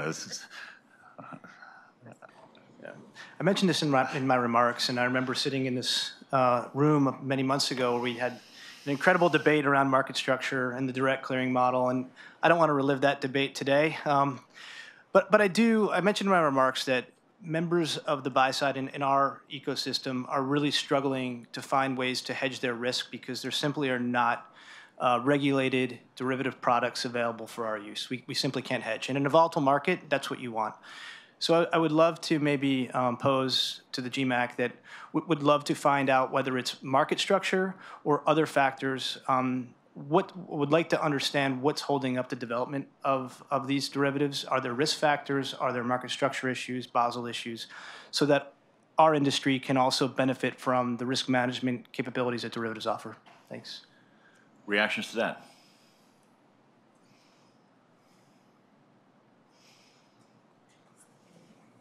Chris? Thanks. I'm not sure it's a reaction to that, but I just want to sort of make two very quick comments, mindful of time. One is, I think that the the kind of taxonomy that Adam was talking about in terms of the different ways of classifying digital assets is a really important part of this overall conversation. Whether it's that taxonomy or some different form of taxonomy, the fundamental point is recognizing the different kind of use cases, different kind of risk attributes, different kind of design features of different digital assets may well and probably in fact should lend themselves to a different kind of form of regulatory approach. So not kind of just clumping them all together in the wake of some of the things that we've seen occur during 2022, but actually differentiating between currencies, stable coins, tokenized assets, other applications of the underlying technologies that might arise in debt capital markets, trade finance, et cetera, et cetera. So that's one point. And I guess the second related point is really just to underline what I think is probably a clear view held by many people in the room, but which is the following, which is smart, well-calibrated regulation is a real facilitator and enabler of innovation, not a blocker of innovation. Thank you. Thanks very much, Chris. Other comments on this? Please. Just in reaction to Chris's comment about derivatives available to the buy side, in our experience, what we found is historically it's been, it hasn't been prioritized by the industry to utilize those best practices that we've seen in the traditional market space. And in our experience, particularly with ISDA-governed options and the registration as a swap dealer, that's an expensive process, right? You're negotiating each individual ISDA, and everyone has their own requirements, but then the process to register for and kind of execute on the requirements as a swap dealer, pretty substantial, right? And DRW and Cumberland, I would believe we're one of the larger organizations in the industry, and I believe we also have some of the most deep TradFi roots in the industry. So for an organization like ours to embark on the swap dealer registration process and the ISDA process, to then go and say, well, this is expensive and complicated, I think kind of sets the standard for the rest of the industry, that if an organization like ours has to put that much effort into it, it's going to be difficult to get others to do so as well. So I kind of recognize and echo your comment that there's a place and a need in this industry for a more vibrant and deeper derivatives, listed derivatives marketplace.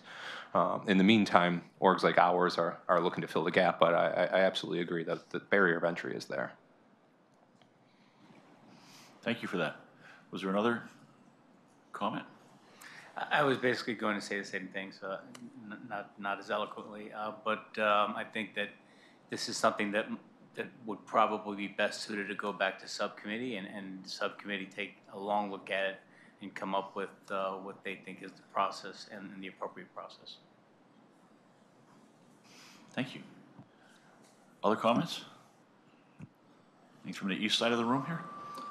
Tom, I just have, it's Tom Sexton from NFA, and I think that as it goes back to a subcommittee, we can certainly look at the regulatory structure here within the United States, the SEC, the CFTC, and the principles-based regulation that the CFTC has, but I also hope that we look at self-regulation also as a means to work with the industry to come up with principles-based regulation that is practical and workable.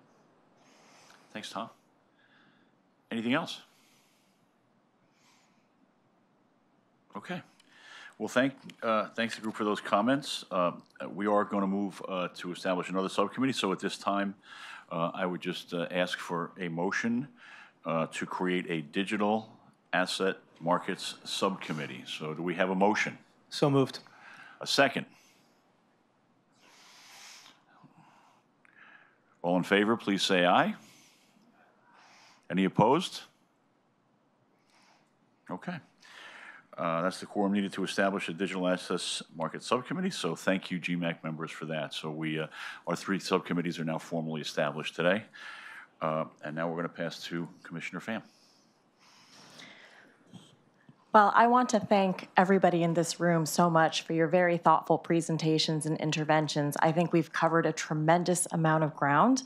There's no question about that. And I think it also goes to show just how broadly the CFTC touches markets all over the world, because derivatives are used for risk transfer and price discovery across many underlying asset classes. And I think we can't forget that. I think the other thing that this room and this discussion has shown is just the power in consensus. When this group of market participants and market infrastructures and others come together and actually agree on things that they consensus-driven solutions where there are things in common, and then also looking at where there are divergences. But I think this is absolutely the right group of organizations to come up with these incredibly influential discussions and recommendations and expert advice for the international policy community. So thank you all so much for being here. I'm looking forward to seeing what the GMAC will do. Thank you, Commissioner Pham. Thank you to everyone here today for all the great work. The meeting is now adjourned.